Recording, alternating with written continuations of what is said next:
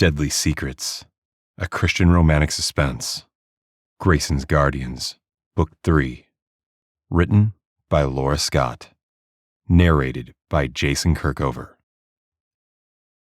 Chapter 1. Former Army soldier Dinah Milbrath paused on Glenview Avenue in Newburgh, New York, pretending to window shop while using the reflection of the glass to get a better view of the man lurking across the street. She'd picked up on the tale within 2 minutes of leaving her apartment. She'd purposely meandered around as if she didn't have anywhere important to go, despite her stomach growling with hunger. The guy in the baseball cap had followed, remaining several paces behind her. He wasn't very good at hiding his presence, yet the way he wore the baseball hat low on his forehead was enough to mask his features. Di didn't recognize him, yet she estimated he was younger than she was. Mid to late 20s, and painfully average in height and build. He wore black jeans and a black t-shirt that was loose and untucked, making her think he had a weapon hiding underneath. There were no visible tattoos linking him to one of the local gangs from what she could see.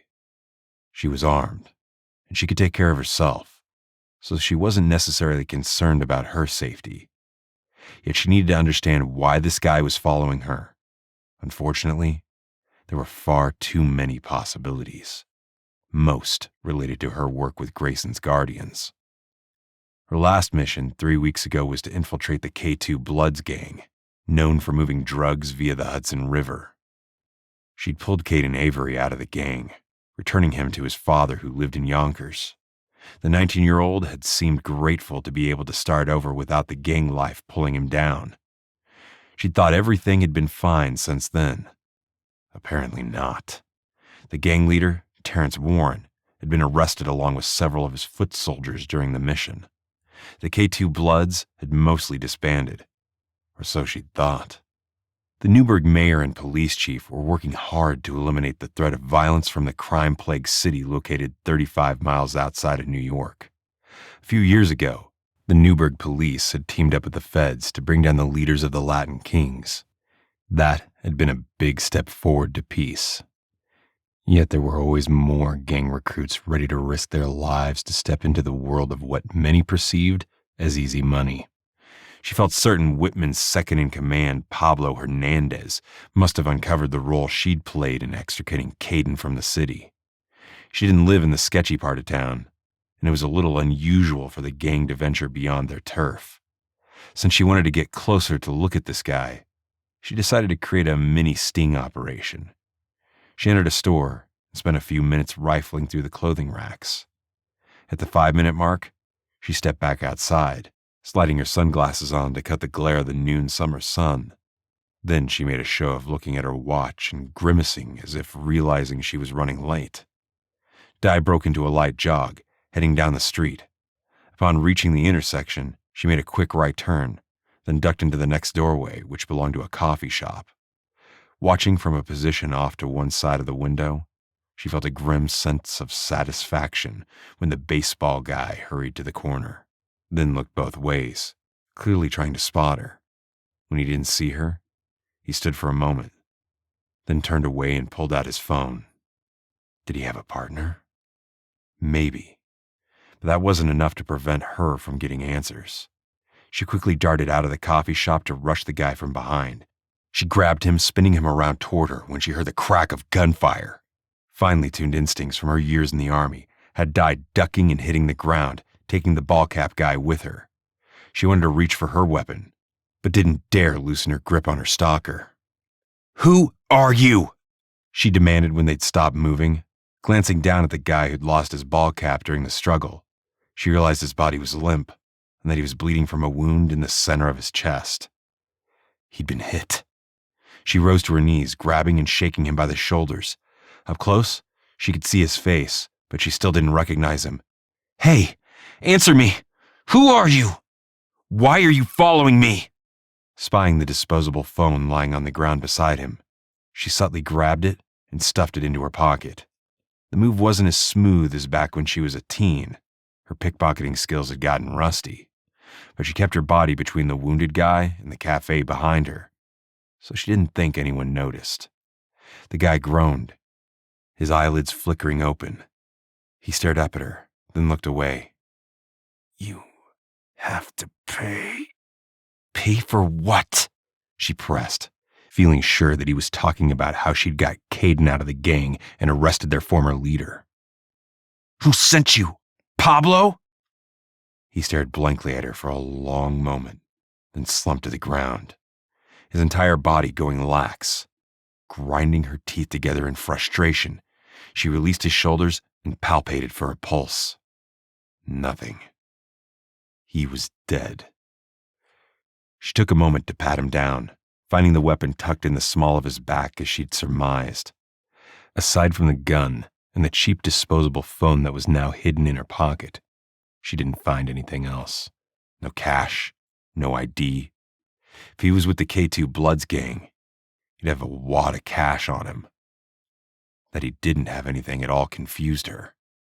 She leaned back on her haunches, thinking that if not for his piss-poor tailing skills, the guy might have been a professional. Did that mean he wasn't part of the gang? She honestly didn't know. "Hey, are you okay?"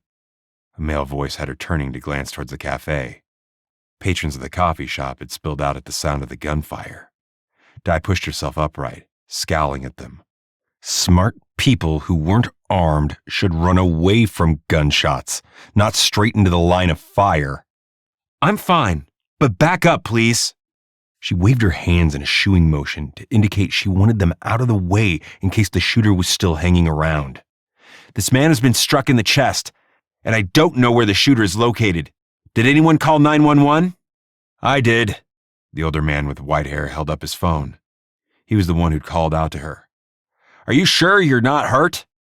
I thought you were hit when the gunshot rang out." "I'm fine. Unfortunately, this man isn't." She forced a smile, despite how the white-haired guy stared at the deep scar that lined her right cheek. Most of the time, she barely remembered she had it. But when she faced people for the first time, she became self-conscious about the knife wound she'd gotten courtesy of tangling with an Afghani soldier.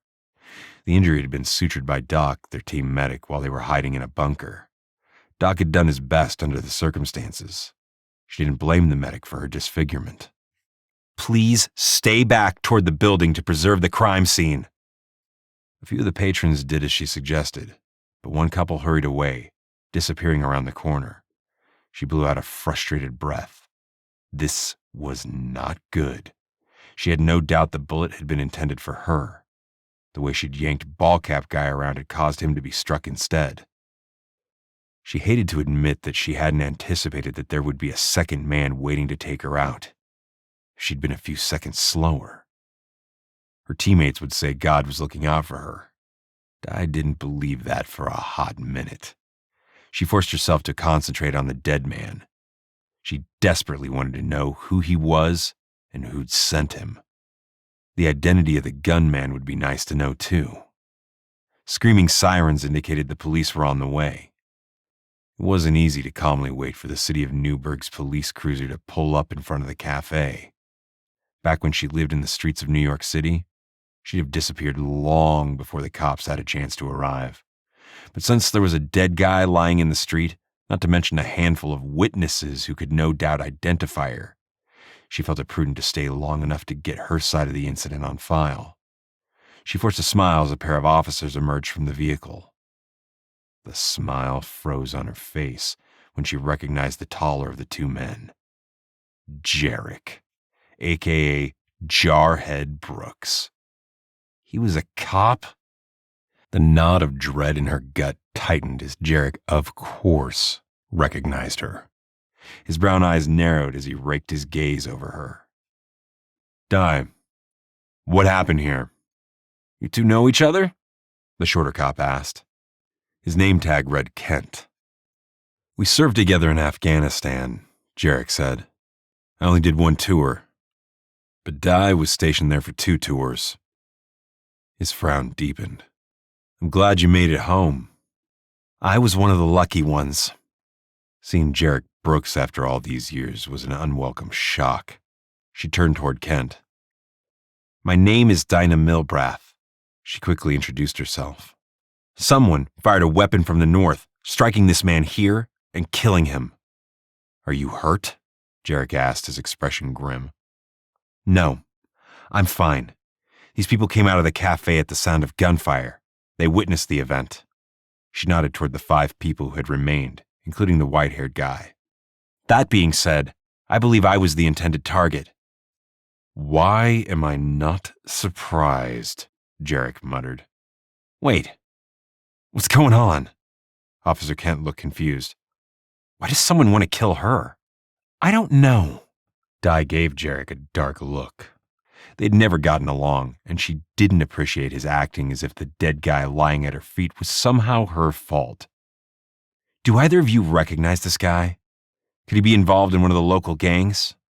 He doesn't look familiar to me, Kent said. Does he have an ID on him? No ID, no cash, but there's a gun tucked in the small of his back. She shrugged, the disposable cell burning a hole in her pocket. If Jarek knew she'd taken it, he'd toss her in jail for tampering with evidence. Yet it was too late to pull the phone out now. He was following me, so I confronted him. That's when the gunshot rang out. Of course you did. Jarek's scowl deepened. You're not a cop, Di. Why on earth would you take matters into your own hands? She swallowed the urge to snap at him. Keeping her voice calm with an effort, she held Jarek's gaze. I had no way of knowing he was armed and that he had a partner. Why wouldn't I try to talk to him? Kent glanced from her to Jarek, no doubt sensing the undercurrent between them. Do you know why someone wants you dead? Maybe a former boyfriend or an ex-husband? No. My former boyfriend and I split amicably, so I don't think he'd do this. I've never been married. I noticed this man following me, and it wrenched him around to ask what he was doing when the gunfire rang out. It was just pure luck that the bullet struck him instead of me. I thought he was from one of the gangs, but since he has no tattoos or scars, I'm not sure that's accurate. At the word scar, both men seemed to shift their gazes to her deeply grooved cheek. Jarek hadn't been there when she'd been knifed by the Afghani soldier. That had taken place during her second tour. Jarek had already been stateside by then. She wasn't going to explain how she sustained the wound now, so she simply waited for them to get back to the situation at hand. I saw what happened, the white-haired man said, stepping forward. I didn't notice him following anyone until Miss Milbrath left the cafe and rushed toward him. The gunfire rang out just as she swung him around to face her. We'll need you to come down to the station to give us a formal statement, Jarek said, his gaze holding hers. Where do you live? The very thought of going inside a police station filled her with a sick sense of dread. Her gut reaction wasn't at all logical. There was no way Jarek or any of the other Newburgh cops could know about her troubled past. She wasn't 16 and living on the street anymore. With an effort, she lifted her chin. I live a few blocks from here on Hollow Hill Road. The ambulance arrived along with a detective wearing a suit jacket that was too small for his rotund frame. She didn't see his partner and wondered why he was working alone. He looked cranky. She could kind of relate. I'm Detective Andrews. What's going on? Jarek filled Andrews in on the series of events. His tone was curt, as if there was no love lost between the two men. When Andrews turned toward her, she quickly reiterated her side of the story as well. Now that the danger was over, she was anxious for this interview to be over and done, so she could get out of there. If the dead guy wasn't part of the gang, then she needed to think about who else might have put a target on her back. Despite her less than charming personality, as Jarek had often described her, she truly didn't go around making enemies. Quite the opposite. She lived alone and didn't have any close friends outside of her sister and her teammates. But the actions she'd taken as a teenager, that was a whole different story. And if this was somehow related to her past, she needed to tread carefully. If the truth came out, her life would be over. It wouldn't matter that she'd been 15 at the time. There was no statute of limitations on murder. Jarek Brooks sensed Dinah Milbrath was holding back. Oh, she'd acted as if she was cooperating by answering their questions, but he knew her better than most. They hadn't been close, but they had served together for 6 years in Afghanistan. Her prickly personality had annoyed him. He'd been the one to give her the Di nickname, because she was like a diamond in the rough. Emphasis on the rough. She hadn't appreciated it, but the name had stuck. From what he could tell, her attitude had only gotten worse in the years since he'd last seen her. He wondered briefly about how she'd gotten the scar on her cheek, but reminded himself that Di's personal life was none of his business. Like his father, he was a cop, and his job was to protect and serve. Running into Di Milbrath was just an unwelcome blast from the past. "We'll give you a ride to the precinct," he said when she'd finished with Detective Andrews. He didn't anticipate getting any pushback from the detective, knowing full well the older cop put as little effort into his cases as possible while counting down the days until he could retire. Jarek was next in line for the promotion. He'd already passed his detective exam, and Andrews knew it. Oddly, Andrews resented knowing Jarek would be taking over as detective in 43 days. Jarek didn't know why Andrews cared one way or the other. "What about the dead guy?" Di gestured to the fallen man. "It'd be nice to know his name. Hopefully you'll get a hit if his prints are in the system." "The techs will take care of that." Jarek nodded at the white panel van that had just pulled up. "In the meantime, I'd like to get your formal statement on record." "Fine." Her expression was disgruntled. "But we can talk here. There's no reason for me to go back to the station." He mentally rolled his eyes. Typical Di being difficult. "The way it works is you provide a statement and sign off that the information is correct." "I know how it works," she shot back. "Doesn't mean the process isn't stupid." He clenched his jaw and stepped toward his cruiser. "Let's go." Di stalked past him and slid into the back seat. He almost felt bad for making her ride in the cage like a criminal. But then she smirked. "Nice ride. Bet you have a hard time getting girlfriends to sit back here. I use my own personal vehicle for that." He met her gaze in the rear view. "Since you're so interested in my personal life, I'm single. No girlfriends to sit back there or in my own car." "No surprise there.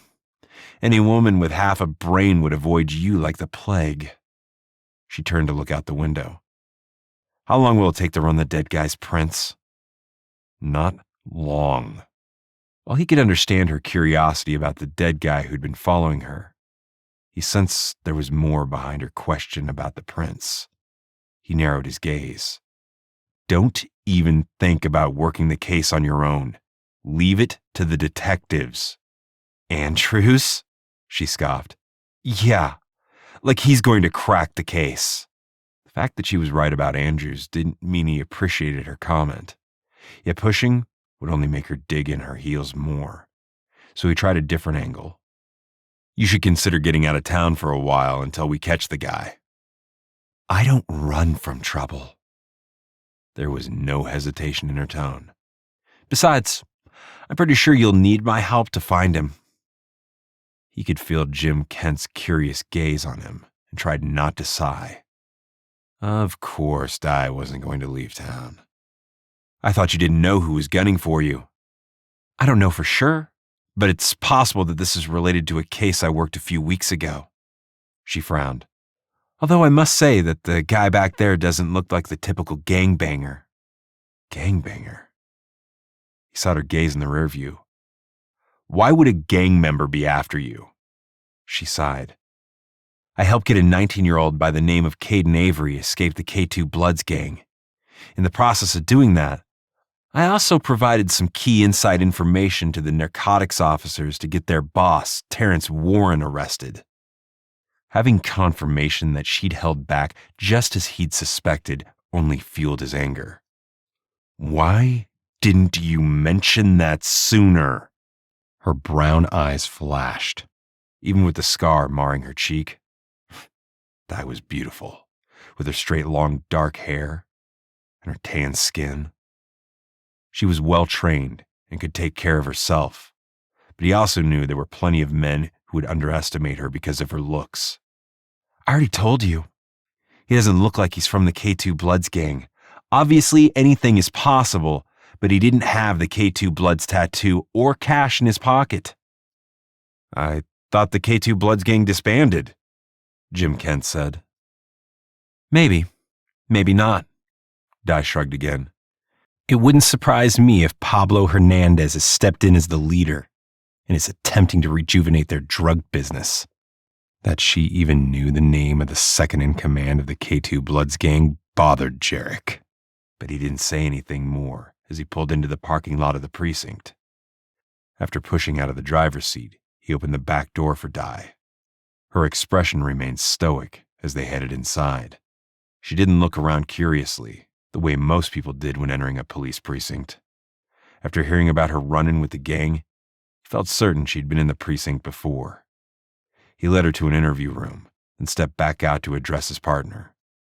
Get her a bottle of water, will you? I can take over from here. Sure. Jim turned slightly, nodding at the door. She's feisty. You have no idea, he muttered, grabbing a laptop computer off the table. Jarek preferred to type witness statements directly into the system. That way he could print the document and have the witness sign off. Surprisingly, Dye accepted the water with a nod of gratitude, then objectively provided her statement from the beginning, this time leaving nothing out. She briefly described how she'd infiltrated the K2 Bloods gang to befriend Caden Avery. It was clear to me that the kid was in way over his head. I helped him get out of there, and he's back in Yonkers with his father, where he belongs. Who did you work with on the K2 Bloods case? Jarek asked. You mentioned someone from narcotics? Ray Bond and his partner Jeff Schnorr. Dye sat perfectly still, not tapping her foot or glancing around, but he could sense her keen desire to get out of there. And how do you know Caden's father? He asked. I don't really know him. Caden's father hired my boss, Rex Grayson. Rex paid me to get involved. Grayson is here in New York? Jarek had served under Captain Rex Grayson. I didn't say that. Rex is in Chicago, but since he knew I happened to live in Newburgh, he hired me to work the case for Bruce Avery, Caden's father. He stared at her. You're with Grayson's guardians. She inclined her head and arched a brow. Why are you so surprised? I'm not, it's just... He let his voice trail off. As a cop, he didn't appreciate private security groups getting involved in situations that were better off resolved through good old-fashioned police work. Yet, he admired Rex Grayson as a person and an Army captain. He turned his attention to the witness statement. Anything else you can remember? That's all I can think of. She drained her water and set it aside. If you don't mind, I'd like to get out of here. I was hoping to get lunch, and I'm starved. Yep. I'll print this out so you can sign it. We'll also need your phone number in case we have more questions. He rose to his feet. After that, we're out of here. Her review of the statement and signing off didn't take long. She stood and headed out of the interview room. I'll give you a ride home, he said, following her out. That's not necessary. She didn't so much as glance at him. Thanks anyway. Why couldn't she just go along with the plan? He forced a smile. Really, Dye? I'd rather drive you. Fine. She walked out the front door of the precinct and paused near the squad. You can ride in the front. He opened the driver's side door, relieved when she followed suit. Once they were seated, he started the car and backed out of the parking space. You live on Hollow Hill Road? Yes. She glanced at him. Would you be willing to share the identity of the dead guy if his name pops up in the system? He shouldn't, but he nodded. Yes, if you're willing to help me figure out who he's working for. After a brief pause, she nodded. Okay. He counted her agreement as a win. The rest of the ride was done in silence. When he pulled up in front of her apartment building, a 3-story brick structure that miraculously wasn't marked up with graffiti, she didn't hesitate to push her door open. Don't forget to call if you learn something. Right back at you. He got out of the car, and was about to follow her inside when a crack of gunfire rang out. Dye dove for the side of the building while he ducked behind his squad and used his radio to call for backup, grimly realizing the threat to Dye Milbrath was far from over. Chapter 2. Dye mentally kicked herself for not anticipating the gunman would set up outside her apartment to wait for her. Pressing her back against the brick wall, she stayed low, pulled her weapon, and scanned the area searching for him. She heard Jarek calling for backup and wished again that she'd insisted on heading home alone. She didn't want to drag Jarek or anyone else down with her, especially not a cop who would insist on working within the confines of the law. Not that she didn't appreciate the need for laws, but she preferred working on her own. It was one of the reasons she'd confronted the guy following her, and the reason his disposable cell phone was burning a hole in her pocket. "Do you see him?" Jarek called. "Negative." With the bright summer sunlight beating down on them, it was difficult to see anything useful. Her instincts told her the guy was positioned to the east, but she couldn't be more specific. "The shooter knows where you live?" Jarek asked. She bit back a sarcastic reply. It was her fault she hadn't mentioned that she'd picked up the tale shortly after leaving her apartment. "Yeah, that means he knows far more about me than I do about him." Again, her thoughts went back to her troubled past. It didn't make any sense for something that happened 18 years ago to have resurfaced now. Yet she needed to call her sister Michelle to make sure she took precautions, just in case. The whine of the police sirens filled the air for the second time in an hour. She couldn't blame Jarek for calling backup, yet she didn't want to be forced into providing yet another statement. Clearly, things were escalating fast. The sooner she figured out who was behind these attacks, the better. Staying low, Jarek rounded the front of the squad, then quickly covered the distance between the street and the building. His blue eyes bored intently into hers. "You're not hit?" "Nope. Guess the guy isn't that good." Her attempt at humor was lost on him. His scowl only deepened. "We need to get you into a safe house," he said. "If this is the work of the K2 Bloods gang, then you won't be safe until we have their new leader in custody." "I can go off-grid on my own," she said. "I don't need a safe house." His scowl deepened, but then his gaze was diverted by the oncoming squads. 2 units came to rest on either side of Jarek's vehicle, essentially blocking the street. Dye was convinced the shooter was long gone, but she didn't rise to her feet until the officers emerged from their respective cars. Jarek stood, then offered his hand. It was a nice gesture, one he'd have no doubt done for a fellow officer, so she allowed him to pull her upright. Then she released him and turned her gaze to the east, scanning the buildings across the street for a possible hiding spot.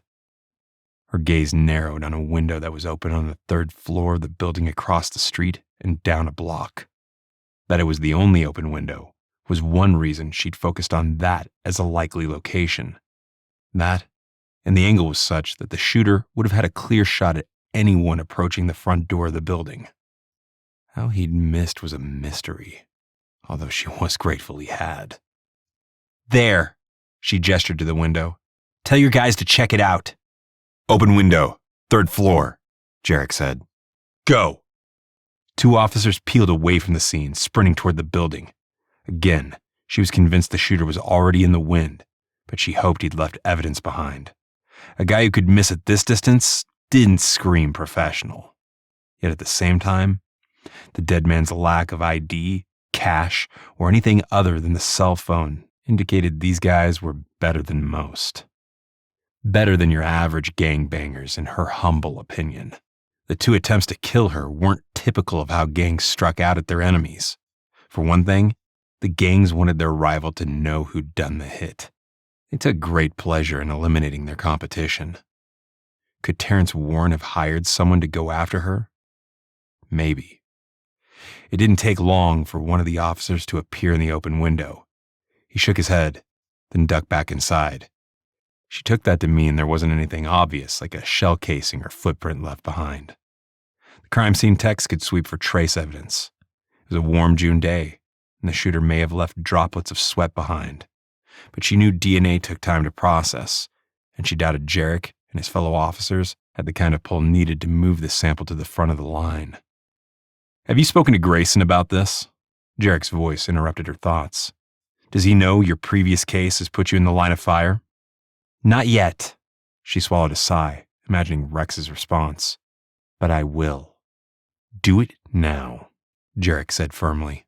"And you need to rethink your idea of staying in the area. Go stay with Rex in Chicago. We'll work the case from our side."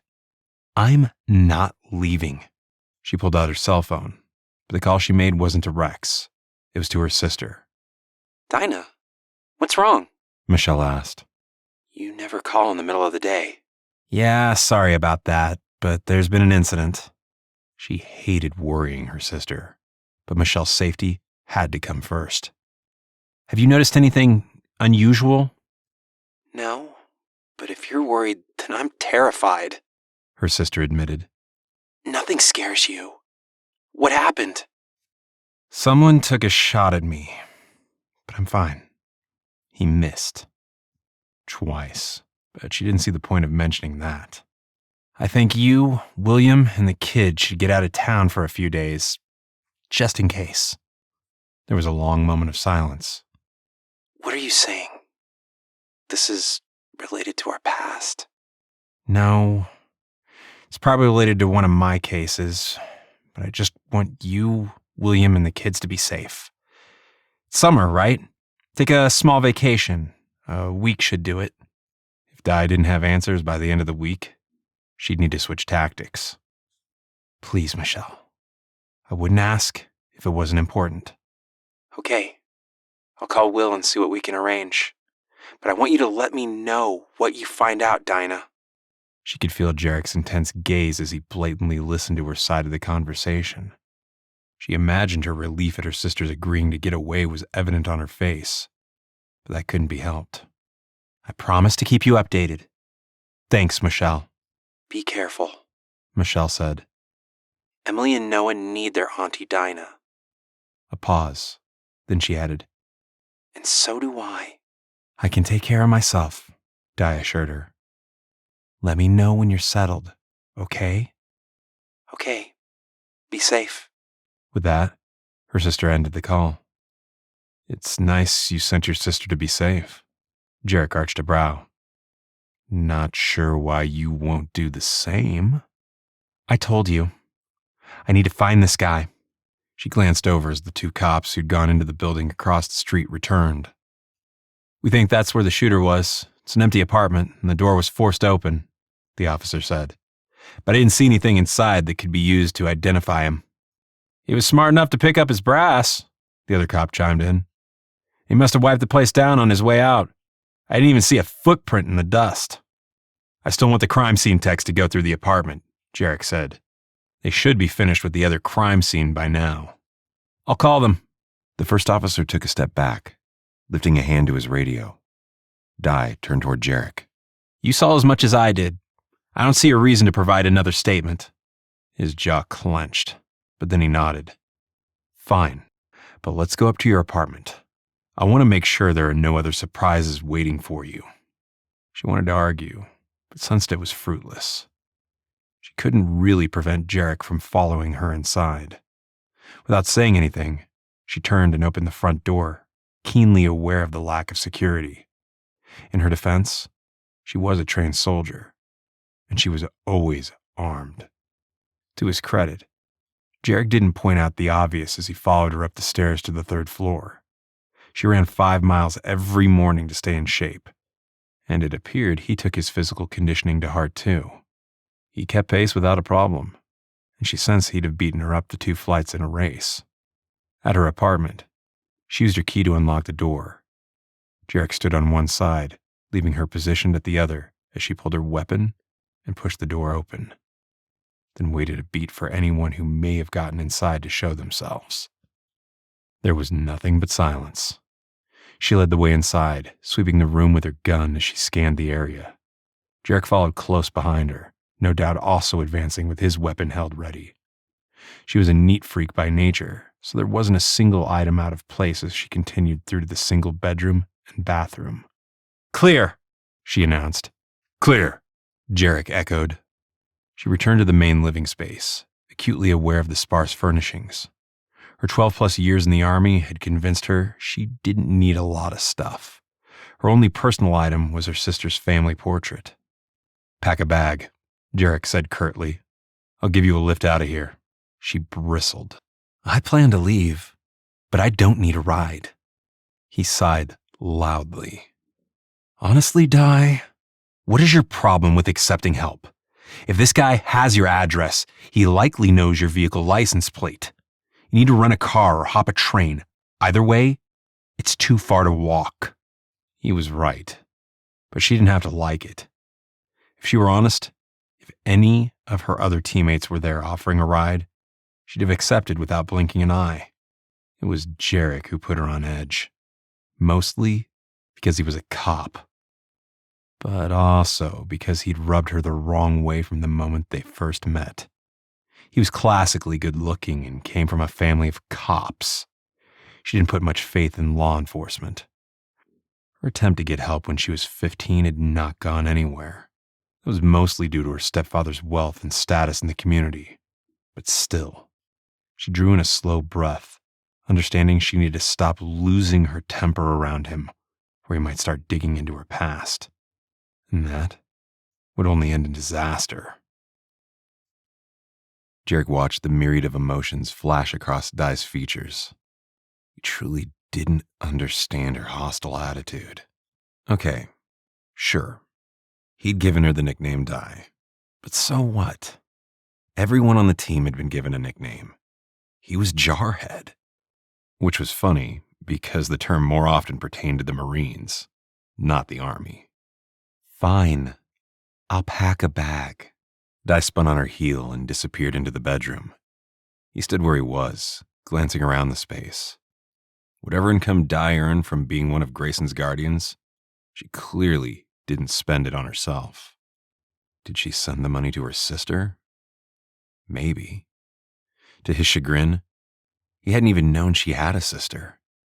Listening to her convince her sister to go away for a while had been admirable. Of course, Di wouldn't take precautions of her own, but she would for her sibling. For the first time, he wondered why Di walked around with that giant chip on her shoulder. Back when they were overseas, he'd been more concerned with staying alive. Di was always the first to offer to go on reconnaissance missions. He'd wondered if she had some sort of death wish. But over time, he decided her approach had been all about proving herself capable. He could imagine some of the guys she'd encountered through basic training had given her and other female soldiers a hard time. Personally, he didn't mind serving with Di or Tegan or any of the other female soldiers. His goal was always to leave the military to become a cop.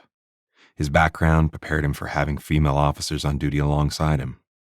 Di strode toward him with a duffel slung over her shoulder. She stopped in the kitchen, opened a cabinet and plucked a box of protein bars from the shelf and shoved that into the duffel before turning to face him. I'm ready. She'd packed in record time, but she wasn't like most women. She was fortunate to have an innate beauty that didn't require much in the way of maintenance. He'd bank his pension that she'd only had clothes and the basic toiletries in her kit, and protein bars. He was curious about her scar, but sensed she would only take offense to his asking about it. Instead, he nodded. Where to? The train station or rental car agency? Rental car.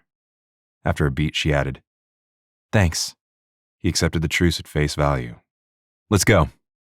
Without so much as a backward glance to the place she called home, Di headed out into the hallway. As she took the stairs down, a door slammed. She froze and spun, her weapon in hand. One of your neighbors, he said calmly, realizing she wasn't quite as cool, calm, and collected as she appeared. Not that he blamed her for being on edge. He'd be on edge too if there'd been 2 attempts to kill him in a matter of hours. Will you please consider leaving town? He stayed close behind her as they made their way to the main floor. Nope. She glanced at him, then shrugged. If the gang is involved, they'll just lay low until I return, which defeats the purpose. Better I stay here to draw them out. She had a point, but he still didn't like it. He put a hand on her arm, stopping her from going outside. "Why don't you stay with me?" The offer popped out before he could think it through. But when she didn't slug him, he added, "We'll work the case together." Her brown eyes clashed with his, her expression incredulous. "You'll seriously work the case with me?" "Why not?" Involving a civilian was against policy, but he knew Dai would continue working the case regardless. And besides, he figured it was only a matter of time before the gunman struck again. Dai needed backup, whether she liked it or not. "Okay," she gave him a curt nod. "We'll work together." Great. He shouldn't have felt such an overwhelming wave of relief. "My tour's almost over. I'll switch my schedule so that I'm off for the next few days." "Whatever works. I can work the case while you're out on patrol." The corner of her mouth tipped up in what was the first genuine smile he'd seen from her since the last tour. "I bet I'll get more intel than your Detective Andrews." "I hate to admit, you're probably right." He released her arm, suddenly all too aware of her toned muscles beneath his fingertips. Under different circumstances, he might be interested. If Dai wasn't so prickly and stubborn and annoying and... Never mind.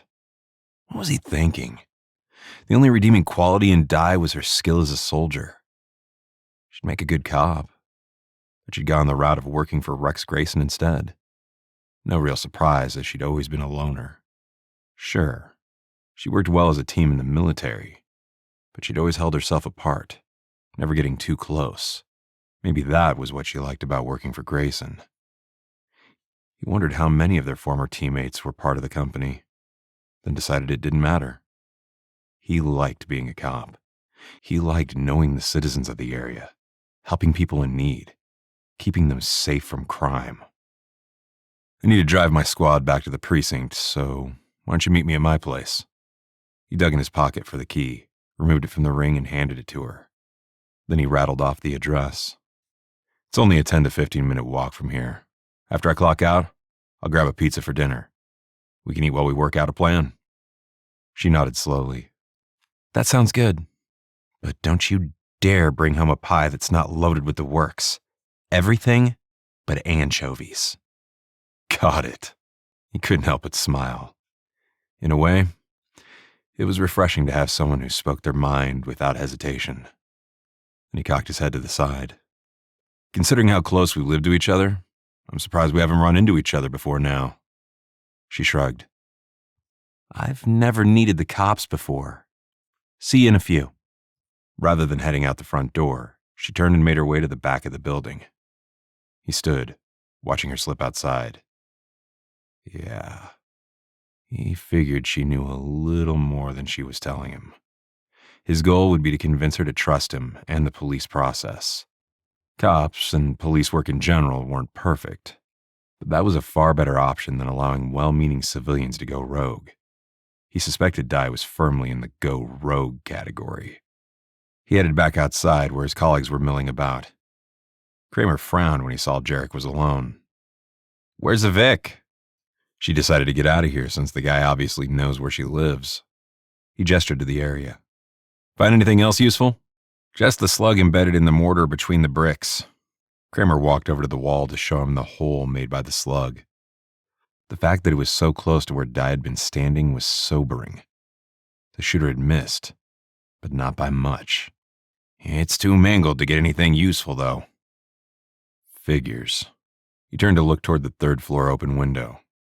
"I want those crime scene techs to take their time in the apartment.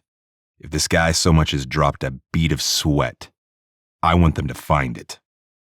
"Understood." Kramer grinned. "You already sound like a detective." "Yeah, well, I'm sure Andrews will tell you the same thing."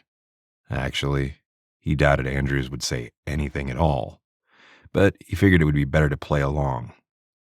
43 days until he would receive his promotion and gold shield. "Let's do a quick canvass of the area. Maybe someone saw our guy going in or leaving the building." It was a long shot, but they had to cover all bases. He and Kramer took the building itself, leaving the others to work Dai's building. He and Kramer hit every door on either side of the apartment and across the hall. Only half the residents were home, and none claimed to have seen anything suspicious. One guy admitted to hearing gunshots but hadn't called it in. When Jarek pressed the issue, the older guy shrugged. "Saw the squad on the street. Figured you already knew about it." "Next time, make the call," he admonished the guy. If he'd been hit or killed, the shooter would have had ample time to try again to take Dye out of the picture. This wasn't New York City, but the attitudes of residents choosing to hunker down and mind their own business despite crime happening around them was much the same. He and his fellow officers cleared the scene, then headed back to the precinct. His partner, Jim Kent, was annoyed that he'd missed the action. "It doesn't make sense to me that someone from the gang is doing this," Kent said as Jarek finished writing up his report. "They don't usually hide out in third-story windows to wait for someone to show up. And from what I know, Dye's apartment isn't anywhere near any gang turf." That's true. Those inconsistencies nagged at him too, something he intended to grill Dye about in detail later that evening. "Any chance he'd be willing to cover my shift for the next couple days?" He knew Kent was off duty but didn't have any plans. Kent was married and had a baby. "I'll take your weekend shift in exchange." "Sold," Kent said without hesitation. "I'd much rather be off the weekend with Cindy and Lindsay." Great. He'd assumed as much. After scanning his second report of the day, he hit send, then rose to his feet. "Appreciate the swap. Let the CO know about the switch, okay?" "Sure thing." Kent eyed him curiously. "Why the sudden urge to be off work?" "I planned to check in on my old man. His father, who'd retired as a police captain from the New York City Police Department 8 years ago, was showing the early signs of Alzheimer's. It wasn't too bad yet, but he worried about him living alone. Jarek's parents had been married for 40 years before his mother died of cancer. His dad had remained stoic after her passing, but he knew the old man missed his wife. Jarek had always admired their commitment to each other and to raising their 3 kids. Cops had a high rate of divorce, but his parents had attended church regularly and made the sacrifices and compromises needed to make things work. His sister Claire and his brother Tony were living on Long Island near his dad. Jarek was the odd man out, having chosen to live in Newburgh because of the increasing crime rate, and he'd wanted to be where he thought he could make more of a difference. And sure, it was also an excuse to work without his father's legacy hanging over his head. Yet he still made it a point to make the drive down to visit his father on his days off. This time, though, he'd have to make do with a phone call. He detoured to the locker room to change out of his uniform. The Newburgh Police Department frowned on their officers being in uniform while off shift. He put everything away in his locker except for his gun. That he placed in a belt holster hooked to his jeans. On his way out, he nearly ran into Detective Andrews. "Hey, heard there was a second shooting?" Andrew glared at him. "Why didn't you call me? I figured you'd hear the call out on the radio." He strove to sound believable. The truth was, he should have notified Andrews, but hadn't really seen the point. "I'm sure it's the same shooter, but we didn't find any evidence on scene." "You're not a detective yet, Brooks," Andrew said in a snide tone. "Next time, call me, and I'll decide if there's evidence worth finding." The guy was a piece of work, but Jarek simply nodded. There was no point in fighting with him.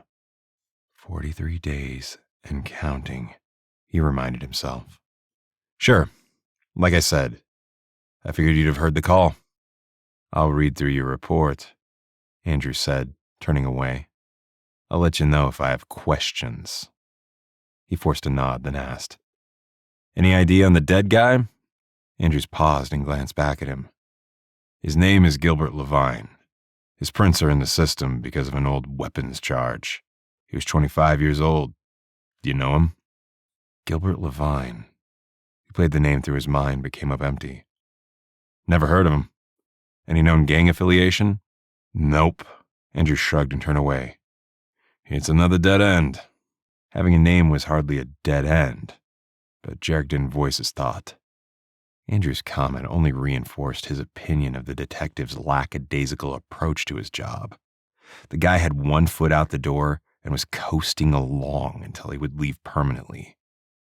Taking a quick detour, Jarek went back to his laptop to find the arrest report for Gilbert Levine. The guy had a Newburgh address listed along with information on the vehicle he'd been using at the time of his arrest. He printed it out, noting the weapons charge had been from 2 years ago. Apparently, it was found during a routine traffic stop, so the guy hadn't done any time. Now he was dead, killed while following Di through the city. Hired by someone, obviously. But who? And why? Her last case? Or something else?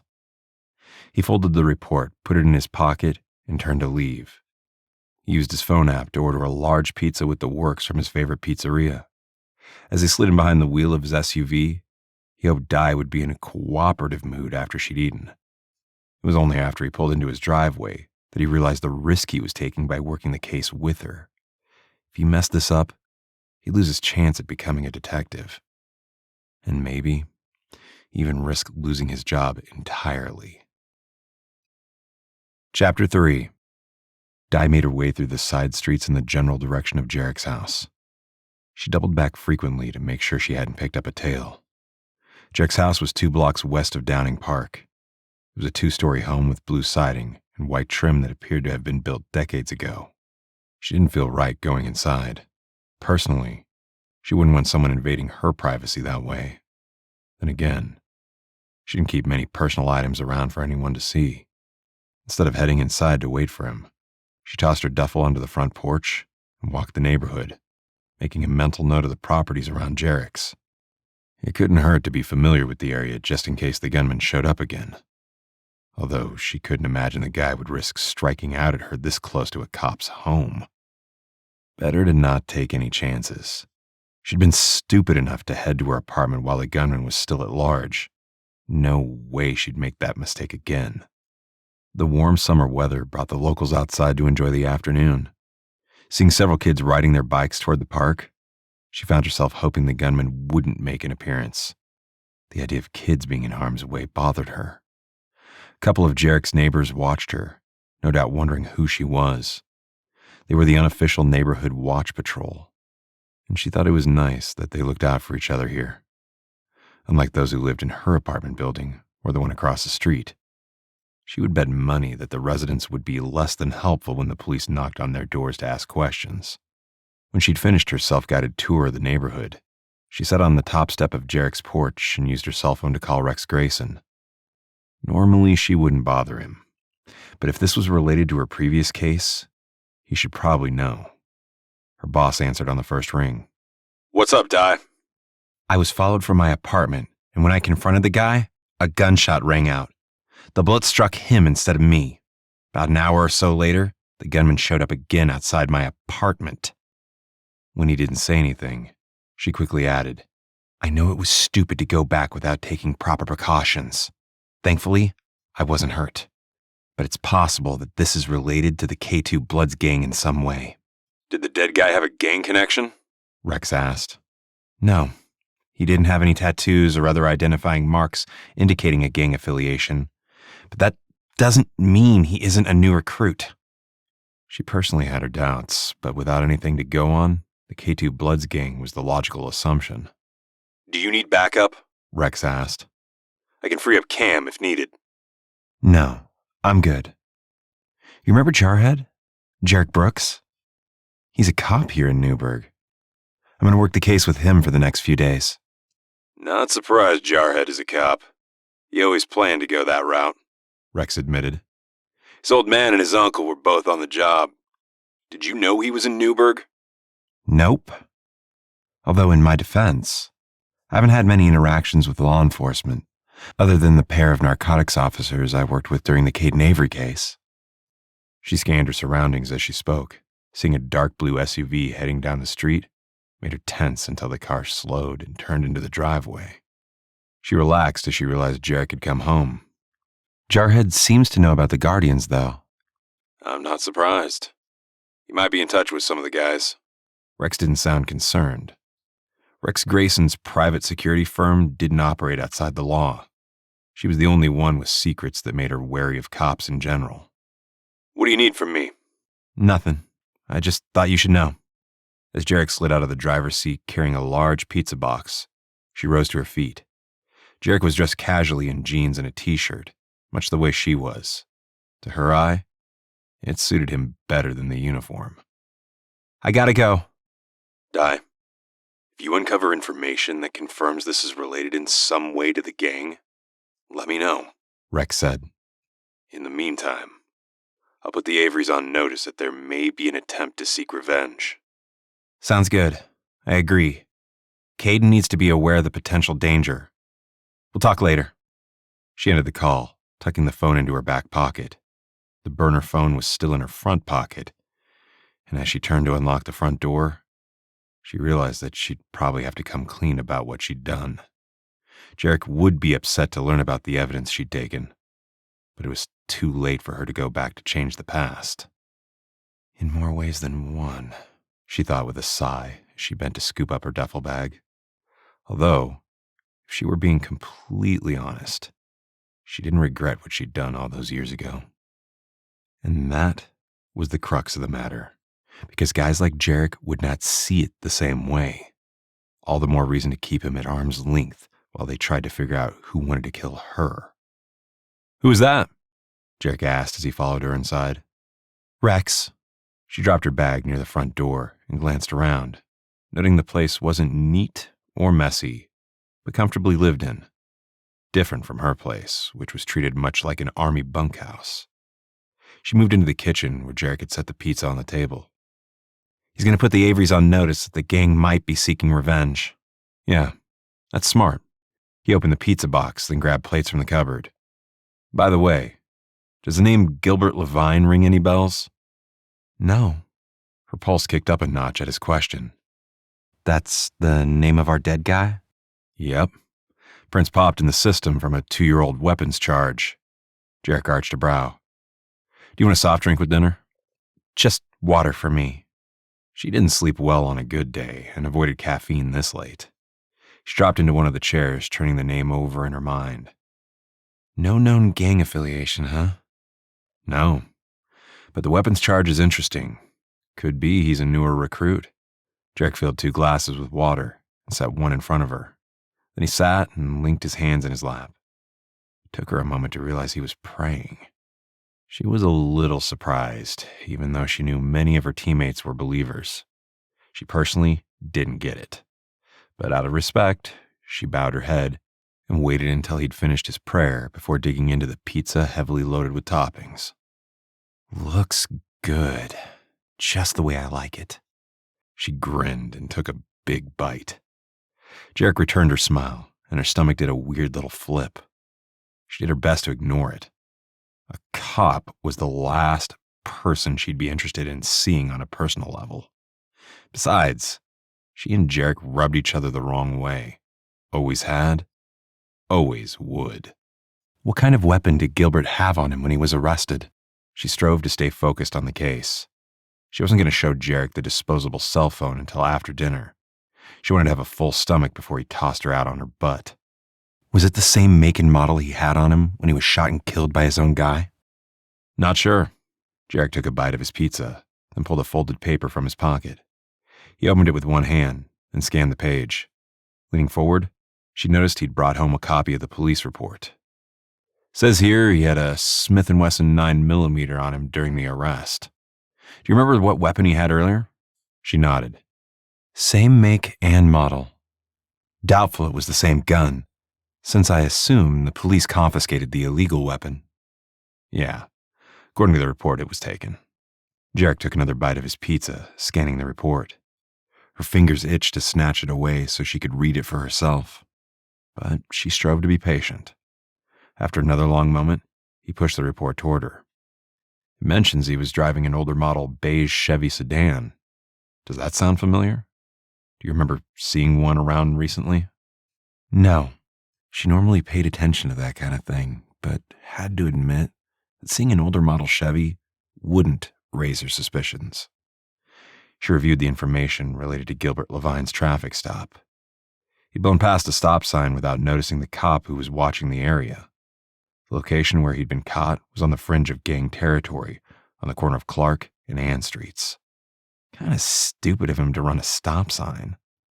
Nobody claimed criminals were smart. Jarek shrugged. No doubt the close proximity to the gang neighborhood was part of the reason he was pulled over. I see he had the gun tucked under his thigh. She shook her head. If he'd had it in the glove box, the cop probably wouldn't have found it. Again, if the bad guys are smart, we wouldn't have so many of them cluttering up our jail cells. Jarek held her gaze. Stopped at the last known address on my way home. He lived in a 2-story apartment building on Tempest Street. The current occupant of the apartment is a guy in his mid-50s who answered the door despite me asking for Levine. He's been there for a year and claims to have never heard of Gilbert Levine. That's a lot older than our dead guy, so that seems legit. She wondered if that meant Gilbert had moved deeper into gang territory after the arrest. If he was in fact a newer recruit, that made the most sense. She knew drug money paid for those apartments where the owners didn't ask too many questions as long as the monthly rent was paid on time. We should still talk to the rest of the people living in the apartment building. Someone must know or remember Levine. If we can convince them to talk, he agreed with a nod. If that's the goal, we should do that sooner than later. I doubt Andrews will get there tonight, but he might head over to follow up eventually. What's his deal? She eyed Jarek over the rim of her water glass. He acts as if people are getting killed just to ruin his day. Jarek chuckled. He's counting the days until he can retire. As of tomorrow morning, he has 42 left to go. His current partner is on paternity leave, so he's working solo for the next 2 weeks. She rolled her eyes and took another bite of her pizza. She'd known some Army officers who were similar, just biding their time until they could get out and coast on their pension. I'm next in line for his job, Jarek said. That's great. She forced a smile, even though in her mind being a detective was even worse than being a street cop. If Jarek knew the truth about what she'd done, she'd be tossed behind bars quicker than she could blink. Congrats. Thanks. He frowned and nodded at the police report. We can ask questions, but I don't want to do anything that will jeopardize my career. She nodded slowly. Obviously, he cared about his job. And normally she'd admire that in a man. The pizza she'd eaten sat like a lump in her gut. Jarek had been a good soldier, and was no doubt an even better cop. Working with him on this case had seemed like a good idea at the time. But that was before she realized how much he had to lose. Now she understood it would be better for both of them if she took off and worked the case on her own. Jarek sensed Di's withdrawal as they finished their meal. As he stood to carry their dishes to the sink, he glanced back in time to catch her taking a picture of the police report with her phone. You're not going to question the apartment residents without me. His tone was sharp as he battled back a flash of anger. We agreed to work together. We did agree to that. She looked him square in the eye. But it's better for you if I take off. You have a life here, a career. There's no reason to risk it for this. You have a life and career too, he said, annoyed. Why is mine different? Because I can live and work anywhere, and you can't. She spread her hands in a helpless gesture.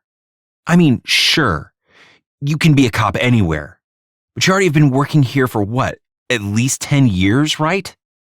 Closer to 13, he said with a nod. So yeah, I don't want to mess that up. But asking questions and working the case is fine. I'm off the clock. Considering how this guy has tried to kill you twice now, it's better that we stick together. She looked away, clearly not comfortable with the plan. Then she shrugged and nodded. Okay, have it your way. If things go south, I'll do everything I can to cover for you. Her offer to cover for him was nice, but he resented the possibility that he'd need to be bailed out of trouble. She was the one who'd been targeted by gunfire, not the other way around. But as long as she stayed close, he decided not to argue. Let's go. He swept his house key from the table where she'd left it. She nodded and fell in step beside him. When she grabbed her duffel, he frowned. She caught his expression and raised a brow. I'm just keeping it close in case we need to go our separate ways." He swallowed a protest and led the way outside. Somehow he had a feeling Di would bolt the first chance she got. Why she was so skittish was a mystery, especially since he knew she'd worked with 2 narcotics officers just a few weeks ago. Working this case with him should be no different. He drove to the area of Gilbert Levine's last known address. He parked on the side street a few blocks away, then pushed out of the car. Di did the same on her side, looking around with interest. Not a terrible neighborhood. I don't see much in the way of gang graffiti either, he agreed. Summer sun was still bright at 6 in the evening. Dusk wouldn't fall for several hours yet, which was both good and bad.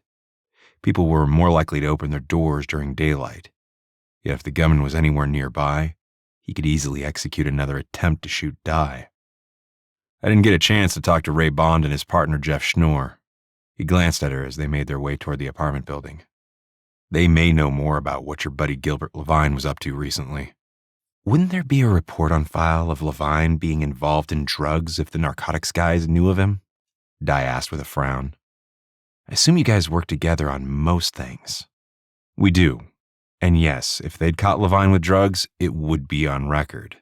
He grimaced. I was thinking more about the possibility of this guy being a snitch. We're assuming the gunshot was meant for you, but if he was a snitch for the gang, he may have been the intended target all along. I don't think so. He followed me shortly after I left my place to grab lunch. There's no reason a snitch would do that. And let's not forget the same gunman was waiting outside my place for round 2. It was a good point, so we let it go. The first rule of police work was to not make assumptions, so it was important to consider all angles. Maybe the gunman was afraid Levine had said something important to Di. For all they knew, Levine wanted protection from the gang too. Jarek still planned on touching base with Bond and Schnorr, but that would have to wait until morning. For now, he's hoping they'd find something they could use to further their investigation. Using caution, he approached the main door of the apartment building. As earlier, the main door wasn't locked. He held the door for Di, then followed her inside. When she paused and glanced around, he gestured toward the stairs. There was an elevator, but he preferred walking. 2nd floor, apartment 211. Di didn't hesitate to head up to the 2nd floor. He stopped outside the apartment 210 and knocked. He didn't identify himself as a police officer, hoping that would garner a better response. There was no answer, and when he listened to the door, he didn't hear movement inside. Didn't mean someone wasn't in there, but he moved on. On the 3rd apartment, 213, a woman finally answered the door. She only opened it a crack. He could see the chain lock was in place. Nothing that would stop a well-placed kick, but he smiled to indicate he was no threat. We're looking for Gilbert Levine. He used to be in 211. A flicker of something that could have been recognition moved through her eyes, but she shook her head. Don't know him. Without saying anything more, she shut the door and slid the deadbolt home. You should let me try, Di said. I'm less intimidating than you are. He cocked his head. You think so? With her scar, he would have thought she would have come across as tough and scary. Trust me. She smirked a bit as they moved on. They made their way down the hall, striking out more than they got responses. When they headed down to the 1st floor, a woman came into the building holding a baby. She eyed them warily as she moved to the edge of the staircase, as if to stay as far away as possible. Hey, you know where Gil's been? Di asked, inserting a heavy New York accent into her tone. He owes me, but I haven't been able to track him down to pay up. Nah, he's been gone for a while, the young mother said. Probably living with his buddy Stewie. Yeah, okay. Di played along beautifully. Figured I'll try there next. Hope you find him. The baby in her arms started to cry, so the young mother hastened up the stairs. A moment later, Jarek heard a door slam shut. Stewie? He eyed Di curiously. Any idea if that's a first or last name? No clue. But at least we know one person remembers Gilbert. She frowned, glancing up in the direction the young mother had disappeared. Could be the others knew him too, but we're holding back. The hardest part of police work was trying to convince people to cooperate. Jarek was impressed she'd gotten more out of the woman than anyone he tried to talk to. We can head back to my place and see if we can find any drug or weapon arrests by a guy with either a first or last name of Stewart, spelled both ways. After we try talking to the occupants here on the first floor too, Di said. People mingle with other tenants regardless of the floor they live on. I happen to know a few people on different floors in my building. You do? He couldn't hide his surprise. I would have thought you'd keep to yourself. She shot him an exasperated glance. I'm not an ogre or a hermit. Believe it or not, my scar sometimes has the opposite effect of keeping people away. Again, it was hard to cover his surprise. Really? Yep, there's a guy by the name of Barry Olden who lives on the first floor of my building. He kept trying to convince me I should move in with him so my boyfriend, she used air quotes to emphasize the word, wouldn't be able to hurt me anymore. I tried to assure him I didn't have a boyfriend, but he was so persistent I eventually put him up against the wall with my hand around his throat to demonstrate my ability to take care of myself. He couldn't help but smile at that. It was all too easy to imagine her getting the upper hand on some poor, unsuspecting schmuck. Back in Afghanistan, he'd watched her lay out a drunk soldier without breaking a sweat. Di could take care of herself, but fighting against an armed guy who hid from sight while taking shots from a distance was different from hand-to-hand combat. Okay, I get what you're saying. We need to expand our search parameters. That's fine with me. But you should take the lead from here on. Gladly. She made her way down the hall, stopping at the first door. Di fared slightly better than he had, especially when she expanded their request to looking for either Gil or Stewie. Jack found it interesting that both men and women alike tended to respond to her. Yet when they were finished, the only real information they'd gotten was the same provided by the young mother. It's one small piece in their otherwise gaping hole of a puzzle. I guess that was better than doing nothing, Di said as they headed outside. Overhead, a scattering of dark clouds had gathered in the western sky. Summer storms often popped up without warning, and he was relieved the gloomy sky provided a bit of cover. Di gestured to the apartment building next door. It looked to be the twin of the one where Gilbert had lived. What do you think? Is it worth going door to door there? I don't think so. He eyed his watch. They'd only been there about an hour, but he was anxious to get back to his place. I think our time is better spent looking for Stewie. Since Gilbert had a rap sheet, it stands to reason Stewie was arrested at some point too. Maybe we'll find he has outstanding warrants. That'll give me a legitimate reason to haul him in for questioning.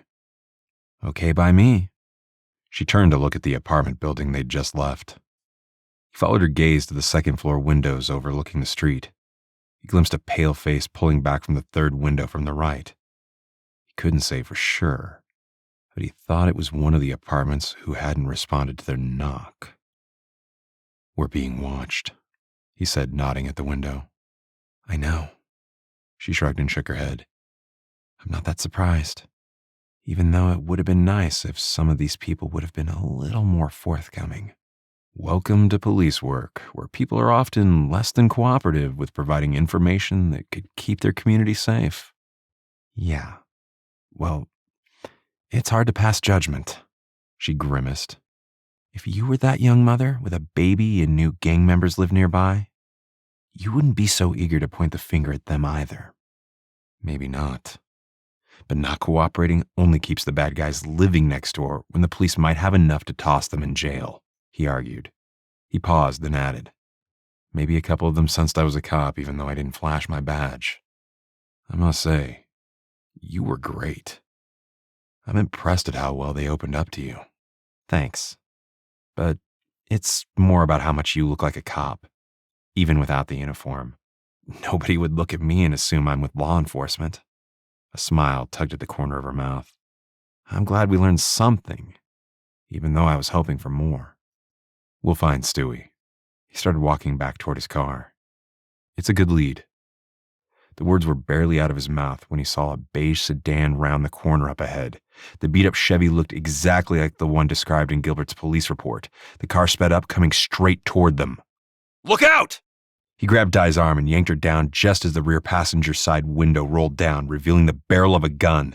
He ducked and dragged Di behind the closest parked car just as several rounds of gunfire rang out. Bullets pinged off the car, whizzing past his head as he and Di took cover. He crawled quickly to the rear of the parked car. He pulled his weapon and leaned against the vehicle to take aim at the retreating sedan, but he was just a few seconds too late. The beige Chevy careened around the corner and quickly disappeared from sight.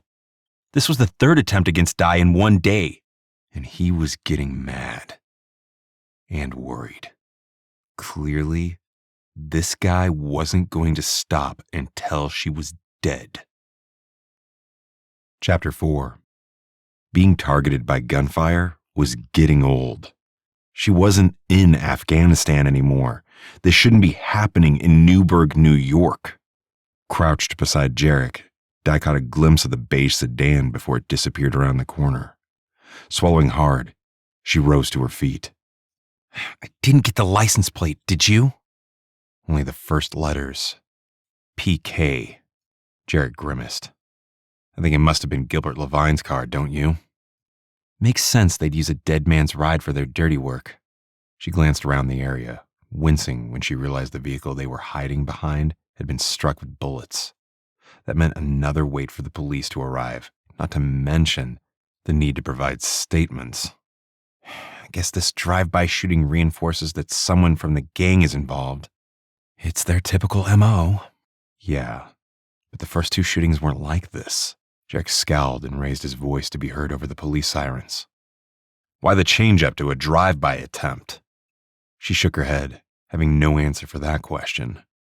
Di felt better about her sister Michelle's safety now that it looked as if this was gang-related. She raised her voice to be heard as well. We know there were two people involved, the driver and the shooter. Jarek nodded, then turned to approach the oncoming squads. She stayed back, letting him take the lead with his fellow officers. While she understood the need to follow protocol, this would delay their investigation into Stewie and the beige sedan with the license plate starting with PK. Sweeping a casual glance around the neighborhood, she wondered who had called in the report of gunfire.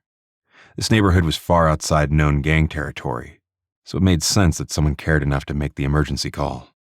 Not to mention being smart enough not to come outside to see what was going on. A few faces peeked out of windows, though. She couldn't blame them for watching the action. It bothered her to know she'd brought danger to the seemingly quiet neighborhood. And even worse that the gunman didn't seem to care if other innocent people were hit in the crossfire. Thinking of the initial shooting reminded her of the disposable cell phone she'd taken from Levine. Turning her back to Jarek and the responding officers, she pulled the device from her pocket and glanced at the screen. No calls or texts except for the outgoing call that Levine had made moments before he'd been shot and killed. She was tempted to call the same number, but figured the shooter had already dumped his phone after firing the shot that killed his buddy. When Jarek called her name, she slipped the phone back into her pocket and turned to approach the group of officers. This is the third shooting attempt against you? The taller, mixed-raced man wearing the name tag of Rylan asked with a frown. In one day? His tone rose incredulously. That's correct. She shrugged and added, I have reason to believe the new leader of the K2 Bloods gang is seeking revenge against me for my assistance in arresting their former leader, Terrence Warren. Officer Rylan looked from her to Jarek, who nodded. That's true. It's all in my report from the earlier shooting. Oh, and you should let Detective Andrews know about this too. Not that he'll do anything about it, Di muttered half under her breath. Jarek elbowed her, but thankfully, it seemed Rylan didn't hear. He'd already turned away to join the other officer, who was inspecting the bullet holes in the vehicle they'd used for cover while it was parked on the street. Bullets that were intended for her. Ryland and his partner asked a few more questions, but surprisingly, didn't force them to come down to the station. She arched a brow at Jarek, who flushed, reading her thoughts. Yeah, well, I'm one of them, so they're cutting us some slack. No reason to point out that he could have cut her some slack. As it turned out, it's a good thing he'd driven her back to the apartment. They stood off to the side, the dark storm clouds moving in overhead. She didn't mind the rain, but only had one change of clothes in her duffel, so she hoped it would hold off for a bit longer. Jarek must have thought the same thing because he glanced at his watch, then asked his colleagues if they were free to go. After a moment of conversation between the 4 responding officers, Ryland nodded. "We'll be in touch if we need anything more," Ryland said. "Andrews might want to talk to you too." "Okay, thanks." He turned toward her. "I guess it's a good thing we parked farther down the street." "Yep." She fell into step beside him as they walked toward the dark blue SUV. "Will they run the partial plate to see if it matches Gilbert Levine?" "Probably, but I also plan to do that when we get home." Jarek used the key fob to unlock the SUV. "We'll work on finding Stewie, too." Relieved, she slid into the passenger seat. She needed to come clean about the evidence burning a hole in her pocket. The device was likely a dead end unless the police department had technical resources that could somehow trace the call to a specific location. That might help narrow down the spot where the shooter had been standing when he'd fired on her and Levine on the street corner. Maybe they could even pinpoint the store where the device was purchased. Many of those stores had cameras. She was so lost in thought that she didn't realize Jarek had pulled into his driveway. "I'll show you the guest room," he said as they got out of the car. She slung her duffel over her shoulder, trying to ignore the sudden awkwardness of the situation. If she were staying with any of her other teammates, this wouldn't be an issue. But for some reason, bunking in Jarek's guest room felt weird. "Okay, thanks." Inside the house, he led the way up to the second floor. There were 3 bedrooms and 1 bathroom. The smallest room was clearly used as a home office. The other 2 bedrooms were roughly the same size, with Jarek's being slightly larger. The house had been built before bathrooms en suite were a thing, which meant she and Jarek would share the bathroom. The guest room was nice. She dropped her duffel on the bed, then crossed over to look out the window. Her bedroom overlooked the front of the property. In the distance, she could see the green trees of Downing Park. Turning her back on the view, she turned and headed downstairs to join Jarek. He had a laptop computer open on the kitchen table. She dropped into the seat beside him so she could see the screen too. The scent of his aftershave teased her senses. It was the same scent that lingered in the bathroom. Maybe she was better off sleeping on the sofa. Then she could use the half bath off the laundry room. Being this close to Jarek was proving to be a distraction. Something she normally didn't have to worry about. "The license plate doesn't match what's on file for Levine's car," Jarek said, interrupting her thoughts. "Either I misread the first 2 letters, or the plate was stolen from another car to throw us off." "Probably the latter." She frowned at the information on the screen. The first 2 digits of the license plate on the beige Chevy that Levine had been driving when he was pulled over for his traffic stop was LJ. Not even close to the PK Jarek had seen. "I'm sure you saw the first 2 letters correctly. Stealing license plates is a common practice by those who break the law." "Yeah, although we don't know for sure that it's the same vehicle. The color, make, and model match, but that might not be enough." He exited the screen and opened a new search engine. She didn't recognize the software he was using and assumed it was linked to the Newburgh police station. Time to find Gil's pal Stewie. Di watched as Jarek worked, and stood to give him some room. His scent was driving her bonkers. She tried to think of a way to produce Levine's disposable cell phone, but couldn't come up with a subtle way to do that. She and Jarek were working well together at the moment, and she knew full well that their easy camaraderie would vanish the moment she showed him the phone. It wasn't like her to be wishy-washy. She'd done worse things. She needed to come clean and take the heat for her actions. "Hey, I think I found him." Jarek's voice was excited. "Does the name Brian Stewart ring a bell?" "Not even a little." She quickly returned to her seat to see who he was referring to. There was a police report up on the screen. "He has a criminal record?" "Oh yeah. Drug possession with intent to sell." Jarek tapped the screen. "Looks like he was arrested 4 months after Levine's weapon charge. He did a 6-month stint in jail, but then was released." "Only 6 months for drug possession with intent to sell?" She frowned. "Seems light." "Yeah, well, unfortunately, we have more criminals than room to house them all." Jarek sounded annoyed. "Trust me, as a cop, I don't like this any more than you do." "I can imagine. It's hard to know that people you've worked hard to get off the street are back at it after a few measly months behind bars." She hadn't realized how good cops were fighting what seemed like a losing battle. Her past experience aside, she felt bad for Jarek. He was clearly one of the good guys. Do you have a known address for him? Same one as Levine, which, as you know, is no longer valid. I guess the younger mother was right about Levine and Stewie being pals. They must have been roommates. She glanced at Jarek. They probably moved to a different place deeper into gang territory after their respective arrests, especially considering Stewie served 6 months in jail. I can imagine that forced Levine to find a cheaper place to stay. Strong possibility. He worked the keyboard for a moment and enlarged Brian Stewart's mugshot on the screen. Does he look familiar? I wish.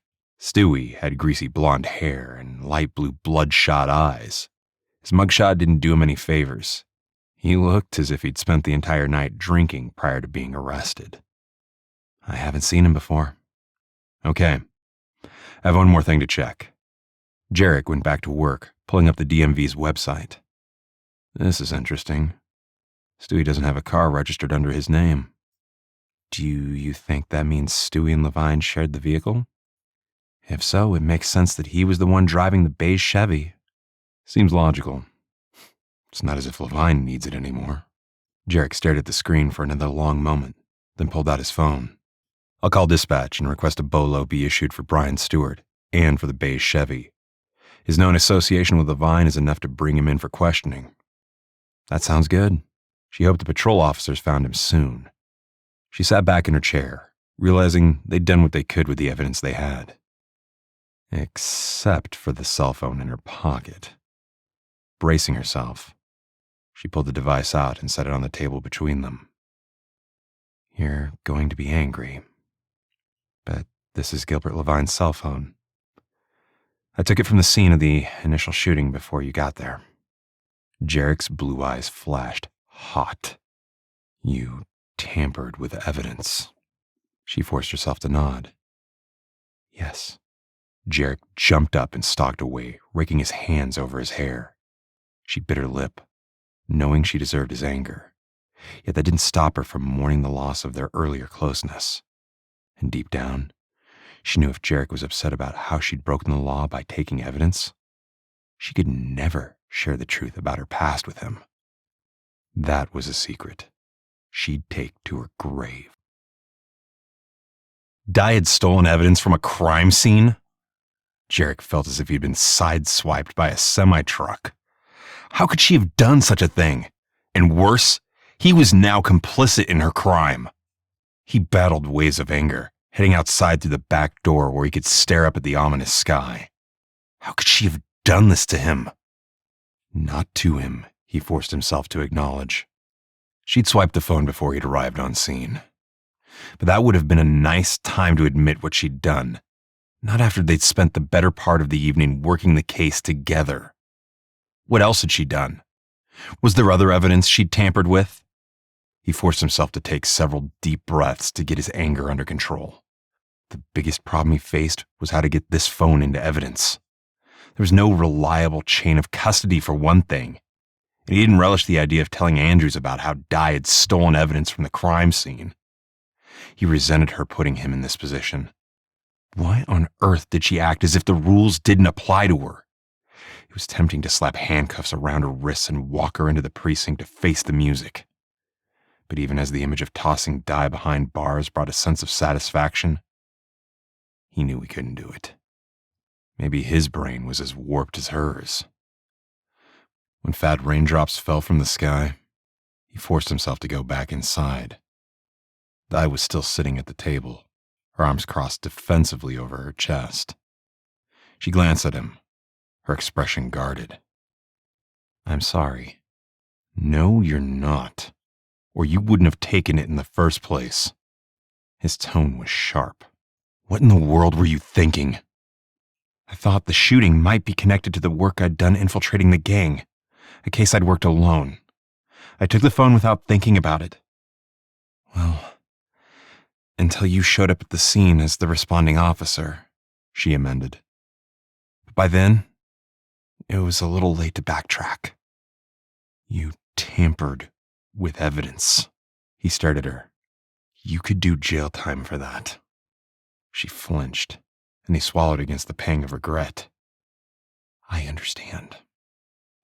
I already apologized for my actions. I didn't expect to be here working the case with you. He bit back the urge to remind her that even when they were in the army, there were rules that had to be followed. She could be a loner all she wanted, but that didn't mean she could break the law. He stared at her for a long, hard moment. Is there anything else you've been keeping from me? No. When he arched a brow, she added, I'm not hiding any other evidence or holding back any other pertinent information related to these attacks against me. Jarek honestly wasn't sure he believed her. Yet what choice did he have? He could boot her out of his house, but he'd feel awful if the gunman found her again.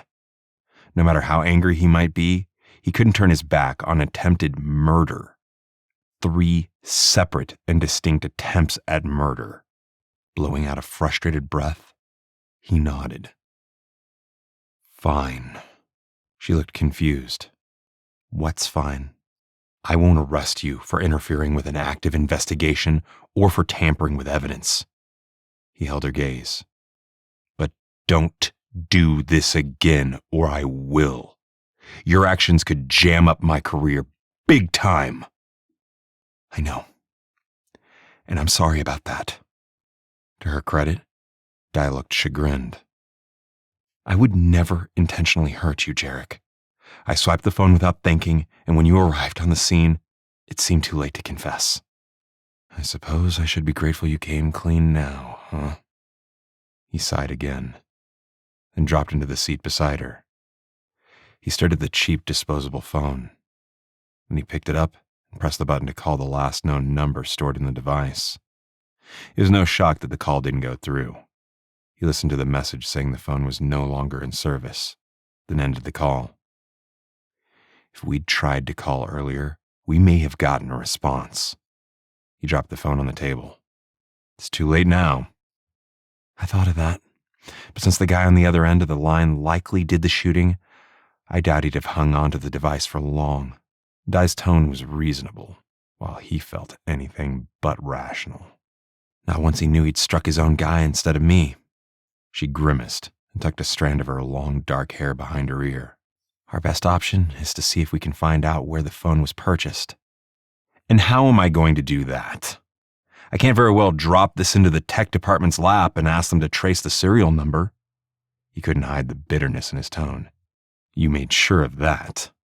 I'm sorry, I just thought... Her voice trailed off. She looked upset, but then abruptly stood and moved into the living room to stare out the window. The rain was coming down harder now, and Jarek heard the rumble of thunder rolling in. Much like he had earlier, she watched the storm without saying anything for a long moment. After a full 5 minutes, she finally turned to face him. Okay, so the phone is likely another dead end. He didn't want to let her off the hook, but holding on to his anger wasn't healthy and wouldn't help their investigation.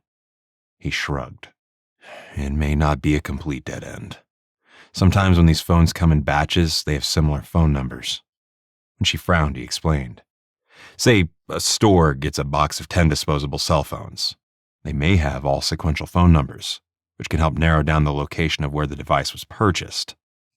Really? We can track the phone by the number? A flash of hope lightened her dark eyes. The store who sold the phone would also have a camera, right? Maybe. Depends on where it was purchased. He wasn't going to get his hopes up, but it was a thread they could pull. Something we can explore in more detail tomorrow morning. It's too late to do that tonight. Stores won't be open. All we can do is check the other cell phones still on the shelf while hoping for the best. Thanks, Jarek. I'm glad to know there's something more we can do to find the shooter. She offered a wan smile. I have to admit that thing has been burning a hole in my pocket all day. I feel better now that you know about it. He didn't feel better, but forced a nod. Then he took a step toward her, leveling her with a serious look. Don't do this again, Di. I mean it. If there's anything else you're hiding from me, you'd best come clean now. I won't. There's nothing else to tell you. She raised her hands in a gesture of surrender. I know it's hard for you to understand, but working for Grayson's Guardians is different. I infiltrated the gang on my own. I worked hard to befriend Caden Avery, then found a way to get him out of there. I didn't rely on law enforcement until I had enough evidence to put Terrence Warren in jail. Yeah, so you said. He still wasn't sure that justified her actions, but there was no point in rehashing it. He glanced at his watch. The hour was well past 10 at night. Not that late, but the storm outside made it seem so. We should get some sleep. We'll have a lot of ground to cover in the morning. Sounds good. She searched his gaze for a moment, then turned toward the stairs leading to the second floor. He followed her up, pausing in the hallway as she moved into the guest room. You can have first dibs on the bathroom. He belatedly realized they'd be sharing the space. Take your time. Thanks. She stood near the bed and opened her duffel, presumably to grab her toiletries. He quickly spun away to head into his room, shutting the door behind him. This wasn't the first time someone had stayed in his guest room. His siblings had been there over the years, but this was different. And not just because he was still angry with Di. If he were honest, he'd admit his feelings for her were more than a little confusing. One minute he enjoyed working with her and admired her ability to get answers from people who wouldn't give him the time of day. The next, he wanted to strangle her. Better that they call for a truce during the rest of this investigation. He still didn't like the situation she'd put him in. He'd have to hide the cell phone she'd found from Andrews, which went against his cop code of conduct. The only saving grace was that the device hadn't yielded any information so far. Yet even if they did find the store where it was purchased, he knew he couldn't use any of that information against the shooter in a court of law. He didn't like it, but didn't see an alternative. It wasn't good. He sighed again and decided that his goal would be to keep his relationship with Di courteous and professional from this point forward. No strangling allowed. Which would be easier said than done. He waited 20 minutes before opening his door to see if she was finished in the bathroom. Finding it open, he quickly took his turn. Of course, sleep didn't come easily. He kept turning the disposable phone evidence over in his mind, trying to come up with a way he could provide it to Andrews without his career taking a hit. After what seemed like eons, he must have fallen asleep because a creaking sound on the staircase woke him. He bolted upright and reached for his gun. His first instinct was that there was an intruder, but then he realized it was possible that Di couldn't sleep and was making her way down to the kitchen. Shoving his feet into a pair of shoes, he silently opened his door a crack to peer into the hallway. The bathroom door was open, but the door to Di's room was shut. That gave him pause. Would she have closed the door prior to going downstairs? Even as he decided that wasn't likely, he heard another creaking sound. Someone was on the staircase. Then he saw a man dressed in black wearing a face mask covering the lower half of his face reach the top of the stairs. The weapon in his hand was held at the ready. Jarek brought his weapon up. Stop! Police! The intruder opened fire, several shots echoing in the short hallway. Jarek ducked back into his room, feeling the sting along his right bicep from the force of a bullet whizzing by. Ignoring the pain, he quickly peered around the corner again to return fire. His aim was better. The gunman screamed in pain, then there was a thump as he fell to the carpeted floor. For long moments, there was nothing but silence. Jarek waited a beat before peering around the corner again. The gunman was splayed on the floor, his drop weapon near his torso. He noticed Di was looking out into the hall from her room as well. She had her weapon, but he didn't think she'd fired. He'd been the one to take the guy out. Their gazes met as the grim reality of the situation hit hard. He cautiously stepped into the hall to approach the fallen gunman. He kicked the weapon away and nodded to Di to stay put as he quickly headed down to the main level to clear the house. The front door remained locked with the deadbolt, but the back door had been forced open. If the dead man had a partner, he was long gone now. Jarek turned and quickly headed back up to the landing. Di was crouched beside the fallen man, feeling for a pulse. She shook her head. He's dead. Jarek was convinced this was the same man who tried to kill Di on those 3 occurrences yesterday. He reached over and pulled the face mask down for a clear look at his facial features. He instantly recognized him from the mugshot he'd seen earlier. Brian Stewart, a.k.a. Stewie. Chapter 5. Di rose to her feet and stepped back, deeply disturbed by the fact that the gunman had gotten inside Jarek's house, and that he'd even found his home in the first place. Not too smart to breach a cop's private residence. Look how that turned out. Peering down at the dead man's face, she recognized Stewie.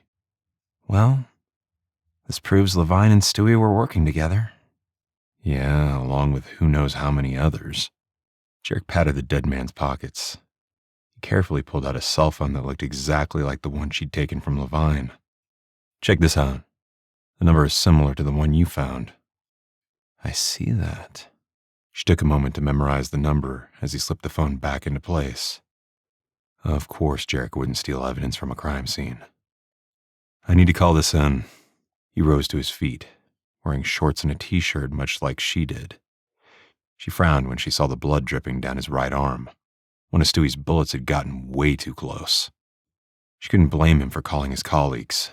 There was no way they could simply disappear and leave a dead guy on the floor. You're hit. Let me bind that wound for you. He glanced at his arm and sighed. I can do it. Easier for me. She moved past him to duck into the bathroom. Rummaging through his cupboards, she found dressings and tape. When Jarek still remained in the hallway, she shot him an exasperated glance. Come in and sit down. This won't take long. Then we can call your fellow cops. Fine. He stepped into the bathroom and sank onto the commode. Space was small with the 2 of them inside, but she focused on the task at hand. The gouge wasn't deep, and she tried not to ignore his attractive scent as she cleaned the wound and pressed gauze over it. Then she taped the dressing in place. I'm not Doc, but this should do. The corner of his mouth tipped up in a smile. Would be nice to have Doc here. Thanks. You did fine. She nodded, then sighed and stepped back. You're set, but we can't stay here. We'll need a safe house. Yeah, I know. He stood and brushed past her. They glanced at her over his shoulder. You'd better get dressed. I'll call this in, but the police are likely already on the way. Gunfire is not a common thing in my neighborhood. I'm sure Mr. Otterson from next door has already dialed 911 to alert the authorities. Okay.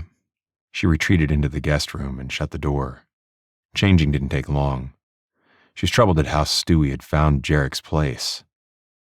If he was the one shooting at them from the beige Chevy, she didn't see how he could have followed them, unless he'd bailed from the vehicle at some point and walked back to hide somewhere close by. He could have gotten a glimpse at Jarek's SUV while he was on foot.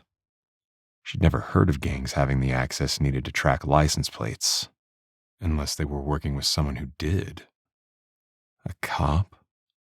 The image of Detective Andrews flashed in her mind, but she quickly dismissed it. The guy didn't come across as a criminal mastermind, or motivated enough to do anything other than skate by until he could retire.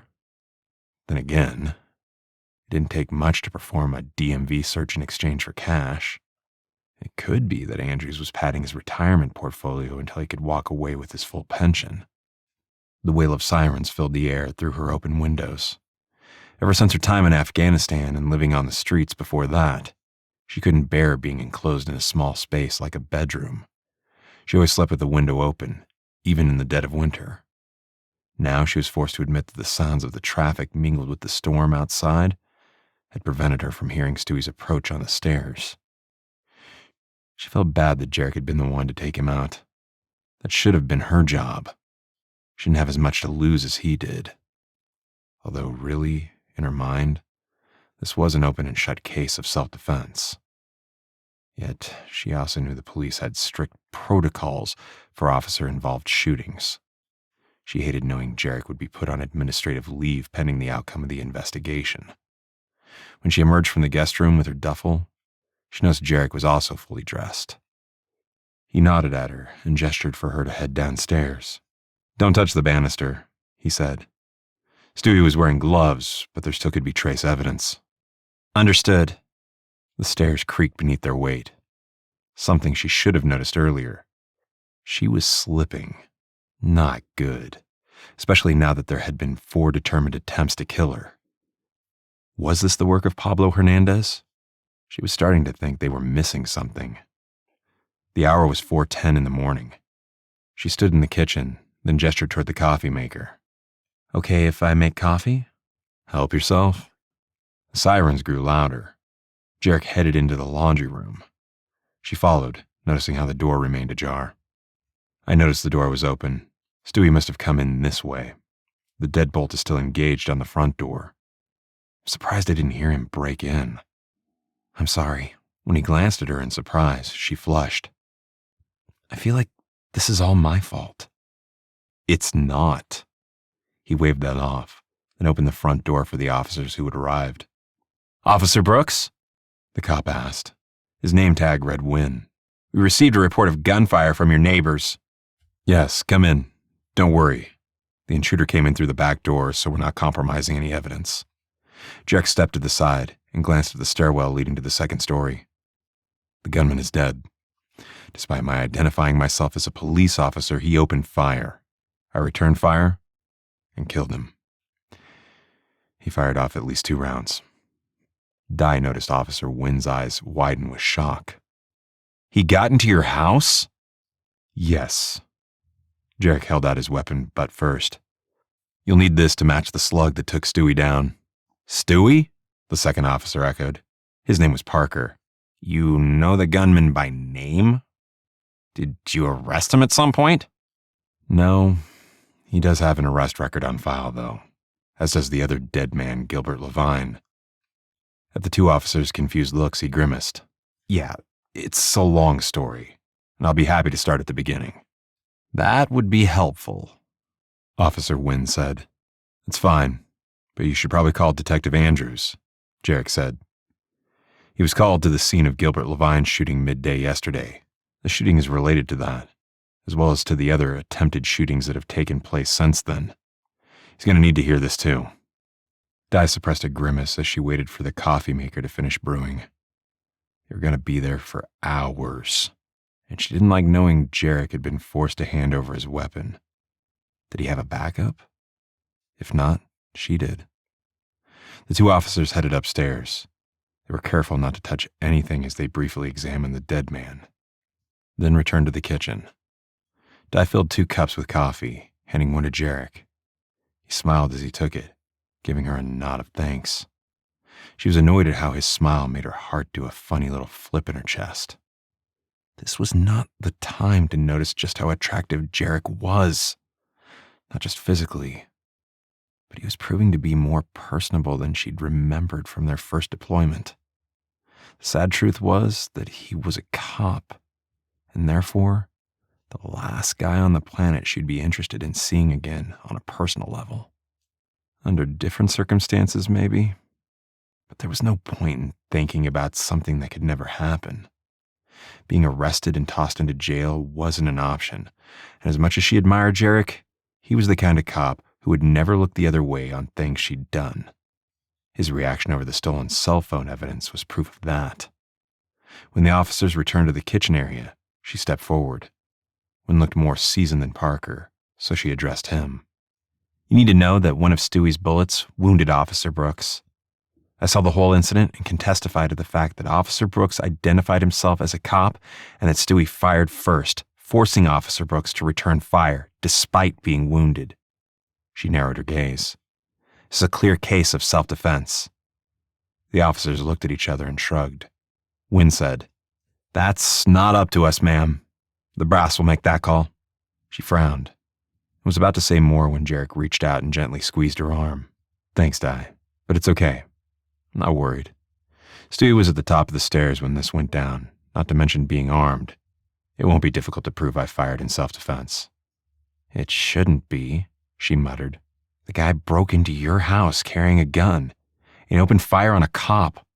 Only an idiot would think that's acceptable. Jarek's grin widened. The two cops had moved away, no doubt calling Detective Andrews to the scene. I'm glad you're on my side. Always. The word popped out of her mouth before she could think about it. At his arched brow, she looked away, feeling as if she'd been knocked off balance. It was far easier to ignore Jarek when they were at odds. This plan of working together on the case was making it difficult to remember why they'd never gotten along. And if she were being entirely honest, she could admit that her unwelcome attraction to him was part of the reason she'd kept him at bay, starting all the way back to when they were first deployed to Afghanistan. Caring for Jarek was a path that would lead nowhere. Somehow she needed to keep an emotional distance between them before she threw caution to the wind and did something she'd regret. Jarek had to swallow the urge to pull Di into his arms for a kiss. For one thing, she'd punch him in the face if he dared to make such a move. For another, he had no idea why he found her so attractive. Sure, she was beautiful. But she'd lied to him, had stolen evidence from a crime scene, and was more prickly than a porcupine. Not to mention being a giant pain in the behind. Yet the way she jumped in to defend him was touching. He hadn't expected that. He'd also been far too aware of her closeness as she dressed his wound. Look out, your favorite detective has arrived. Di's low warning had him turning to see Andrews come up to the front porch and into the house. The guy's expression was a mask of anger and annoyance, as if it were Jarek's fault that he'd been dragged out of bed at this hour of the morning. What happened here? Andrews demanded, glaring at Jarek. You shot a man? A gunman who broke into my home and fired at me first. He nodded toward the stairs. You'll find the body of Brian Stewart, a.k.a. Stewie, on the landing. Andrew's face reddened to the point Jarek feared he'd have a heart attack. Wouldn't that mess up his retirement plan? The detective hitched his belt and lumbered up the stairs, which creaked alarmingly under his bulk. He got Di's amused glance and had to look away to keep from laughing out loud. A dead man lying in his upstairs hallway should not be funny. Barely 5 seconds later, the detective returned. I see he was armed when you shot him, which helps your case. I still need your weapon, Brooks. I gave it to Tyler. He nodded at the rookie officer. Tyler Parker was only 6 months through his rookie year. I know the drill. Tyler had his service weapon in an evidence bag and picked it up so Andrews could see it. And why do you think this is related to the first dead guy? Andrews demanded. He glanced at Di and added, other than the woman being here for both incidents. Di took a step forward, anger flashing in her eyes, but he shot her a warning look. Getting Andrews riled up wasn't helpful.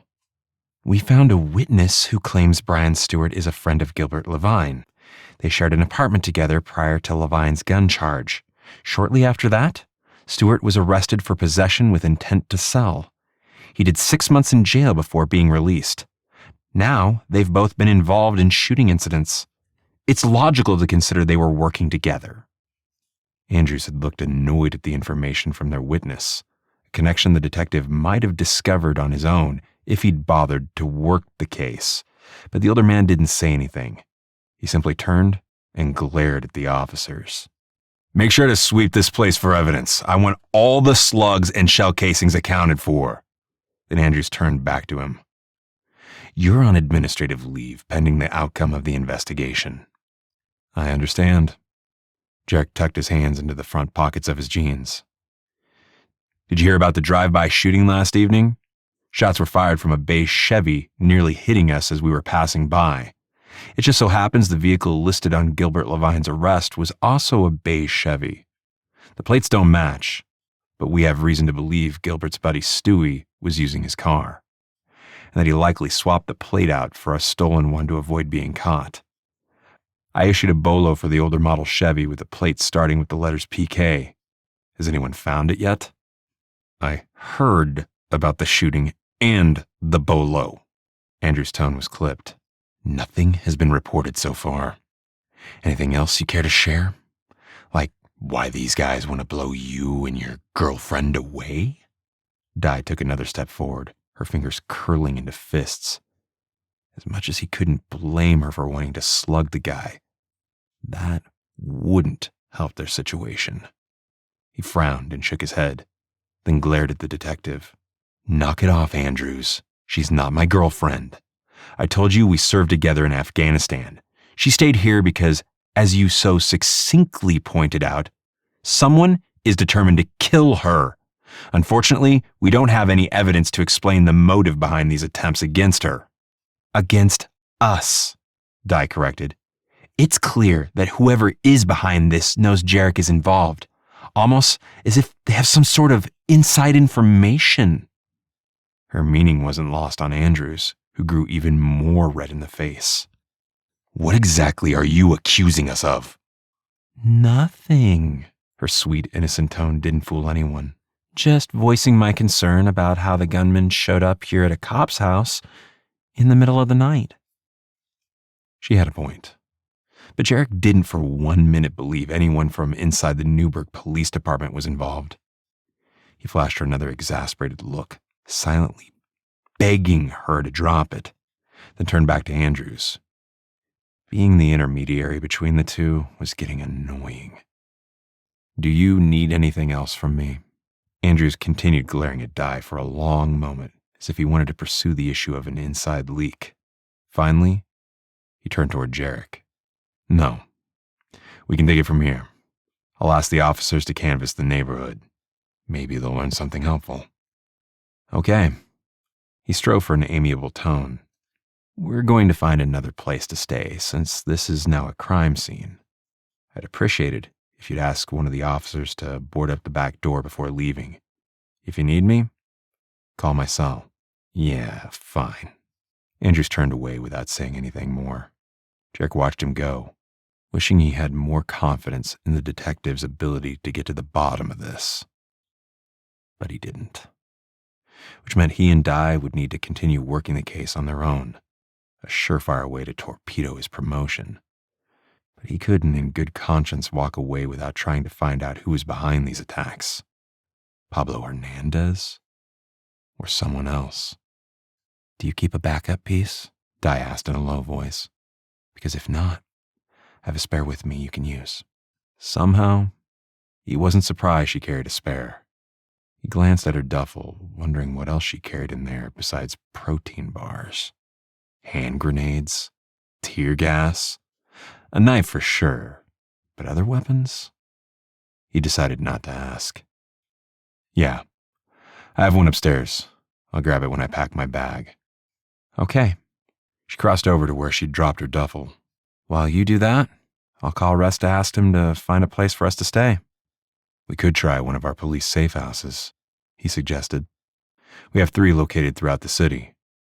Nah, I think we should let Rex arrange something for us. When he frowned, she added, I don't really think Andrews is involved, but it can't hurt for us to fly under the radar moving forward. Okay. He headed back upstairs to his room. His spare weapon was in a lockbox on the top shelf of his closet. He grabbed the gun along with extra clips and tossed them into a duffel that was similar to Di's. After a stop in the bathroom for his toiletry kit, he stepped around Stewie and headed back downstairs. He wished Stewie had survived. Questioning him would have been helpful. In his experience, guys like Stewie were eager to talk in exchange for a deal. Too bad the guy wouldn't be talking any longer. Stewie was their only lead, other than the disposable cell phone that couldn't be used as evidence. He joined Di outside on the front porch. The earlier thunderstorm had moved on, leaving a damp freshness in the air. Di leaned on the porch railing, staring out into the distance. He paused beside her. What do you think? Should we use my car or get a rental? She pushed away from the railing. I think we should get a rental, but we'll have to use your car in the meantime since they're not open yet. We might want to stop and get breakfast. It's going to take Rex some time to make the arrangements for a new place. Sounds like a good plan. He led the way to his vehicle in the driveway. After tossing his duffel into the back, He held out a hand for hers. Closing the hatch, he headed around to the driver's side. I should have told you that it'd be better for us to stay in a house rather than an apartment. I know there are several apartments available on those home share sites, and they're generally cheaper. Rex knows we need a house, not an apartment. A wry smile tugged at the corner of her mouth. He's on board with lowering the chance of innocent victims being hit if we happen to get found again. Yeah. He sat for a moment, watching as the responding police officers split up to canvass the neighborhood. Those neighbors who knew him would be happy to cooperate, but he doubted the officers would learn much. His neighbors were likely asleep and had only awoken to the sound of gunfire. By then, Stewie was dead, and if there was an accomplice, he had likely taken off at the first sound of trouble. It went against the grain to drive away, leaving the legwork to others. Not that he'd be allowed to work a case where he'd shot and killed an intruder. When had this gotten so complicated? Oh yeah, the minute he teamed up with Di Milbrath. Something wrong? Di asked when they hadn't moved. He turned to look at her. For the record, I don't believe any of my peers are involved in this. But you're right to question how Stewie found us. She shrugged. I think it's smarter to keep an open mind, but yeah, I've already thought about that. If Stewie was in the beige Chevy firing at us as they drove past, the only way he could have followed us was to bail from the car after the shooting, heading nearby to watch us leave. He wouldn't be able to follow our car while on foot, but he may have gotten your license plate. He frowned. Or he cut through the yards to catch a glimpse of us driving past. We weren't that far from my house. Maybe. He could tell by the layer of doubt in her tone that I didn't think that was a credible theory. Either way, we still need to get a new ride. After breakfast, she repeated. I'm starved. I could eat too. He put the SUV into drive and headed out. He had to admire her ability to keep a healthy appetite despite the shooting. She must have an amazing metabolism, which probably explained her packing protein bars. There were only a handful of restaurants that opened early in the morning, and they were located down near the riverfront in the touristy part of town. Not that Newburgh was much of a tourist attraction. There were a few historic buildings, but not many. The mayor had improved the riverfront, the water cleaner now than it had been for decades. Yet this town wasn't nearly the hub of activity compared to the Broadway Street of New York City or the Boardwalk of New Jersey. Still, he liked it here. Maybe because it wasn't as crowded as the big city. And he'd been able to climb the ladder here too. Well, if teaming up with Di didn't ruin his chance of being promoted to detective. Hey, do you mind if we go through the park? Di asked. It looks like a nice place. I've lived here for the past 5 years, but never took the time to visit. Sure. He glanced at her. 5 years? Since getting out of the army? Yeah, she grimaced. I tried Chicago, but didn't like it. Plus, my sister and her kids live in Chelsea. I wanted to be closer to her. Why not stay in Chelsea? He asked, genuinely curious. She wrinkled her nose. I don't know. Mostly because it's a little pricey for me. My sister's husband is a banker. They live in a really nice house in an upscale neighborhood. That's just not my kind of thing. She shrugged. Newburgh has the big city feel, without being overwhelming with the number of people living around me. I like it. I agree.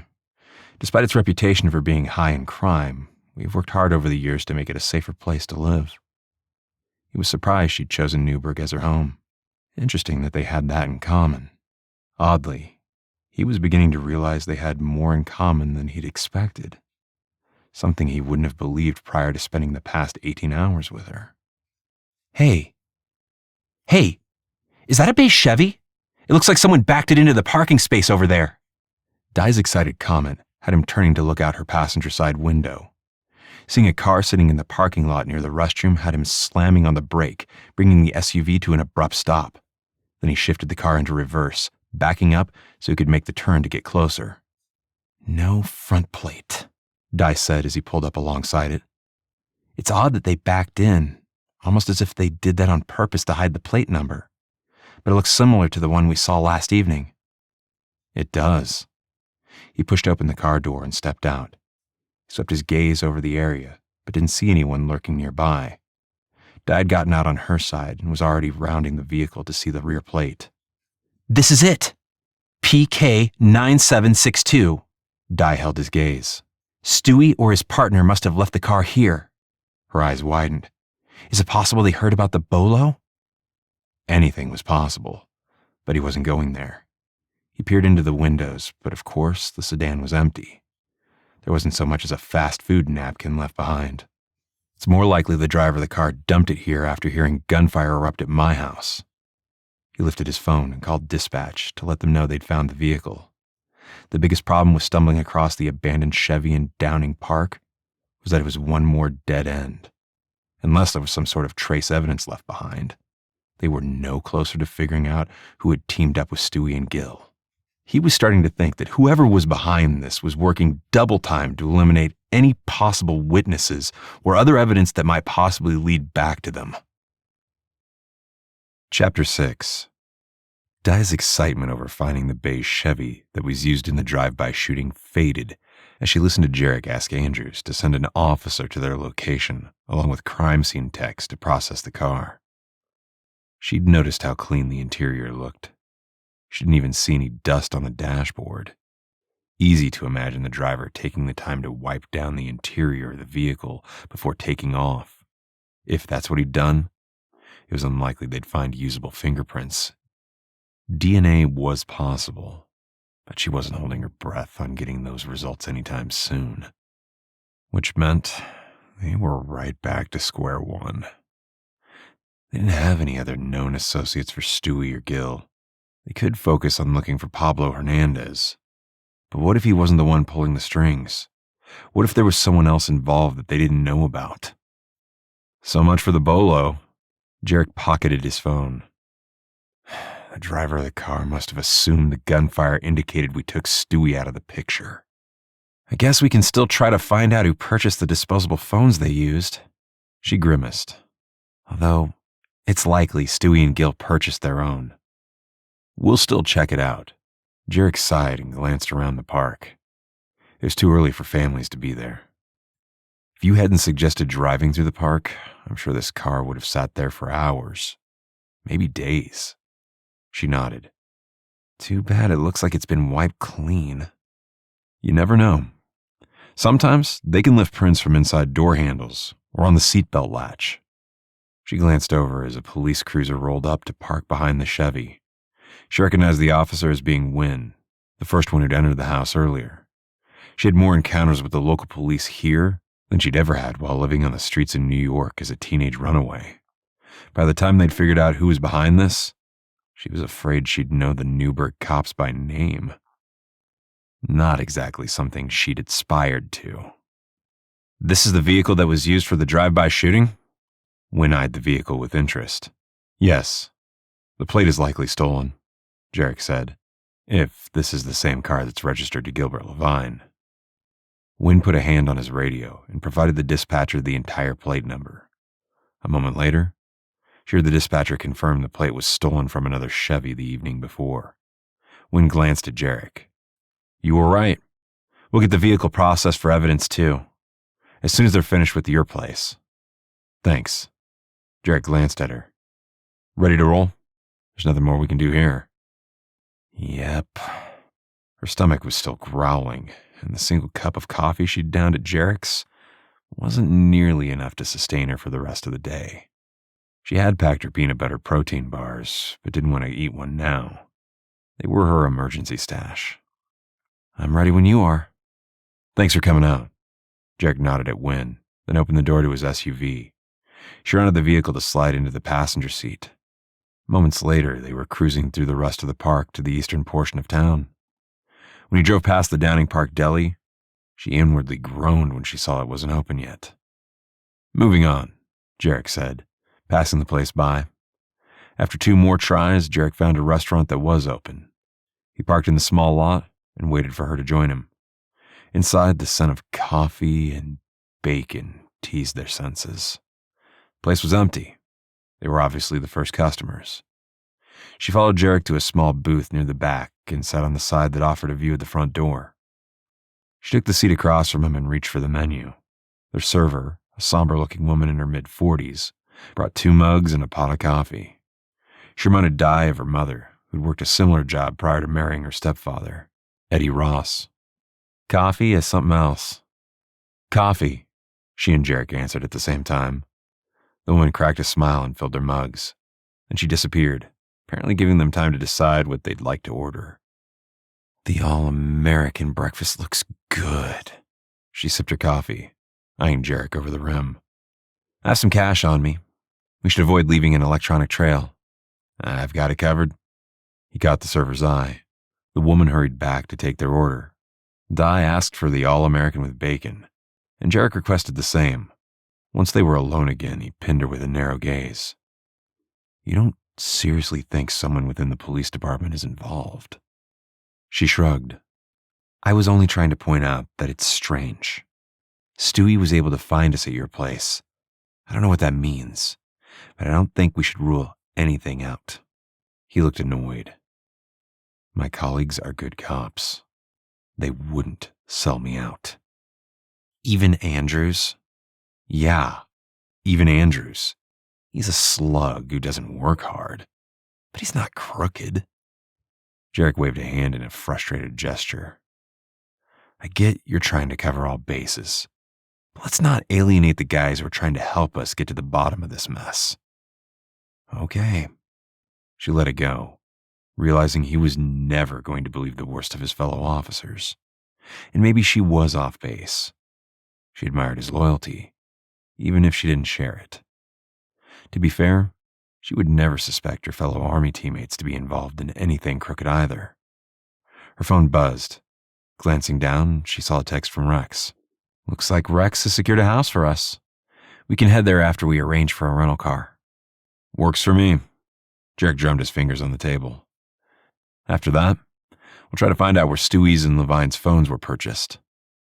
Along with that, we should search for Pablo Hernandez. With Stewie and Levine out of the picture, we might be better off going straight to the top of the food chain. He sat back, seriously considering her idea. It's time to connect with Bond and Schnorr, those narcotics officers you mentioned. They may have a lead on Hernandez. I agree. She liked knowing they had a plan for the next few hours. Sitting around a safe house with Jarek would only drive them both crazy. Their server returned to fill their coffee mugs. A few minutes later, she brought their meals. Looks great, Jarek said with a smile. Thanks. The woman managed a wan smile in return and left them to it. Di picked up her fork, then froze when Jarek said, I'd like to say grace. Sure. She dropped her fork and bowed her head. To her surprise, Jarek prayed in a soft voice loud enough for her to hear. Dear Lord Jesus, we ask you to bless this food we're about to eat. Also, we ask you to keep us safe in your care. Amen. Feeling her face go hot, she mumbled, Amen. He smiled gently. Don't look so uncomfortable. We need all the help we can get, and I know God is watching over us. She wasn't sure how to respond. I'm sure God is watching over you, Jarek, but he's never been there for me. Really? He frowned, his blue eyes searching hers. Not even during that disastrous exfil from Afghanistan? She lifted a shoulder, wishing she kept her big mouth shut. I don't know. I guess he was there for those who believe. God is there for everyone who needs him, Jarek said. And that includes you, Di. All you need to do is open your heart and your mind and choose to accept Jesus as your savior. She had no idea how to respond to that. Trust me, Jesus died to forgive our sins. Her sins? Not likely. I'll think about it. She highly doubted God would forgive her for the things she'd done. Yet she wasn't going to confess about her past to Jarek either. Not now. Not ever. She picked up her fork and dug into her meal. Tastes great. Jarek continued to look into her eyes as he took a bite of his eggs. Then he thankfully changed the subject. Where's this rental house Rex obtained for us? She tapped her phone screen and bent over to unlock the device with her face. The address isn't far from your place. She frowned and looked at him. Is that too close, do you think? I can ask Rex to try something else. No, it should be fine. He took a bite of bacon. Being close to my house might work in our favor. Whoever's behind this may assume we'd go farther away, like the other side of the city. Okay. She picked up her phone and tapped out a reply to her boss. We're all set. Good. They ate in silence for a few minutes. She tended to eat fast, something she'd picked up in the army. As the silence stretched between them, she hoped Jarek wouldn't start in again on his faith. Obviously, he was comfortable praying, but she wasn't convinced God even existed. He certainly hadn't protected her when she'd needed it the most. Do you have contact information for Bond and Schnorr? Jarek asked, interrupting her troubled thoughts. Or should I call dispatch? I have Bond's number. He was my point person. She tapped her phone screen again, then brought up Bond's name. I'll share his contact with you, but I need your phone number. Jarek rattled it off. She tapped his name and number into her contact list, finding it a bit ironic that they'd spent close to an entire day together without having each other's phone numbers. These days, that was unheard of. She quickly sent him a text with Bond's information. Thanks, Jarek said, digging cash from his pocket. Let's hit the restroom, then get out of here. Fine with me. She finished her coffee and headed toward the bathroom. When finished, they left the restaurant. Outside, the summer sun was already warm on her face. She caught herself gazing up at the clear blue sky, wondering if God was real. Then she gave herself a mental shake. She was better off staying focused on the case. There would be time for philosophical conversations later. Maybe. They picked up the rental car, a dark gray SUV, then headed to the address Rex had provided. The house was smaller than Jarek's, but had 2 bedrooms, a bathroom, and a small kitchen. Perfect for their needs, especially since she planned on spending as much time as possible on the streets investigating the case. How long can we stay here? Jarek asked as he dropped his duffel on the living room sofa. Rex secured it for 3 days, but we can probably extend that time frame if needed. She glanced at him. I'm hoping we'll have Pablo and whoever else is involved in this in custody by then. Yeah, that would be nice. He checked his watch. Let's hit some of those stores first, then reach out to your narcotics buddies. I don't think they're out and about this early. Most of their drug busts are done at night. That's true. She dropped her duffel beside his. I'm ready. Jarek waved at the door. After you. She led the way outside, hoping they'd find something useful. As Jarek drove to the southern side of the city, she caught a glimpse of the Hudson River. During her time with the K2 Bloods gang, she'd heard about drugs coming in from boats. She hadn't personally witnessed that happening, but as she eyed the river now, she reached out to grasp Jarek's arm. Drive along the river for a bit, she said. I want to check something. He arched a brow, but did as she asked. There was one road that meandered along the river, and it was easy to see how the environment changed as they headed south toward gang turf. There was more graffiti painted on some of the park benches, along with more litter.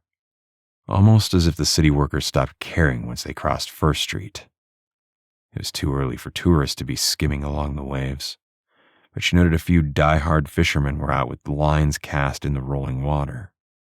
She didn't see anything remotely suspicious, but reminded herself that the bad guys would hardly paint their boat with graffiti basically announcing drugs were on board. The image made her smile. What? Jarek asked.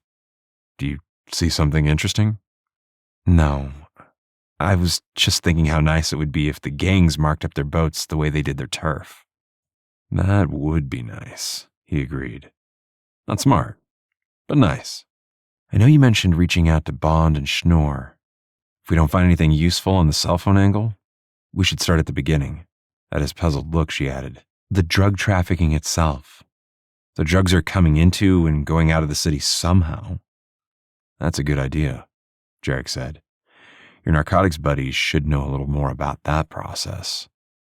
She nodded as Jarek turned his head back toward the stores that were most likely used for cell phones. As they started out on foot, She kept thinking about those boats. No matter what Bond and Schnorr thought, she believed it would be smart to return to the riverfront later that night. Catching a drug drop in the act and under the cover of darkness would be a good way to get answers. The sooner her reluctant partnership with Jarek was over, the better. Jarek led the way into the first store located on the edge of known gang territory. He didn't go talk to the clerk at the checkout counter, but walked around until he located the rack of disposable phones. The numbers were vastly different from Stewie's and Levine's. At Dye's questioning look, he shook his head. Were they on the right track? Or was this nothing more than an exercise in futility? Reminding himself that police work was often slow and tedious, he moved on to the next store. This one was well within the heart of gang territory, and the windows were covered in bars to deter theft. Heading inside, he found the rack of cell phones, and found what he was looking for. He lifted the package and showed it to Dye. Her eyes gleamed with anticipation. The phone number was the next one in line after Stewie's. After replacing the phone package, he turned and approached the counter. The clerk sat behind a pane of bulletproof glass, eyeing him warily. He didn't pull his badge, mostly because he was on administrative leave. He should have turned it over with his gun, but hadn't. His boss would not be happy about that. Can you tell me if anyone purchased disposable cell phones in the past few days? I don't know. The clerk looked away. I don't keep track of that stuff. Either the guy was protecting those with gang affiliations, or he truly didn't bother to keep track of inventory. He nodded to what appeared to be a camera mounted over the clerk's left shoulder. Is that video camera working? The clerk didn't bother to glance up. Nope. It's for show. That's all. Hasn't worked in months. Truth or lie? Jarek wasn't sure. I can come back with a warrant if needed. Go ahead. The clerk didn't look concerned. You can ask for video all you want, but that won't make it suddenly appear. The camera doesn't work. The guy's eyes narrowed. If you don't plan on buying anything, please leave. He battled back a wave of frustration. He could ask Andrews to get a warrant, but he had a feeling the clerk wasn't lying about the camera not working. Any store that catered to gang members would be smart to avoid being dragged into court to testify against them.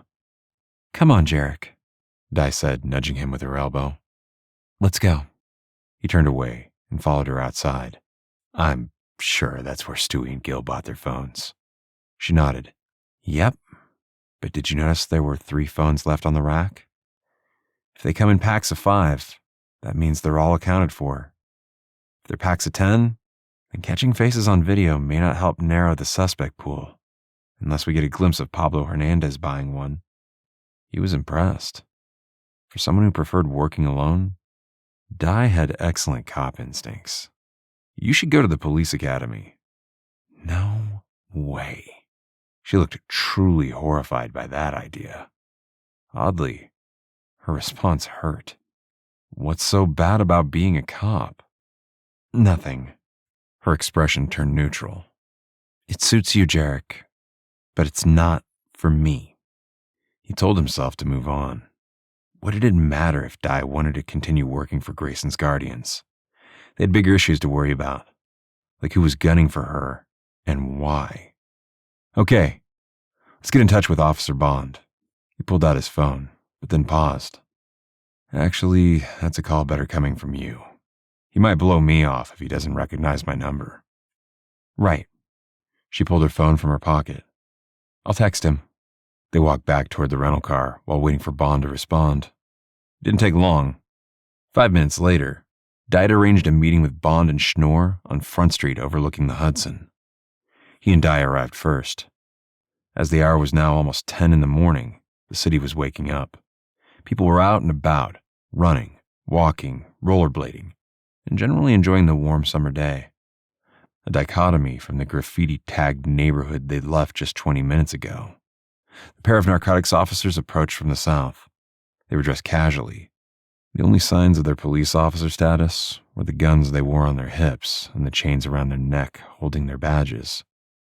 Dye saw them first and rose to her feet. Jarek stood beside her. Hey, Dinah. The taller of the two grinned at her. Nice to see you again. I wish I could say the same, Ray, Di said wryly.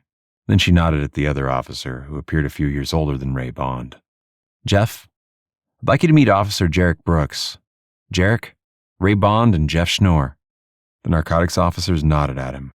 I've seen you around, Ray said, but our paths haven't crossed much. Yeah, well, things have changed. Jarek was aware of how Ray Bond moved closer to Di. Did the guy have a thing for her? I don't know if you're clued into what's going on, but there have been 4 separate attempts to shoot and kill Di in the past 24 hours. The most recent being an attack inside my house while we were sleeping. He hadn't meant to insinuate they were together, but the quick look Ray sent Di indicated that's how the cop had taken the statement. That wasn't fair to Di. So he quickly added, I heard him coming up the stairs and fired at him mere seconds before Di came out of the guest room. We recognized him as Brian Stewart. AKA Stewie, Di clarified with a nod. You should know Jarek is officially on administrative leave for shooting and killing Stewie, so we're working a little outside the lines here. We believe Pablo Hernandez has it out for me. I don't know anyone named Stewie. Ray glanced at his partner. You? Nope. Jeff shook his head. I hate to say it, but we don't really know for sure Hernandez has resurrected the K2 Bloods gang either. I mean, that's a theory we've been looking into, but there's no hard evidence yet that he's taken over as the leader. What about a guy by the name of Gilbert Levine? Jarek asked. Di noticed he was following her from her apartment. When she confronted him, shots were fired, and he was the one struck down instead of her. That's not good. Ray's expression filled with concern as he turned to Di. You should have called me. I'd have come to pick you up. A flash of jealousy hit hard. Jarek reminded himself that Di had the right to see anyone she chose, Ray Bond or someone else. I was fine. What about drugs being transported via the river? Di asked, seemingly oblivious to Bond's interest in her. Have you found concrete evidence of that? The two narcotics officers exchanged a glance. Then Ray slowly nodded. That's an angle we've been looking into. No proof yet, but we've been working with a couple of low-level gangbangers to get information on when the next shipment might be coming in. Di turned to Jarek. I think our next plan should be to watch the riverfront. Wait a minute, Jeff protested. You just told us Brooks is on admin leave. He can't work the streets, especially not in a narcotics case. You're right. I know that's not our job. Di backpedaled. But Jarek sensed she was only doing that to convince the narcotics officers they wouldn't infringe on their turf. Sorry. I was falling back on my previous role. That's understandable, Ray Bond said with a grin. You can work with us if you like. I'm sure Brooks will understand. Jarek narrowed his gaze, understanding Bond was basically warning him away from Di and investigating the case. And the problem was that Bond had every right to insist Jarek sit this one out. His being there would only compromise the situation, especially if they found drugs being moved on the water. In Jarek's humble opinion, that held true for Di's presence too. She was a civilian, which was even worse. The upper brass didn't like using innocent civilians as bait to draw the bad guys out of hiding. Oh, it's okay. You guys should do your thing. Jarek and I will look at the case from another angle. She made it sound as if they had plenty of other avenues to investigate, when he knew for a fact they did not. But it would be nice if you guys keep in touch, especially if you learn anything useful about Hernandez. Ray Bond looked disappointed, but nodded. Yeah, sure. But the same goes for you. We didn't know about the two guys you mentioned being involved in the drug business. Do you have any other names we should look into? Not yet, Jarek said, feeling ridiculously relieved that Di hadn't dumped him to tag along with the narcotics officers. But I'm a little surprised you didn't know about Stewie. He was arrested 2 years ago on a possession with intent to sell. Jeff Schnorr shrugged. We don't get involved in every drug bust. We tend to focus on those higher in the food chain. Understandable, Di agreed. Gilbert Levine only had a weapons charge, nothing related to drugs, but we were able to confirm they shared an apartment. Stands to reason. If one was involved in selling, the other was too. Makes sense to me, Ray glanced at his partner. Okay. We'll agree to keep in touch. Thanks for meeting with us. Di waited for the two officers to head off before turning to him. I think we need to come back to the riverfront tonight. Okay with you? Sure. We'll walk the area, see what jumps out as a good place to hold a stakeout later tonight. He had to resist the urge to sweep her into his arms for a tight embrace. There was no reason for him to be so happy that she'd chosen to stay with him. Quite the opposite. Spending time with Di could very well end in heartbreak, if he was foolish enough to give it to her. Chapter 7. Walking the riverfront was a good idea. Di fell into step beside Jarek, silently admitting she preferred working with him over Ray Bond and his partner Jeff Schnorr. Nothing against either of the narcotics officers personally, but somehow she'd managed to establish a rapport with Jarek, maybe because they'd served overseas together, although she hadn't much liked him back then, especially when he'd nicknamed her Di, as in diamond with rough edges. How she'd gone from seeing him as an adversary to accepting him as a friend and co-investigator, she had no idea. Part of their connection was the way Jarek had put his career on the line for her. She truly felt bad about swiping the cell phone from the scene of the initial shooting. Thankfully, he'd gotten over his anger about that. Now they just needed to figure out the truth without risking his promotion to detective.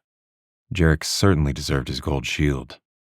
Now that she'd thought it through, it may have been better for Jarek if she'd agreed to work with Ray Bond. That way Jarek would be in the clear no matter what went down. The problem there was that Ray had made it clear he wanted to see her on a personal level, despite the fact that she had absolutely no interest in him.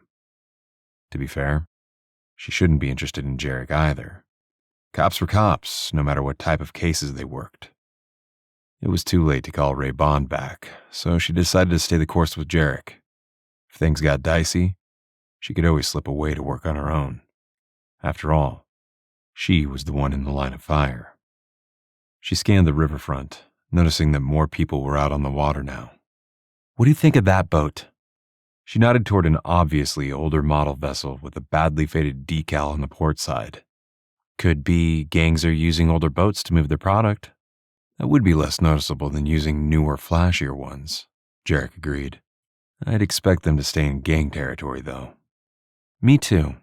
She watched as the boat cut through the water, but instead of slowing and turning toward one of the many piers, the boat continued heading up the river. Maybe she was wrong about it being used for drugs. Maybe the gangs weren't using boats at all. What did you learn when you infiltrated the gang to rescue Caden Avery? Jarek asked. You mentioned getting evidence against the leader Terrence Warren. Seems like that would have been difficult to do, unless Caden was one of their leaders too. Caden wasn't that high up on the food chain. He sold drugs for the gang, but he also worked at one of the cafes part-time. I managed to get a job there too, so I could befriend him. He's happy to hang with me, and even confessed how he wanted to go back home. I told him I could make that happen, then pushed for him to allow me to meet his supplier. He balked at the idea, then eventually agreed. She thought back to those tense few weeks she'd walked the line within the K2 Blood Gang. The supplier was Rico Newhouser, and he was very interested in me working for him, until I insisted on meeting with Terrence.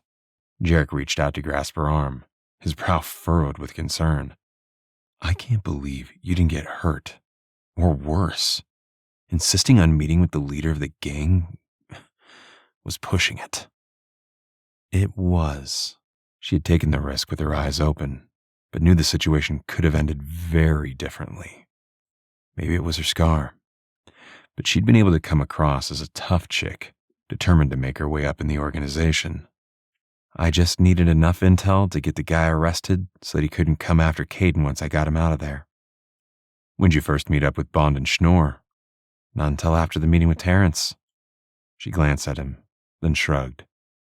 Terrence wasn't happy about our face-to-face and was cagey about what he said. I had to meet with him twice to get him to admit his role within the organization. I reached out to narcotics after the first meeting, and they managed to get a wire placed outside the warehouse where we met during the second meeting. That's where I was able to get solid intel on Terrence's crimes. 2 meetings leading to an arrest, Jarek muttered, his expression dark.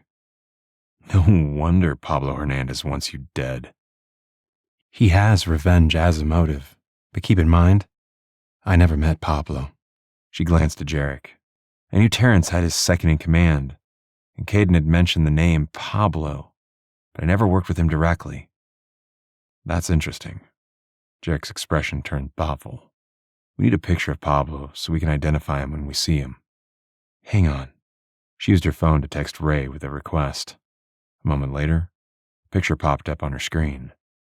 The image was grainy and from a distance, but she turned the phone toward Jarek so he could see it too. This is Pablo Hernandez.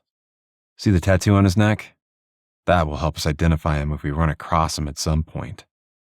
I see it, Jarek agreed. Send that to me, will you? She did so, and he stared at the photo for a long second. I wonder if Warren has been in communication with Pablo despite being in jail. Pablo could be operating on his former boss's orders.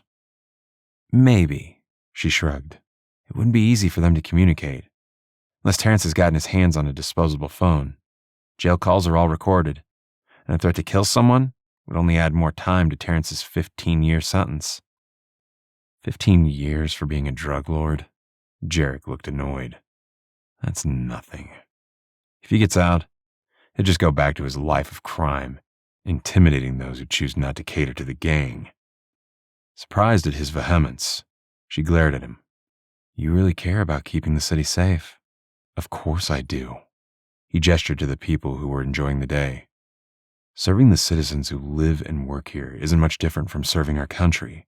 I like knowing my patrolling the city helps with the bad guys behind bars. Although it would be nice if they stayed there. She smiled.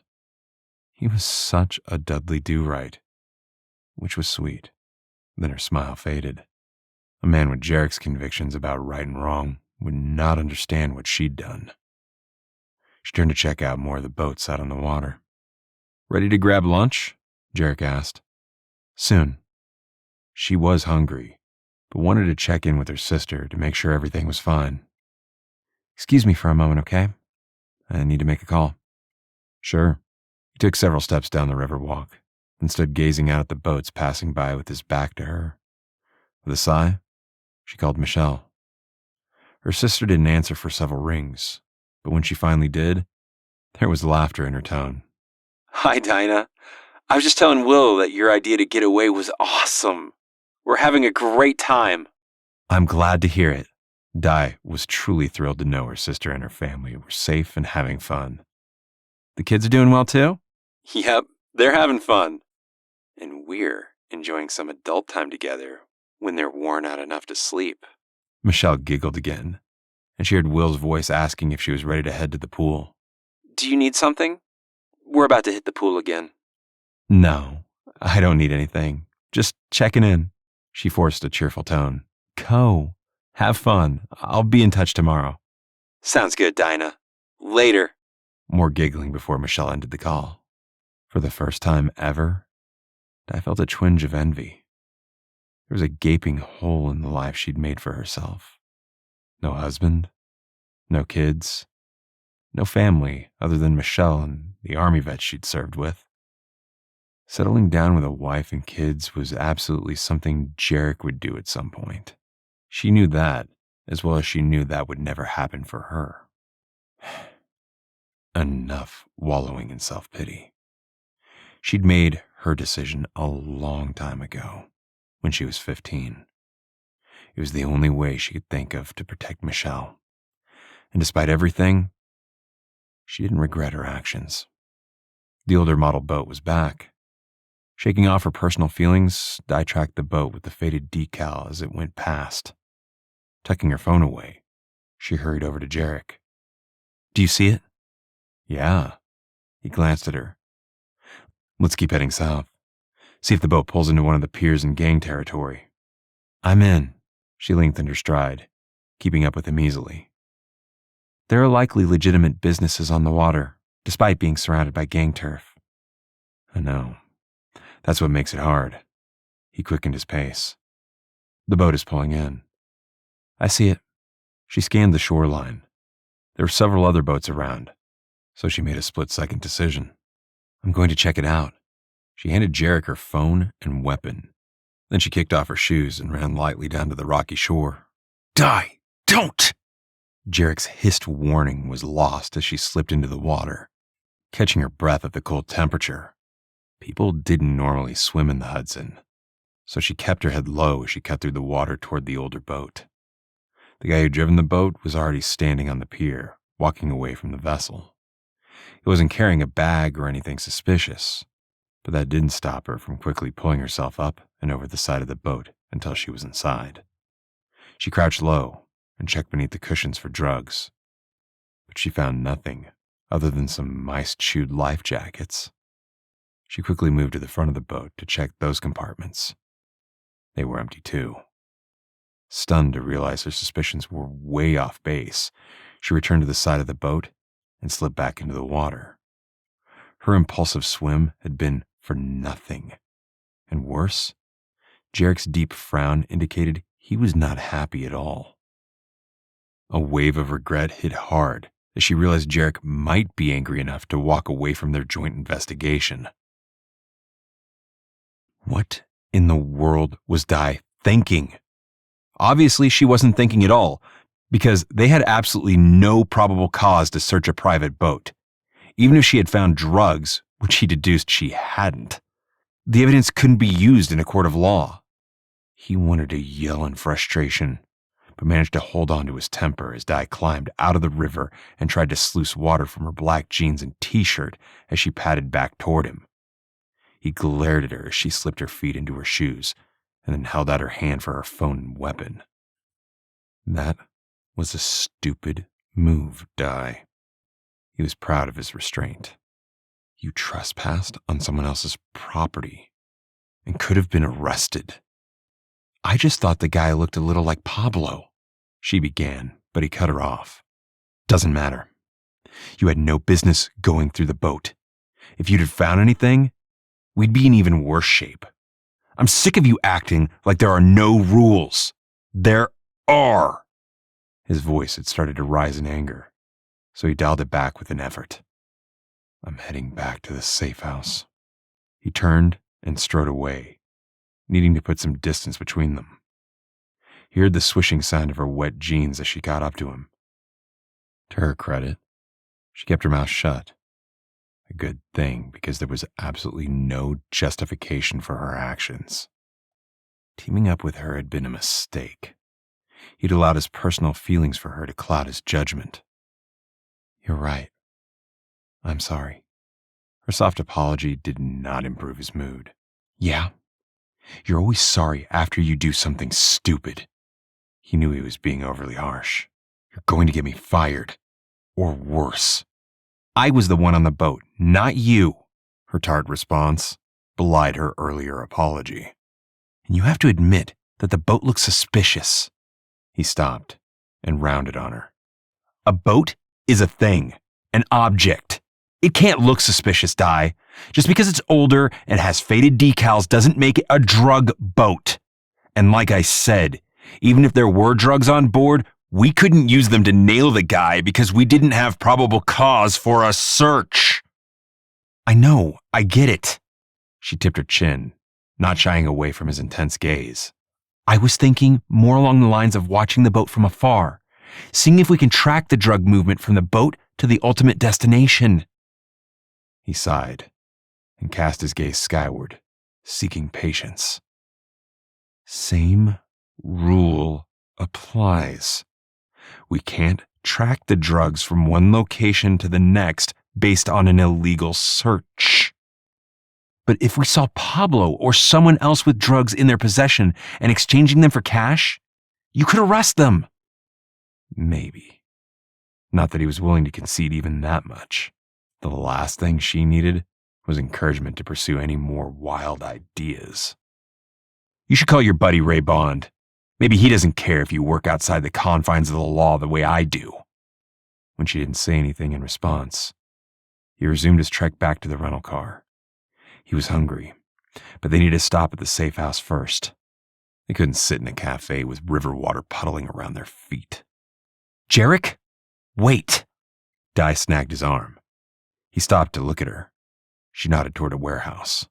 See that guy going inside the warehouse? He's wearing the same army green shirt and torn cargo shorts as the guy who was on the boat. He squinted against the bright sun. Maybe. But we're too far away to know for sure. I'm telling you, I think it's the same guy. It could be that the drugs are in the warehouse waiting to be put onto his boat. He hated to admit that was a possibility. We can check back on the warehouse later if you like. Right now, you're too noticeable. Yeah. Okay. Di watched the warehouse for another long moment before turning to follow him back to the rental car. When they were within sight of the vehicle, she said, I know you're angry with me. I deserve it. She glanced at him, then back at the car. I won't try something like that again. Yeah, sure. He didn't bother to hide his doubt. He blew out a breath and turned to her. She still looked incredibly beautiful, even with the wet clothes and hair plastered to her skin. It was downright annoying. Remember when I said you'd make a good cop? I was wrong. You're too impulsive in your quest to find answers with blatant disregard for anything remotely close to police protocol. I never considered joining the police force. She looked a little puzzled by his comment. And you're right. That was pure impulse on my part. I should have waited to run the idea past you. You think? There was no missing the heavy sarcasm in his tone. I'm not used to working with a partner. And I already apologized, okay? She looked cross, even though he was the one who had the right to be angry. Besides, after we find the person trying to kill me, our paths will never cross again. That thought bothered him more than it should. Despite his anger, he could secretly admit he'd have liked nothing more than to see her again, outside of his job and the danger nipping at their heels. Apparently, he'd learned nothing about protecting his foolish heart. With a sigh, he pulled out the key fob and unlocked the car. Let's go. She rounded the back of the SUV to slide into the passenger seat. Di seemed to ignore the discomfort of her sopping wet clothes. They rode in silence to the rental house Rex had secured for them. Would you please go inside and grab a towel for me? She asked. Bad enough I got the car wet. I'd rather not do the same to the hardwood floors inside. Yeah, hang on. He strode into the house and found the linen closet in the bathroom upstairs. Securing 2 towels, he returned to find Di standing right where he'd left her. He handed her one towel and carried the other to the rental car to mop up the water from the floorboards and seat. I can do that, she protested. I've got it. Go inside and change. He watched as she wrapped the towel around her waist and headed inside. Then he continued wiping down the interior of the SUV. He'd thought her stealing Levine's cell phone was bad, but this latest stunt was a close second. What if that guy had seen her and started shooting? It was almost as if she didn't care as much as he did about her safety, and she'd taken the risk for nothing since she hadn't found anything worthwhile. The only positive note was that they'd gotten a glimpse of the same guy going into the warehouse.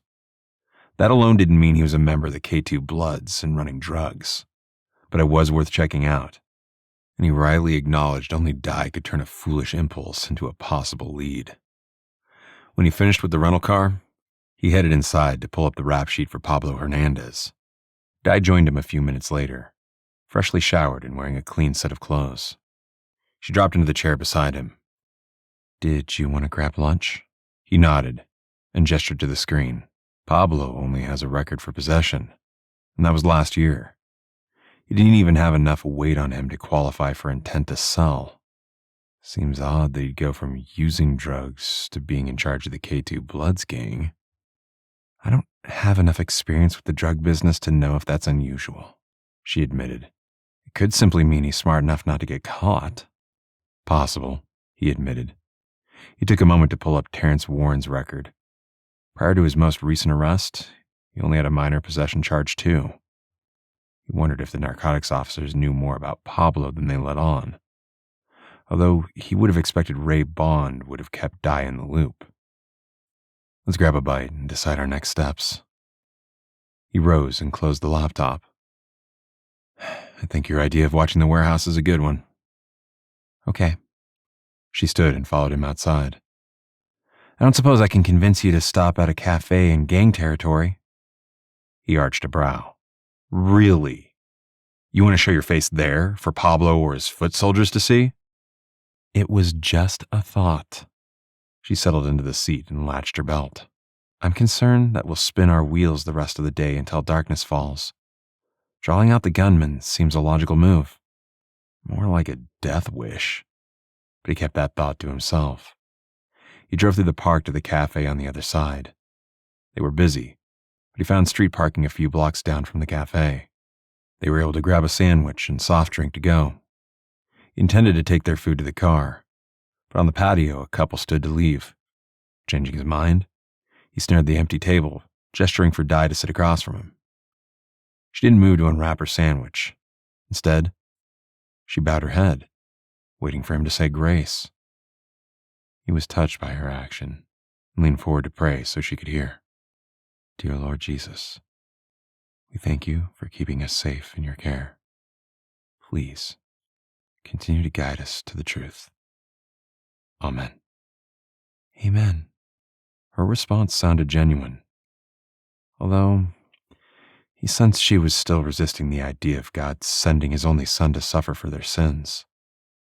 It must be hard for her, he realized, to believe in something she couldn't see or hear without having any experiences with church or people with faith. Maybe when this was over, he could convince her to attend services with him. We should do some research on the owner of the warehouse, Dye said, breaking into his thoughts. That's a good idea. He took a bite of his sandwich, wishing he'd brought the laptop along. We can work from the safe house for a while. I doubt Pablo owns the warehouse. And that makes me wonder if there's someone else even higher on the food chain who's orchestrating the drug trafficking in the area. He frowned. You're not back on the possibility of someone inside the police department being involved. No. But it does make sense that it's someone with resources beyond your typical gang member. She shrugged and took a sip of her soft drink. Gang leaders come and go, but the drugs keep flowing, right? That's true. He eyed her curiously, wondering why she once again sounded like a cop. Maybe part of the problem was that she was used to working alone. But really, she needed to consider the legal implications of what they were doing. Finding the guy who targeted her wouldn't eliminate the threat against her if they couldn't use the evidence they needed to lock him up behind bars. Maybe I was wrong about the boat, she went on. We need to get closer to the warehouse to see if we can get a positive ID on Pablo. That guy could have been one of Pablo's men, he pointed out.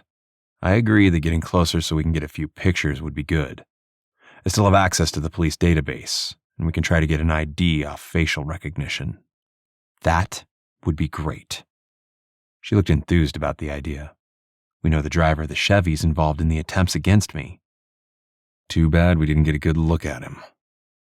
He thought back to the drive-by shooting incident, but it had happened too fast for him to get more than a passing glimpse of a face under a mop of hair. He couldn't even say for sure what race he was. It's okay. Once we find him, I'm sure we'll discover more evidence that can link him to the shootings. Dye cocked her head. I don't suppose Andrews will fill you in on what trace evidence, if any, the techs found. Doubtful. He pulled out his phone and sent Andrews a text, just in case the guy was feeling better about being dragged out of bed. There was no quick response, so he shoved the phone back into his pocket. I suspect they probably got some DNA samples, but they'll take time to get back. Even with an officer-involved shooting? She scowled. That's not right. An attack against you should be enough to send those results to the top of the list. Personally, he agreed.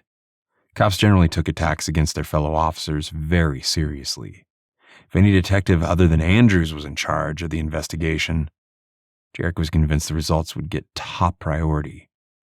Di finished her sandwich and sat back with her soft drink. That hit the spot. I was hungry too. He finished his last bite and balled up his wrapper. When he stood and reached for hers too, intending to toss them both into the garbage, movement caught the corner of his eye. A man with a baseball hat pulled low on his head stopped abruptly. Then he pulled a gun from the front of his baggy jeans and pointed it toward Di. "Get down!" He threw himself on top of Di, sending her flying backward in her chair, hitting the concrete patio hard as the sharp report of gunfire reverberated around them. People screamed and scattered from the scene. Jarek pushed himself off Di, turning in time to see the shooter take off running. He jumped to his feet and began to run toward the car just as the gunman slid into the front passenger seat of the black sedan. Seconds later, it peeled away from the curb. Chapter 8. Di couldn't believe the gunman fired at them again in broad daylight. She pushed herself to her feet, glancing around to see if anyone had been hit. An older woman lay moaning on the ground. Di hurried toward her. "Ma'am, are you okay?" Raking her gaze over the woman, she didn't see any obvious signs of blood. "Someone pushed me." The older woman blinked in confusion. "What happened?" "I'm sorry you were hurt." Di slipped her arm around the woman's shoulders to help her sit up. "Did you hit your head? Do you want me to call for an ambulance?" "No need. I'm okay." She winced, but allowed Di to help her to her feet. The woman patted her arm. "Thanks for helping me." "Of course." Di forced a smile and turned to make sure nobody else was injured. Thankfully, there were no serious injuries. Jarek strode toward her, his face a mask of anger. "I couldn't get the license plate. It was covered in mud. I'm calling this in." "Okay." She rubbed the lump on the back of her head, ignoring the pain. "I didn't get a good look at the shooter's face. All I have are the basics. Male, white, 5 feet 9 inches tall, and roughly 150 pounds. Yeah, I got that much too." Jarek looked disgusted. "I'm upset he did this in broad daylight." She wasn't happy about it either. "I'm just glad no innocent bystanders were hurt." "Praise God," Jarek said. Hearing sirens, Di swallowed a sigh. She wasn't looking forward to another interrogation by the less than astute Detective Andrews. She had the police cruiser as it pulled up in front of the cafe. She recognized Officer Kent, the guy who had been partnered with Jarek yesterday. Kent looked from her to his partner and back again. "These guys sure have it out for you." "I'm aware." She tried not to roll her eyes. Jarek got a good look at the car, but the license plate was covered in mud. Kent glared at Jarek, who nodded. "Yes, it's an older model Honda Accord, black with some rust spots along the lower edge of the frame. I'd like you to issue a bolo for the make and model and muddy plate." "Consider it done," Kent agreed. "Nobody was injured?" "Not yet. A woman was pushed to the ground, but she wasn't hurt badly." Di frowned when she realized the woman had already left. It would be difficult to question the cafe patrons now that they'd all fled the scene. Not that she could blame them for taking off. If she had her way, she wouldn't have stuck around either. Teaming up with Jarek had forced her into becoming a law-abiding citizen. Not that she'd broken the law on a regular basis, at least not since she joined the army, but she hadn't been nearly so conscientious during the time she'd gotten involved in the K2 Bloods gang. Unfortunately, it was too late to try infiltrating the gang again. They already knew what she looked like.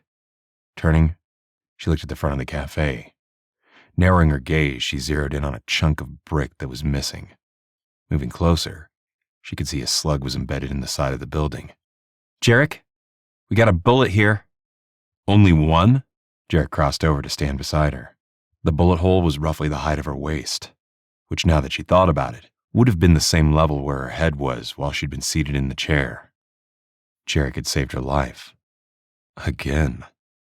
"No. There's a second one." She pointed to a spot that was a few inches to the left and down a notch. Officer Kent crossed over to where they stood. A guy in his mid-30s poked his head out of the cafe. "Is the shooter gone?" "Yes."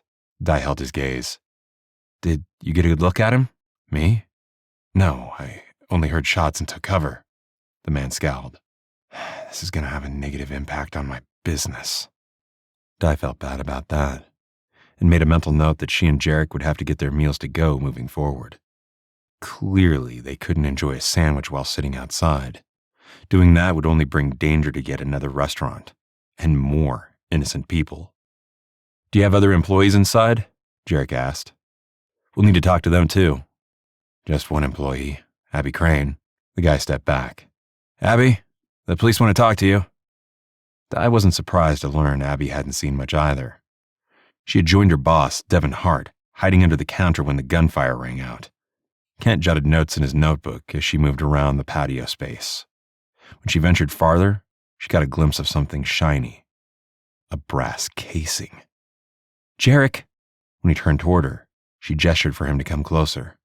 The gunman was standing here when he fired at us. He didn't get a chance to pick up his brass, Jarek said with satisfaction. This could prove to be a break in the case if the techs can lift fingerprints. The crime scene techs will be here soon. Just as Kent said the words, the white panel van pulled in alongside a dark green car. Detective Andrews stood, hiked his pants, and scowled at her. You again? Yep. The way he insinuated that being targeted by a gang was her fault had her swallowing a flash of anger. It was tempting to punch him in the gut, but of course, that would be assaulting a police officer. So she managed to keep her hands at her sides. This is hardly Di's fault. Jarek instantly came to her defense. Maybe if you did your job, this guy would already be behind bars. Me? Andrews took a threatening step toward Jarek. Kent stepped between them. Let's focus on the evidence, Kent said, playing the role of peacekeeper. We have 2 slugs and 1 shell casing so far, and a general description of the suspect and the escape vehicle. After one long glare at her, Andrews took the diversion for what it was. Okay, we'll need to put a rush on the evidence. So far, the other crime scenes we've checked have not revealed anything usable. No DNA? Jarek asked with a frown. I thought for sure the warm weather would result in something helpful. Yeah, there was some sweat DNA taken from the 3rd floor empty apartment, Ken confirmed.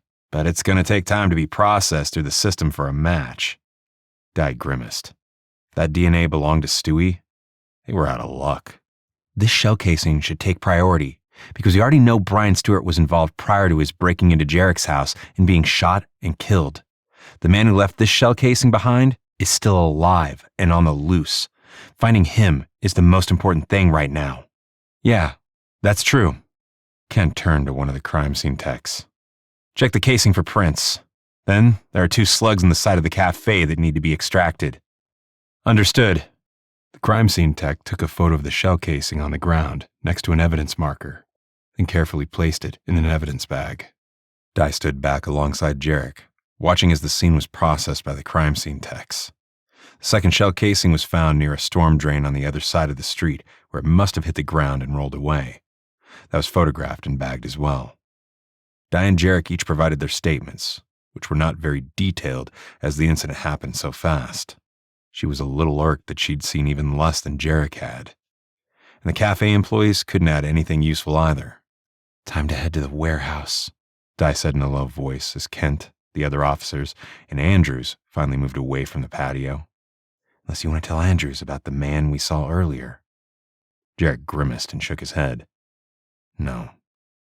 The guy we saw leaving the boat and heading into the warehouse for sure wasn't the shooter.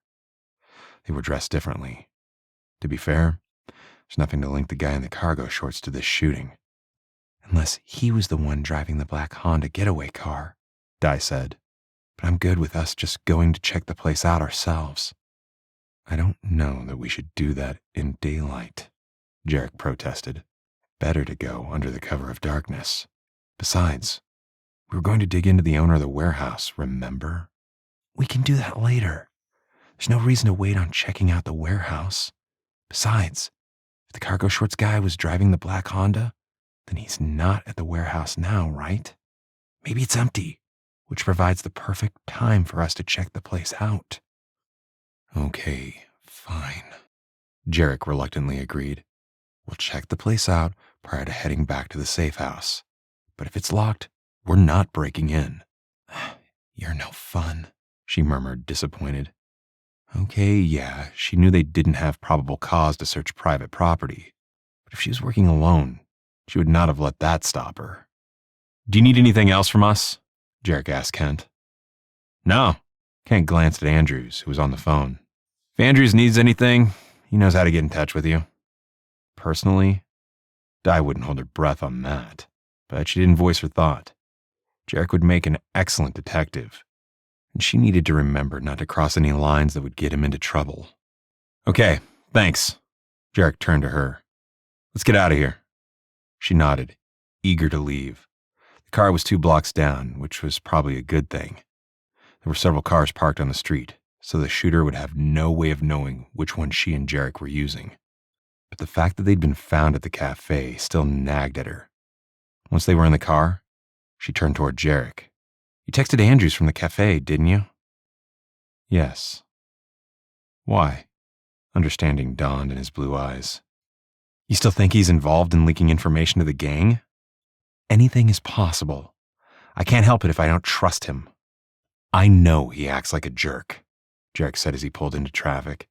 But I can't see him risking his pension, especially since he's so close to retirement. Maybe not, she shrugged. But it's strange we were found at the cafe. Cargo Pants could have been driving the car, Jarek said thoughtfully. He may have gotten a glimpse of us sitting there and jumped on the opportunity to get rid of us. I guess. She decided to stop harping on the possibility of an insider leaking information.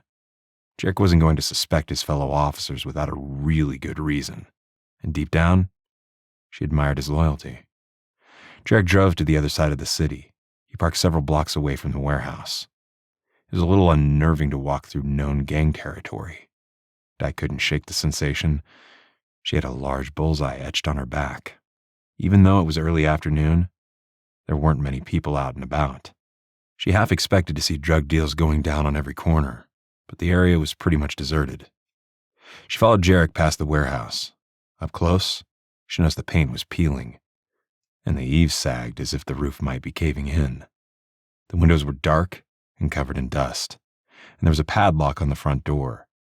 A new shiny lock, which was at odds with the rest of the building. Darting into the alley between the warehouse and another brick building, she went up to peer in the closest window. The dust was so thick she couldn't see a thing. She tried all the windows with the same result. Anything? Jarek asked when she returned to the main street. No. There was a loading dock, the rubber half missing from the edge where the trucks must get unloaded. But someone is using the place, or there wouldn't be a brand new lock on the front door. I agree. Jarek headed down to the other side of the building, looking in the windows the way she had. But they were also too covered in dust. In the back of the building, there was another door, but it was also locked with what appeared to be a deadbolt. Let's head back to the safe house, Jarek said. We can do some work on the owner of the place. Maybe that'll help. Okay. She couldn't help feeling dejected. She felt sure Cargo Shorts guy was involved in the drugs and the shooting attempts. Yet she knew Jarek wasn't going to budge on his no breaking and entering rule. Hey, don't be upset. To her surprise, he looped his arm around her shoulders, giving her a quick hug. She was far more aware of his musky scent than she should have been. We're going to figure this out. Would they? She tried to smile. Yep. I'm here for you, Di, and I'm not going to let this guy get to you. She nodded and reminded herself that Jarek was a cop, that protecting people was in his DNA. His feelings for her weren't personal. Well, other than friends. They needed to find the gunman soon before she did something foolish. Like telling Jarek what she'd done 18 years ago. The friend part of him might understand.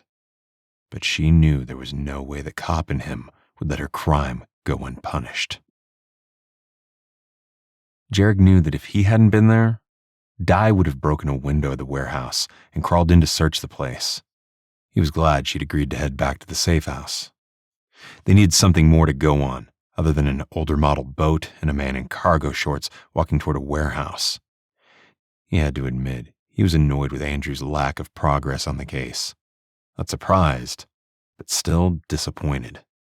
It was possible the detective could have found out some information that he was holding back, but Jarek wasn't convinced. He'd pulled Kent aside to ask him what the crime scene techs had found, but his partner hadn't heard of anything useful moving the case forward. He led the way back to the rental car. After the way they'd been found at the cafe, he was relieved to be heading back to the rental house. If he had his way, he'd keep Di inside until the shooter was caught. But he knew there was no way she'd allow that to happen. Inside the rental, he opened the laptop computer and went to work. Di restlessly moved from one window to the next, peering outside as he searched property records. When he found 2 different buildings owned by Liquid Gold Coffee and Tea LLC, he paused. Hey, does Liquid Gold Coffee and Tea sound familiar? He turned to where Di stood in the center of the living room. Isn't that a supplier of coffee and tea products to various restaurants in the city? I've seen their trucks, Di agreed with a nod. They have a red and white logo of a steaming hot cup of coffee or tea with the words Liquid Gold emblazoned above it. Yeah, that sounds familiar to me too. He tapped the screen. Liquid Gold Coffee and Tea LLC owns 2 properties located near the riverfront. Really? No idea who the actual owner is? Di crossed the room to join him at the small kitchen table. I mean, like the name of a person, not just the company. I'll check, but the government rule that required LLCs to list the real owners was never put through. He went back to the database he used while working as a police officer. He typed in the name of the LLC, but no additional names of owners popped up on the screen. He frowned. Guess the actual owner has chosen to hide his or her identity. That's suspicious, Di said. Not necessarily. He didn't share her concern. There are legit businesses out there that respective owners would prefer to keep confidential. Maybe. Let's put that one aside and see if there are any other businesses of interest in the area. She yawned and quickly slapped a hand over her mouth. Oops. My lack of sleep is getting to me. Me too. He eyed his watch. Maybe they should get a little sleep before heading back out to set up their surveillance of the riverfront. We'll work for a while, then grab a combat nap. He expected her to complain, but she nodded. I was thinking the same thing. We're going to need to be at our best later when we're out watching and waiting for possible drug shipments. You go first. He gestured to the computer. I'll keep going with the property search angle. Okay. She stood and stretched. Then she took the stairs up to the second-floor bedrooms. He stared after her for a long moment. She was an enigma. He couldn't shake the idea she was hiding something, although he truly believed she'd told him everything about her time spent freeing Kate and Avery from the K2 Bloods gang. He forced himself to review the property records. He knew enough about drug trafficking to know that coffee could be used to hide the scent of drugs from canines, but that alone wouldn't be enough for a search warrant. He tried other addresses located in the same neighborhood as the Liquid Gold Coffee and Tea LLC warehouse. 10 minutes later, he had another company by the name of Davos Delivery Services LLC. That company only owned 1 property in the city, but it was located 4 blocks from the coffee company's warehouse. Both companies were worth checking out. But as with the coffee and tea company, the owners of Davos Delivery LLC were not listed in the official records either. A ruse to hide the truth? Or just a desire for privacy? He wasn't sure, but his gut was leaning toward the former. He hadn't wanted Di to jump to conclusions, even though he'd pretty much agreed with her suspicions. He stood and stretched, fighting off fatigue. Hearing Di's voice from the bedroom upstairs, he realized she'd been talking to her sister, or to Ray Bond. Thinking of Di's sister made him curious about Di's past. Even though it felt a bit like prying, he searched on Dinah and Michelle living in New York. The initial hits were of famous people with one of those 2 names, but as he scrolled down farther, he caught a glimpse of an obituary. Curious, he clicked on the obit to learn more. The deceased man was Edward J. Ross. He died 18 years ago in Brooklyn, New York, and his loved ones mourning his loss were his wife Carolyn Ross, his son Edward J. Ross, Jr., and Carolyn's daughters, Dinah and Michelle Ross. He sat back in his chair. Dinah's last name was Milbrath, but he believed Di must have changed her name at some point. Accessing the police records, he found a Dinah Ross who was arrested for shoplifting at 16. Diving deeper, he found the marriage certificate for Carolyn Milbrath and Edward J. Ross. That marriage was 19 years ago. Di would have been 14, her younger sister Michelle 12. There's no doubt in his mind that Di had taken back her mother's name prior to joining the army. Had she done that partially because of the shoplifting arrest? Or was there something more to it? He stood and tiptoed up the stairs. The door to Di's room was closed, and there was no sound from inside. He hoped that meant she was taking her combat nap seriously. Returning to the main floor, he went back to digging into Di's family. If she wanted to do the same with him, she was more than welcome. He didn't have any secrets. It took a while to find Michelle Milbrath's marriage to William Traynor. He found it interesting that both Di and her sister Michelle went back to their Milbrath last name. Had their stepfather been abusive in some way? Or had they just wanted to honor their birth father by taking his last name?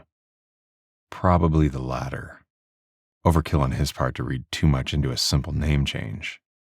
He found her mother, Carolyn Ross, was still alive and living in Brooklyn. For some reason, he thought her mother was dead. He shut the computer and rose to his feet. He took a moment to check their surroundings, going from window to window the way Di had earlier. He thought about the shooting incident at the cafe and sent a text to Kent asking about the fingerprint results. Kent promised to find out and get back to him. Without a name or anything else to use, Jarek was at a loss as to where to go next. He knew that once Di learned about the 2 warehouse properties he'd uncovered, she'd want to go back to check them out. And there was the boat angle, too. He stretched out on the sofa and closed his eyes. He must have fallen asleep because a rough hand shook him awake what seemed just like 5 minutes later. Seeing Di's furious face leaning over him, he blinked and quickly sat up. "What's wrong? Did something happen?" "You researched me and my sister?" Di's voice slashed like a knife. He ran his fingers through his hair and pushed himself to his feet. "Sorry, I was trying to figure out what happened to your family." "Why? What does my family have to do with the gunman trying to kill me?" Di crossed her arms over her chest, glaring at him. "If you wanted to know about my past, you should have asked." "Would you have told me?" He allowed some of his own frustration to come through. "You only mentioned your sister in passing. I figured if I asked about your parents, you'd tell me it's none of my business." "That's because it is none of your business." She turned away, and he got the impression she was hurt by what she saw as betrayal, and she was angry. "My dad died when we were young. My mother worked 2 jobs to support us. Then she met and married my stepfather. He died, and a short while later, I took off. I lived on the streets of New York for a couple of years. I noticed you found my old shoplifting record." There was no use in denying it. "I did. I stole food." She shrugged and paced the length of the room. "Michelle actually helped me a lot, stinking me some money and food when she could.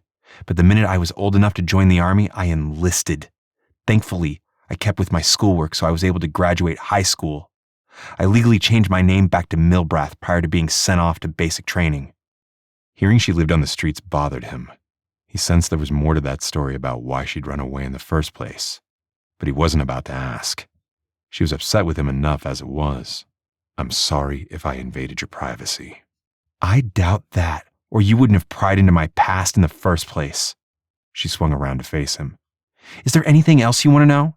I never did drugs or sold myself on the streets to survive. I did, however, steal a lot of stuff. Turns out, I was rather good at stealing. The shoplifting charge was early in my days of living on the streets. I got much better at stealing a little here and a little there over time." She didn't sound at all remorseful for her actions. Yet he still didn't like knowing she was even put in that position of living on her own. "I'm sorry." "You should be." She turned away. "I'm done talking. Let's get back to work." He nodded, feeling as if he'd just been put through a dressing down from his police captain. As much as he felt bad about Di's past and making her upset, he understood a little better now why she'd entered the army with a chip on her shoulder. No doubt, there was a lot more to what she'd been through than she'd admitted. And call him crazy. But he wanted to know everything. Too bad he didn't see her entrusting him with her full story anytime soon. If ever. Chapter 9. A mixture of anger and fear swirled in Di's gut as she tried to move past the way Jarek had pried into her past. Maybe she shouldn't have been surprised he checked into her family, but she was. If he'd have asked her outright, she would have told him as little as possible. But now he knew some of what she'd done. Not the worst part, but he knew she'd been caught stealing. Maybe she should feel guilty about the money she'd taken from tourists, but those days seemed like a long time ago. At the time, she'd only done what was necessary. Then she'd buried that part of her life in the deep recesses of her mind. Besides, it wasn't like she could go back in time to repay what she'd taken. In her mind, serving her country in the army was part of her restitution. Now that she was a civilian again, she made sure to donate to the food pantry on a regular basis. Was that enough? Probably not. Whatever. Dwelling on the past wouldn't change anything. She needed to move forward from here, although doubts assailed her.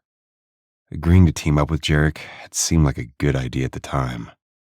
Now she thought again that maybe it was time for her to move on, alone. The only thing holding her back was knowing Jarek was in danger now too. I understand. You did what was necessary to survive, Di, Jarek said in a low voice. I don't blame you for what happened. We've all sinned in one way or another. Don't forget the way God sent his only son Jesus to save us and to forgive our sins. I think we should head back to the warehouse. She didn't even try to be subtle about changing the subject. She knew enough about the 10 Commandments to know thou shalt not steal was one of them, as was thou shalt not kill. She'd broken 2 of the 10, probably others too. Forgiveness wasn't likely forthcoming, so it was better to stay focused on staying alive. She gestured to the laptop. I noticed you found another property that's owned by the same LLC as the place we checked out earlier. I did, yes. He took a step forward. She avoided his gaze. Great. I think we should reach out to Ray Bond and see what he and his partner know about the properties. Could be the warehouse is already on their radar. That's fine with me. Jarek was being unusually cooperative. Whatever you think is best. It would have been best if he hadn't dug into her personal life, but harping on it would only lead to more questions that she had no intention of answering. Good thing she hadn't given in to her urge to confess her biggest crime. Based on Jarek's response to her shoplifting, that would have been a giant mistake. She pulled out her phone and found Ray Bond's number. Her thumbs flew across the screen as she sent a text. Call if you have a sec. Less than a minute later, her phone buzzed with Ray's incoming call. She could feel Jarek's curious gaze as she answered. Hi, Ray. Thanks for calling. Anything for you, he drawled. She stifled the urge to roll her eyes. She'd already told him she wasn't interested, but that hadn't stopped his attempts to flirt. Even if Ray wasn't a cop, she wouldn't be interested. She wasn't remotely attracted to him. Nothing like her keen awareness of Jarek. She needed to get a grip. Are there any properties that are on your radar as being used for drug shipments? We shut down one shortly after we arrested Warren. It's been boarded up. His tone was all business now. Why? Do you know something different? No, I don't know anything. Just curious if there's a building or a pier that you guys have been keeping an eye on. She shook her head so Jarek would know that Ray wasn't aware of any suspicious buildings being used. You still suspect the drugs are coming in by boat, right? Right. We've been using our resources to track some of the smaller vessels that are coming in and out of the city, he explained. It's time-consuming, but we think that's how the majority of the drugs are being brought in. She thought of the older model boat she'd searched without success. Any particular boats that we should be looking for? There was a long pause before Ray answered. I thought you and your buddy were going to stay off the radar. We are staying off the radar, but that doesn't mean we can't keep our eyes open for anything suspicious. She swallowed a sigh. It would be nice if you could let us know if you have someone of interest. Every gang member in the city is of interest, Ray said. We have a snitch we've been working with, a guy by the name of Ignacio Juarez. We're meeting with him later tonight. We're hoping to learn where the next drug shipment is due to arrive. Okay. If you could let me know how the meeting with Juarez goes, I'd appreciate it. Later, Ray. She ended the call before he could say anything more. Does the name Ignacio Juarez mean anything to you? Nope. Who is he? Jarek asked. A snitch who is supposedly giving Ray Bond information on a drug delivery. She frowned. I'm not sure a snitch should be considered trustworthy. I've never groomed one, but I've heard they can be useful. Give me a minute to pull up Ignacio's record. Jarek turned to the kitchen table and sat in front of the computer. Her cheeks still burned at how she'd seen her name in the criminal database on his screen. She did her best to ignore it as she crossed to the table to peer over his shoulder. Looks like our friend Ignacio has a criminal possession charge. 2 of them, he amended. Both within the past year. And it looks as if Ray Bond and his partner Jeff Schnorr were the arresting officers. Does that mean they dropped the charges in exchange for his cooperation? She didn't like that idea. These 2 charges went through, but if they caught him a 3rd time, it's possible they struck a deal with him. Jarek glanced up at her. Ignacio lives in an apartment building deep in gang territory. We might want to check it out. Could be that was the same place Stewie and Levine lived. I'm game. She took a step back, putting distance between them. This pull she felt for Jarek was ridiculous and needed to go away. I just need a minute. Take your time. He closed the laptop. There's no rush. She headed back upstairs to her room. She stuffed a protein bar in her pocket in case she needed a snack later, and stood staring out the window at the neighborhood for a long moment, pulling herself together. Oddly, her gaze went to the blue sky. Was God real? Was it possible he would forgive her sins? She found it strange to be thinking along those lines. Faith was something other people had. Not her. But what if she was wrong? What if God was watching over her? What if it was possible that he would forgive her sins?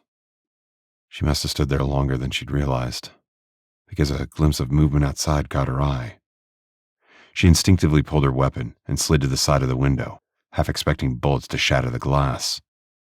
Peering carefully around the edge, she swept her gaze over the area. Maybe kids were playing in a neighbor's yard. She started to relax when she saw a man straighten behind a tree. The side angle enabled her to see him more clearly now. He was dressed in black and held a weapon in one hand. Bold move on his part to be standing outside their rental in the daylight. She couldn't call out to Jarek because she'd opened the window 2 inches to let fresh air in, swallowing a curse at her weakness against being closed in. So much for giving up swearing. She ducked and quickly crossed the room to head downstairs. Di, are you ready? Jarek called as she crept down to the 1st floor. We need to get split up and head around back. She kept her voice quiet but intense. She hadn't opened any windows on the main level, but worried their voices might carry regardless. There's a man with a gun hiding behind the oak tree, watching the house. Jarek's blue eyes widened, then narrowed. We need to get out of here. No, I think we need to split up and grab him. That's the only way we'll learn who he's working for. She moved to the window facing the backyard to pinpoint his location. Nobody was there. Where did he go? She sent Jarek a quick glance. He was behind that tree, but now he's gone. That's it. We're leaving. Jarek swept the computer under his arm and headed for the front door. We'll make a run for the car. She didn't want to leave. She wanted to grab this guy and force him to talk. She knew she hadn't imagined the gunman. Had he come to surveil the area? And if so, how had he known the location of their rental house? After one last look around the backyard, she darted across the room to join Jarek. He waited near the door. When she joined him, he peeked out. After a long second, he pushed the door open and headed outside. While Jarek headed for the rental car, she turned to cover their 6, sweeping her weapon from one side of the house to another. Seeing nothing was frustrating. She walked backward, then turned at the last minute to duck into the vehicle. They were backing out of the driveway when she saw the man racing toward them from the far side of the yard. His weapon was up and pointed at them. She lowered her window, hoping to return fire, but Jarek cranked the wheel and hit the gas. They sped down the street before the gunman could get a shot off. Did you get a good look at him? Jarek demanded. No. She twisted in her seat to look behind them, making sure he wasn't following. He must have had second thoughts about firing at us in broad daylight. Small blessings, Jarek muttered. The real question is how he located us at the rental house. I don't like it either. She was about to suggest they might have been followed from the cafe shooting when she remembered her conversation with Ray Bond. Without taking the time to think it through, she dug her phone from her pocket and tossed it out onto the side of the road. They were going fast enough that she could hear the device shatter under the impact. "Why did you do that?" Jarek frowned. Then understanding dawned. "You believe the narcotics officers are involved. That would explain a few things, don't you agree?" She stared out her window, feeling sick. She didn't know Ray or Jeff very well, other than Ray as a flirt. Jeff had never expressed interest, and maybe that meant he was hiding something. The two cops had helped her arrest Terrence Warren, but that didn't mean they hadn't worked out a deal with Pablo Hernandez. After all, she was the one who'd provided irrefutable evidence of his crimes. They couldn't very well ignore her. But they could conspire to get rid of her. "I don't know about that," Jarek protested. "We can't afford to make a mistake." She shifted in her seat to face him. "We need to ditch the rental car and get rid of your phone too." Jarek let out a frustrated sigh, but then slowly nodded. "Fine." She held out her hand. When he dropped his phone into her palm, she tossed that out the car window too. Then she raised the window and began looking for an area to leave the car. Things were going from bad to worse, and she was very much afraid they wouldn't get better anytime soon. Jarek had only gotten a glimpse of the gunman in his rearview mirror as he peeled away from the rental property. His impression was of a male with tan skin, possibly Hispanic, of average height, and wearing black. Not enough to issue a bolo. He didn't want to believe the narcotics officers were involved, yet there was no denying the timing was suspicious. He wove through the city toward the riverfront. There were some public parking places that would help hide the rental. "Maybe you should drop me off someplace," Di said, breaking the silence. "This is escalating out of control. There's no reason for you to keep risking your life to get to the bottom of this." "I risk my life every day for people I don't know." He tried not to snap at her, but it wasn't easy. He was still eating the humble pie from prying into her background earlier, so he managed to hold on to his temper. "We must be getting close to uncovering the truth. It's better we stick together." She sighed loudly, but dropped the argument. He pulled into the parking lot and killed the engine. "We'll have to go on foot from here." A wry smile tugged at the corner of his mouth. "You could have waited to smash our phones to smithereens until after we used a rideshare app to get another rental." "I don't mind walking," she eyed him curiously. "This is nothing. We hiked dozens of miles back in Afghanistan." True, he wasn't really complaining. His goal was to lighten things up. That she hadn't snapped back was a good sign. He missed the easy camaraderie they'd shared. Too late to wish now that he hadn't dug into her background. Glancing toward the riverfront, he spotted a small boat rental sign. "Maybe we try an alternate method of transportation." She followed his gaze and grinned. "I like that plan. Let's take the laptop and our duffel bags just in case." He tucked the devices into the duffel, then slung it over his shoulder. She did the same. He caught her hand when she turned to arch a brow. He shrugged. "Two people out on a date looking to take a boat ride?" "Yeah, sure." Her voice sounded a bit uncertain, but she continued holding his hand as they made their way down to the waterfront. He might have wished the hand-holding was for real, but decided to be grateful for the warmth of her palm against his. Bringing duffel bags was a little unusual, but they could pretend to have swimming gear. There was only one boat left in a slip from what he could see. It looked decent. Not as old as the one Di had jumped into the water to check out earlier that morning. "Can I help you?" A young man wearing board shorts low on his waist, flip-flops and a holey t-shirt crossed over to them. He couldn't be more than 18 or 19 years old, but he obviously sensed they were potential customers. "Are you interested in renting a boat?" "Yes, very much." Di flashed a bright smile. Jarek suppressed a sigh at how the young man nearly melted into a pile of goo at her feet. "How much do you charge for a rental?" Well, it's already going on 3 in the afternoon, so I can give you a discount." The kid never took his eyes off Di. "How about $50? "That's so nice of you," Di gushed. "50 is very reasonable. I can't wait to get out on the water to enjoy this beautiful day. Does the boat need to be returned at a specific time?" Yes, by 6. The young man looked flustered when Jarek put cash in his hand, as if he was just now noticing him. Oh, thanks. You're welcome. Jarek's tone was dry. Could we get the key? Huh? Oh, yeah, sure. The kid finally tore his gaze from Di long enough to head back to his booth. He grabbed a key attached to a yellow flotation device and held it out for Jarek. Here you go. Thanks. He was surprised the kid didn't ask to see a driver's license. No doubt his brains had been scrambled by Di's beauty. We'll have the boat back in plenty of time. Yes. Thanks so much. Di rested her hand on the young man's arm. You've been amazing. You're welcome.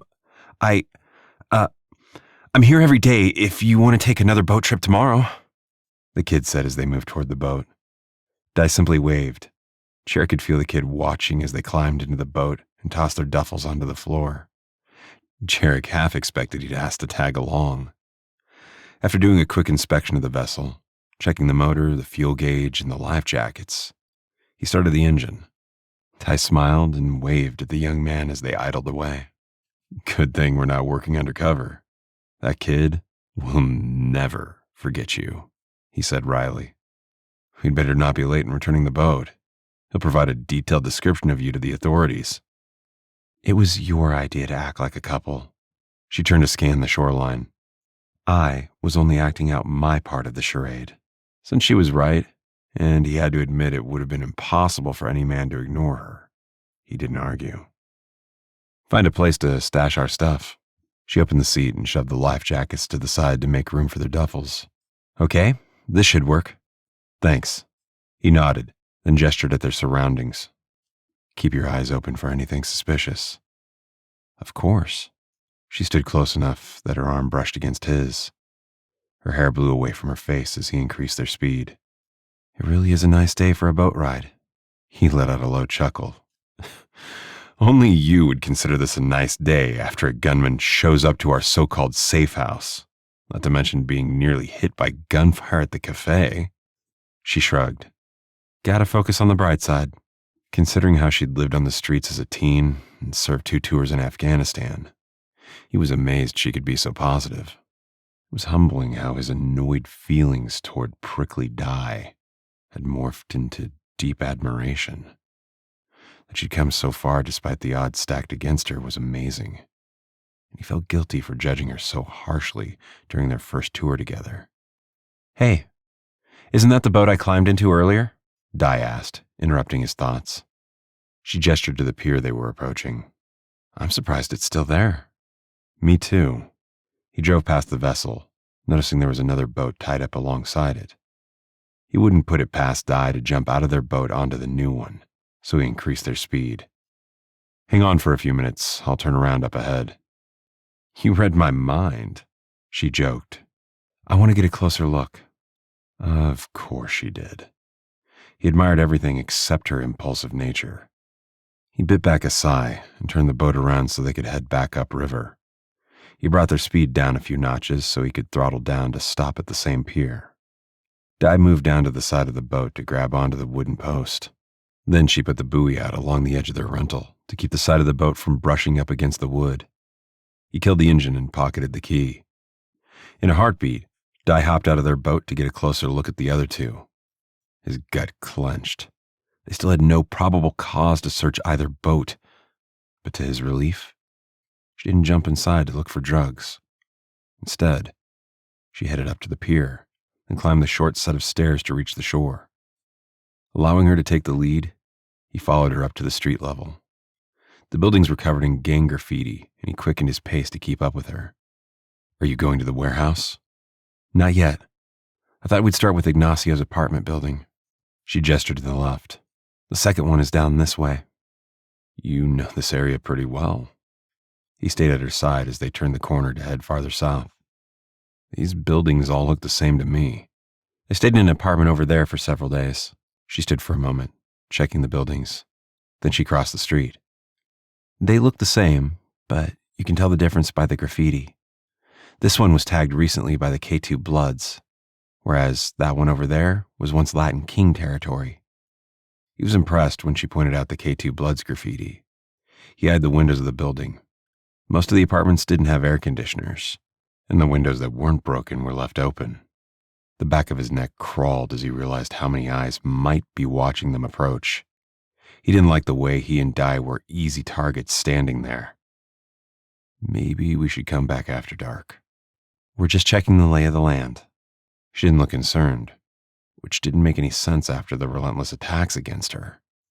I wouldn't mind if one of the gang members showed their hand. You're asking for trouble, he muttered. Why not just stand there with a bullhorn and announce your presence? I would. She abruptly cut herself off and stopped. That's Cargo Shorts up ahead. Do you see him? Yeah. He's with another guy. They were too far away to see what the two men were doing, but Jarek wouldn't be surprised if it was a drug deal. Maybe Cargo Shorts had brought drugs in earlier and was working on refilling the boat for a trip back down to New York City.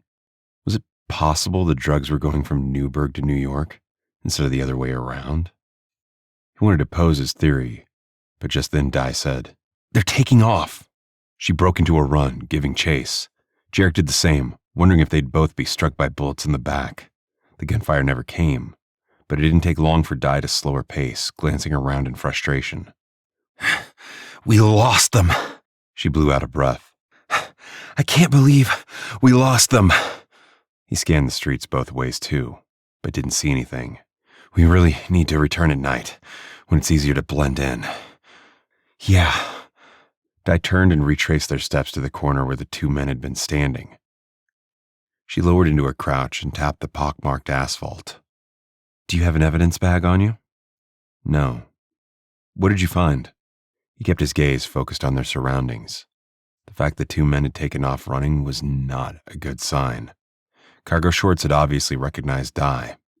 He took a small measure of comfort in the fact that Cargo Shorts had taken off rather than pulling a gun and shooting at them. A cigarette butt. She picked up the butt and tucked it into her pocket. That could belong to anyone. He continued looking around. We need to get out of here for a while. Okay, but let's go this way. She nodded to the south. I think that's the second warehouse you found that belongs to the coffee and tea company. He suppressed a sigh. Fine. But let's make it quick. You worry too much. The words had barely left her mouth when the crack of gunfire rang out. He grabbed Di, hauling her out of the street to the doorway a few feet away. Where's the shooter? He asked, glancing back at the building tagged with K2 Bloods graffiti. The gunman had to be either Cargo Shorts or the guy he was hanging with. He reached for his phone to call for backup, then mentally kicked himself when he realized they hadn't replaced their phones after Di ditched them. Not sure. Di had her weapon in hand, but he was distracted by the trail of blood running down her arm. You're hit! He wasn't sure how bad the injury was, but tried to take heart that the wound wasn't gushing. They were stuck in gang territory without a way to call for help while Di was bleeding. Jarek's error in judgment could get them both killed. Chapter 10. Ignoring the stinging pain in her arm, Di pressed Levine's disposable phone into Jarek's hand. Here, use this. I'll cover us while you call for backup. He looked surprised, as if he'd forgotten she'd stolen it from the crime scene. Then he did as she suggested, calling for help. Di moved to the edge of the doorway and risked a quick glance to pinpoint the location of the shooter. The area where the shots originated from appeared to be empty. Had the shooter cut and run? That seemed odd, as the guy had managed to pin them down. Then she saw a man peer out of the second-story window of the K2 Bloods tagged building. When she saw him lift his weapon, the barrel pointed in her direction, she ducked back seconds before he fired. Okay, now she understood the source of the gunfire. The streets were empty because Cargo Shorts and his buddy had run away from the gunfire too. She risked another peek around the corner and saw the man in the second-story window holding his gun pointed toward her. She aimed and fired. Her goal was to get him to stop shooting, but a faint cry reached her ears as the man vanished from the open window. She winced as she realized she'd hit him. Hopefully, he was still alive. They needed answers, and fast. Did you get him? Jarek asked. Yeah. She glanced at him, half expecting him to admonish her actions. I saw him fire at us. I only returned fire in self-defense. I understand. Jarek grimaced. The only problem now is the police will want your weapon.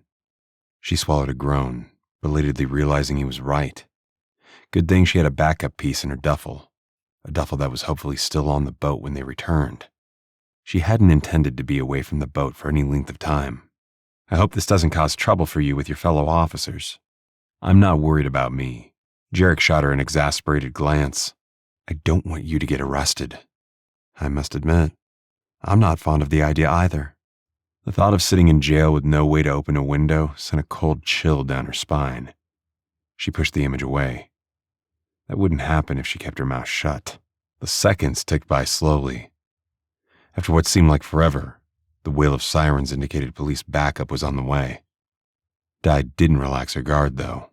She continued standing near the edge of the doorway, watching the streets and windows of the apartment building for another shooter.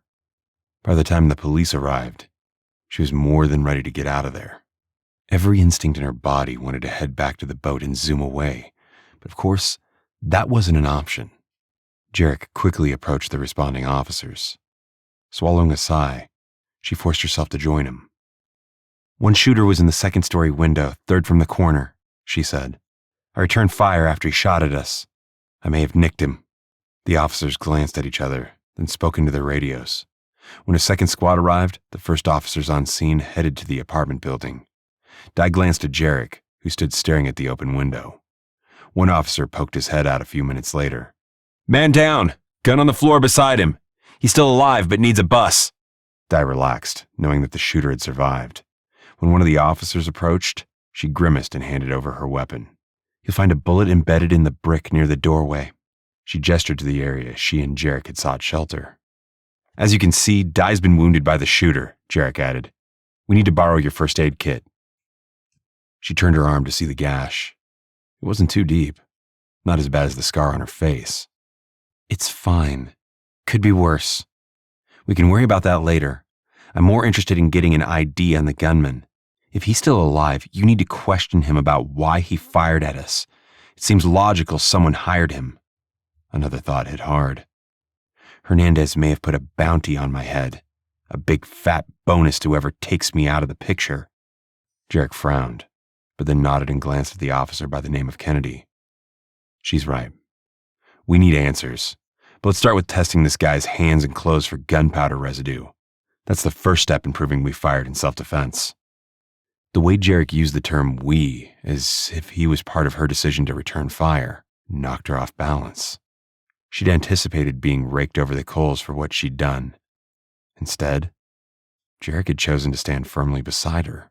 She hadn't experienced that level of camaraderie since leaving the army, and while she appreciated his support, she was concerned his helping her would not bode well for him. It was only a matter of time before she did something that put him in hot water. Happy to do that. Kennedy stepped back and spoke into his radio. One of the officers came back outside to grab supplies from the squad. She's impressed they had the testing kit available without having to wait for the crime scene techs. A few moments later, he poked his head out the window again. Hands are positive for GSW. We bagged his weapon. I'm sure the ballistics will be a match. Again, she was struck by a wave of relief. Her instincts had served her well, but she knew she needed to be careful moving forward. The Newburgh cops would not hesitate to arrest her if they deemed her actions to be reckless and not in alignment with defending herself or others. And it bothered her to know Jarek's career would take a hit if that happened. The ambulance arrived a few minutes later. 2 EMTs headed inside with the gurney. She watched closely as the medical staff returned a few minutes later with the gunman strapped to the gurney. There was an IV connected to his arm, but other than that, the guy didn't look too badly injured. She craned her neck to get a good look at his face. He didn't look familiar. She wished she had recognized him from the undercover stint she'd done to get Caden Avery out of there. He wasn't Pablo Hernandez either. The good news was that he sported a neck tattoo. It's hard to make out the crude design, but the ink was black and dull, which made her wonder if he'd been inked while in prison. I recognize him, Kennedy said as the EMTs lifted the gurney into the back of the ambulance. Kyle Dimitri, a.k.a. Kiko. Doesn't sound familiar. She glanced at Jarek, who shook his head. Doesn't ring a bell to me, he agreed. But if you know him, I'm assuming he's done time. Oh, yeah. He's been at Rikers. If we can link his weapon to this shooting attempt through ballistics, he'll go back into the joint for a longer stint this time. Kennedy's eyes gleamed with satisfaction. One less gangbanger on the street. We need to know if he's part of the K2 Bloods gang, Di said. She wondered what Ray Bond and his partner Jeff Schnorr were doing. Shouldn't they be working here in gang territory? Specifically, if he's running drugs for Pablo Hernandez. We'll ask. Although there's no guarantee he'll cooperate with us. Kennedy frowned. You think he was under orders to kill you? Yeah, that's exactly what we think, Jarek said. It might be worth offering him a deal to get intel against Hernandez. Kennedy nodded thoughtfully. I like it, but we'll have to see what the upper brass in the DA's office thinks about that plan. I wish they had a firm answer now, but resigned herself to the fact that the wheels of justice move slowly. Just having confirmation that Kiko is part of the gang certainly pointed the finger at Hernandez. She glanced down at the small puddle of blood forming on the street beneath her left hand. Maybe she should find a restroom to clean up. She didn't think that young boat attendant would appreciate them returning the boat stained with blood. This way. Jarek must have read her thoughts. He tugged her toward the ambulance. The EMTs looked at her blood-stained arm, then opened the back to grab some first aid supplies. We can call for a second rig, the EMT offered. No need, it's just a scratch. She didn't like being fussed over. Where was Doc when she needed him? A no-nonsense approach to suturing her wound would be welcome about now. She'd do it herself, but the angle was awkward enough to make that difficult. Have a seat over here. Jarek motioned for her to open the passenger door of the first police car that arrived on scene. Sitting in the seat reminded her of the way he'd made her ride in the back cage area the day before. The ride to the police station seemed like weeks ago instead of a mere 28 hours. Things had changed a lot between them since yesterday. It's not a big deal, she protested when he moistened a pack of gauze with some sterile saline and began gently washing the blood away. His closeness was driving her crazy. She swallowed hard. Just slap some gauze and tape over it and be done. Jarek ignored her, his blue gaze intense on the task at hand. For some strange reason, his caring for her injury seemed more personal than when Doc had done the same thing. Granted, being in Afghanistan was different. But even then, she'd known Doc was just doing his job as their team medic. She'd been in shock after the fight with the Afghan soldier, that she'd barely felt the stitches Doc had placed without the benefit of numbing medicine. Here, she was far too aware of Jarek's fingers on her skin. It didn't make sense. They were sitting in the middle of a crime scene with cops milling about. There shouldn't be a sense of intimacy in his ministrations. She tried to look away, but her gaze was glued to Jarek's face. It was so close, she could brush his cheek with her lips. He chose that moment to turn his head to look at her. Their gazes locked, and she couldn't have broken that connection short of a flashbang striking the ground at their feet. Then she lost her mind by closing the gap, brushing her mouth against his. Jarek leaned in, kissing her back. For a nanosecond, she forgot where they were, who he was. A cop. The last person on the planet she should be interested in. Reality hit hard, and she quickly pulled back from her impulsive kiss. Sorry. I don't know what I was thinking. Just forget that happened. Don't apologize on my account. Jarek's voice was a low, husky rumble. I've been wanting to kiss you for a while now. You won't get any complaints from me if you want to kiss me again. He thought about kissing her? That was good. No, wait. That was not good. Not good. Dream on. Hurry up with the bandage so we can get out of here. She was desperate to change the subject. I still think Cargo Shorts is moving drugs, but he's obviously not our shooter. Jarek held her gaze for another long heartbeat before turning his attention back to her wound. She was acutely aware of the warmth of his fingers as he smoothed the gauze pad over the gash in her arm and then wrapped it up with an elastic wrap. This will give you mobility rather than using tape, he explained when she looked surprised. Unless it hurts too much to bend your arm. No, it's fine. She hoped he didn't notice her flushed cheeks as she experimentally flexed her arm. The pain was negligible. She'd dealt with far worse. Thanks. You could have been badly hurt, Di, he murmured. Her breath caught in her throat, but she pushed the sensation away. Just as you were almost killed at your house. She wished he'd back up a bit to get out of her personal space. We knew the risk. It's not a big deal. Yeah. He searched her gaze for a moment, then finally stood and took a few steps back. She drew a deep breath and shot to her feet. She was so distracted by her unwelcome awareness of Jarek that she didn't even notice that Detective Andrews had arrived. As usual, he looked annoyed with being called to yet another crime scene. The guy was beyond useless in her humble opinion, but she didn't comment. Instead, she stood back, watching as Jarek approached his colleague. Seeing them discuss the events that had taken place caused her to look away. This partnership was wearing her down. It had seemed like a good idea at the time to have access to information only given to the police. Yet somehow, it now felt as if she and Jarek were on one side while the police were on the other. All this forced togetherness had given Jarek the opportunity to infiltrate her defenses. He'd gotten way too close. So close that she'd kissed him. She needed to build those walls back up around herself, because if she wasn't careful, she'd end up nursing a broken heart while she sat in jail awaiting trial after he arrested her for murder. Di's kiss was messing with his head, yet he couldn't quite hold back the goofy grin that tugged at the corners of his mouth.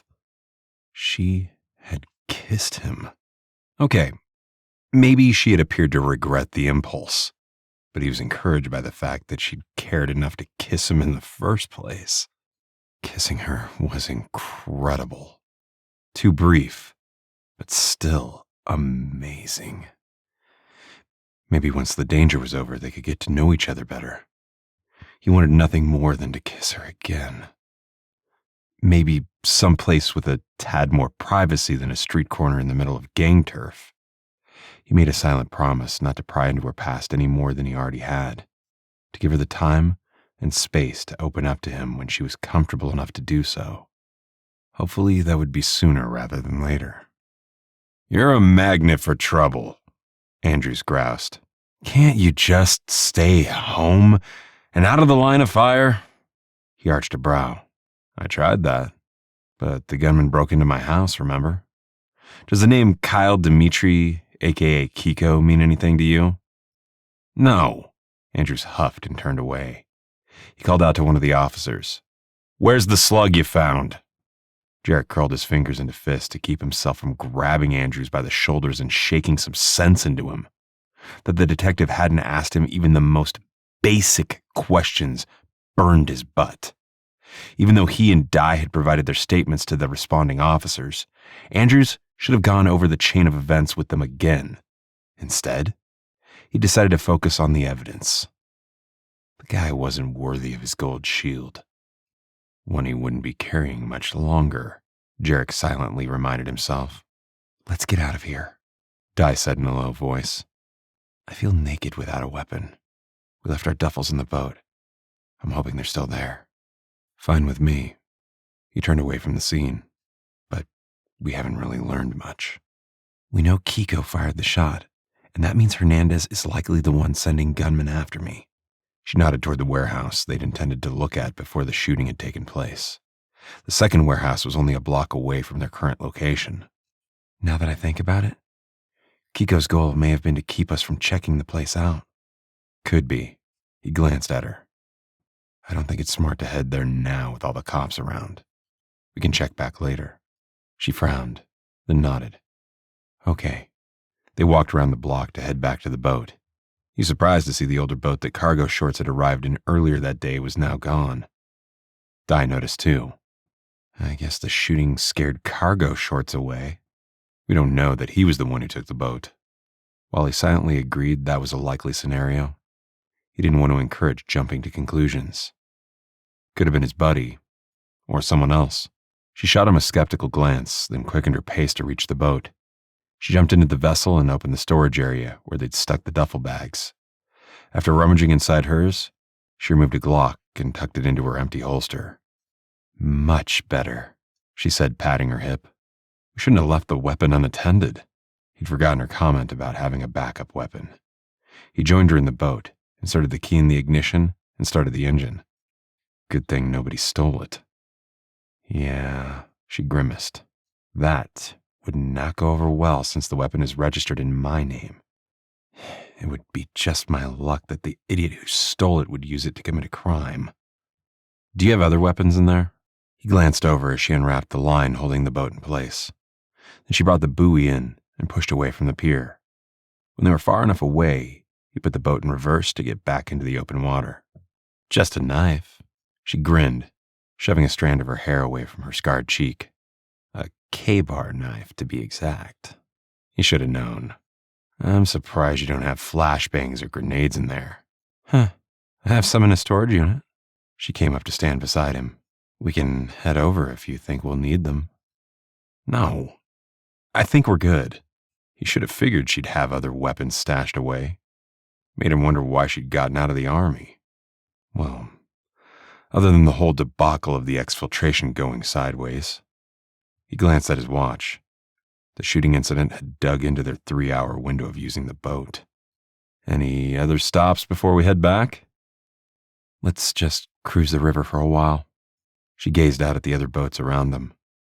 Maybe we'll be able to spot a drug boat. They won't have neon signs, he drawled as he did as she requested. Too bad, because that would really be helpful. Her playful comeback made him grin. He increased their speed, and Di leaned into the wind as if she enjoyed going fast. She was an intriguing mix, shooting bad guys 1 minute, and soaking up the sun the next. He steered around other boats. The river was a little more crowded now, but from what he could tell, most of the boaters were tourists or locals enjoying the warm summer day. Hey, check that one out. Di chinned toward a larger boat with 2 men wearing black caps low on their foreheads. The boat was heading south along the river, the direction from which they'd come. I think they're carrying. Noticing the bulge in the small of their back, he nodded. People without carry permits tried to hide their weapons, but they mostly failed to keep them a secret, especially in the summertime. As their boats passed on the river, he tried to get a closer look at the men's facial features. They didn't so much as glance at him or Di, their eyes focused on the water as they spoke in low tones. He agreed they didn't look like a couple of guys enjoying the sunshine. He glanced at Di, who watched them closely as well. Soon, though, they were out of sight. She elbowed him in the side a moment later. The boat is slowing and edging closer to the shoreline. Turn around, we need to see where they're going ashore. Okay, give me a sec. He slowed his speed, waiting for another boat loaded with teenagers to zoom past. I don't want to make it too obvious. I don't want to lose them, Di countered. She turned all the way around to watch the bow of the boat. Then she grabbed his arm. I think they're pulling up to the same pier. He swung the boat around in an arc to head back the way they'd come. He could see what she meant. It'd be funny to see the looks on their faces when they see the cops on the street. We should have stayed back. Di's grip on his arm tightened. Wait, they're leaving. They didn't even get off the boat. How much do you want to bet that one of their buddies put them on alert about the cops being camped out nearby? I'm not taking that bet. I'm sure you're right. He pulled back on the throttle to slow down as the larger boat backed away from the pier. If he passed it again too soon, they might notice. After a moment, the boat turned to head south. He idled for a long moment, then glanced at her. I don't think following them is smart. They might recognize you and start shooting. Andrews might have a heart attack if he's forced to show up to another crime scene. He's an idiot. She sighed and nodded. I think you're right, though. We don't want to tip our hand just yet. It's enough to know that pier is the likely staging point for drugs coming into the city. She was making yet another assumption. But considering the way the men on the boat had bailed on going ashore, one he was inclined to agree with. We'll come back later tonight, once it's dark, to watch without being seen. I was hoping you'd say that. Di's smile lit up her face. I'm sure one of those warehouses is the key to blowing this case wide open. All we need is a little proof. We're close to uncovering the truth, Jarek. I can feel it. Only she would be excited about closing in on a drug bust, even more so than the narcotics officers had appeared to be. Maybe she was right about Bond and Schnorr being involved. That would explain a lot. You have great instincts, Di. You noticed that boat before I did. You really should consider becoming a cop. Instantly, her smile vanished. Nah, I like working for Grayson. She turned to scan the shoreline. It's too bad the sun won't set until late. We'll have to kill a few hours before we can come back. He frowned, wondering what bothered her about becoming a cop. A misdemeanor shoplifting record wouldn't prevent you from joining the force, just like it didn't hold you back from joining the army, especially not if the upper brass knew you were living on the streets at the time. Not interested. There was a definite edge to her tone. Drop it, jarhead. The only reason I understand how cops think is because of the way I was forced to avoid them while living on the streets. Besides, why do you care what I do with the rest of my life? As soon as we have Pedro Hernandez in custody, we'll be free to go our separate ways. Jarhead?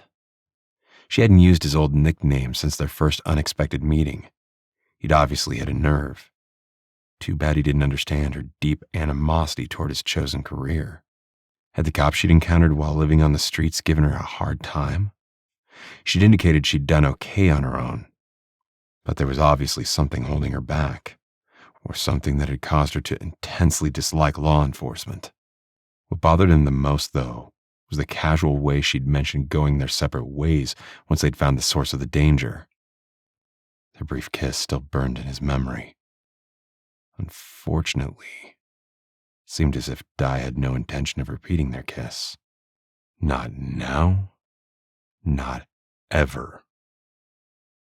Chapter 11. Di knew she'd overreacted to Jarek's innocent comment about how she could become a cop. She needed to dial it back, or he'd suspect she'd done more than misdemeanor shoplifting. The urge to blurt out the truth was strong, and she wasn't sure why her past was haunting her so much now when she'd successfully blocked it out for years. Maybe it was partially because of Jarek's belief that God sent his only son to forgive their sins. She still didn't know if really big sins, like breaking the 10 Commandments sins, were included.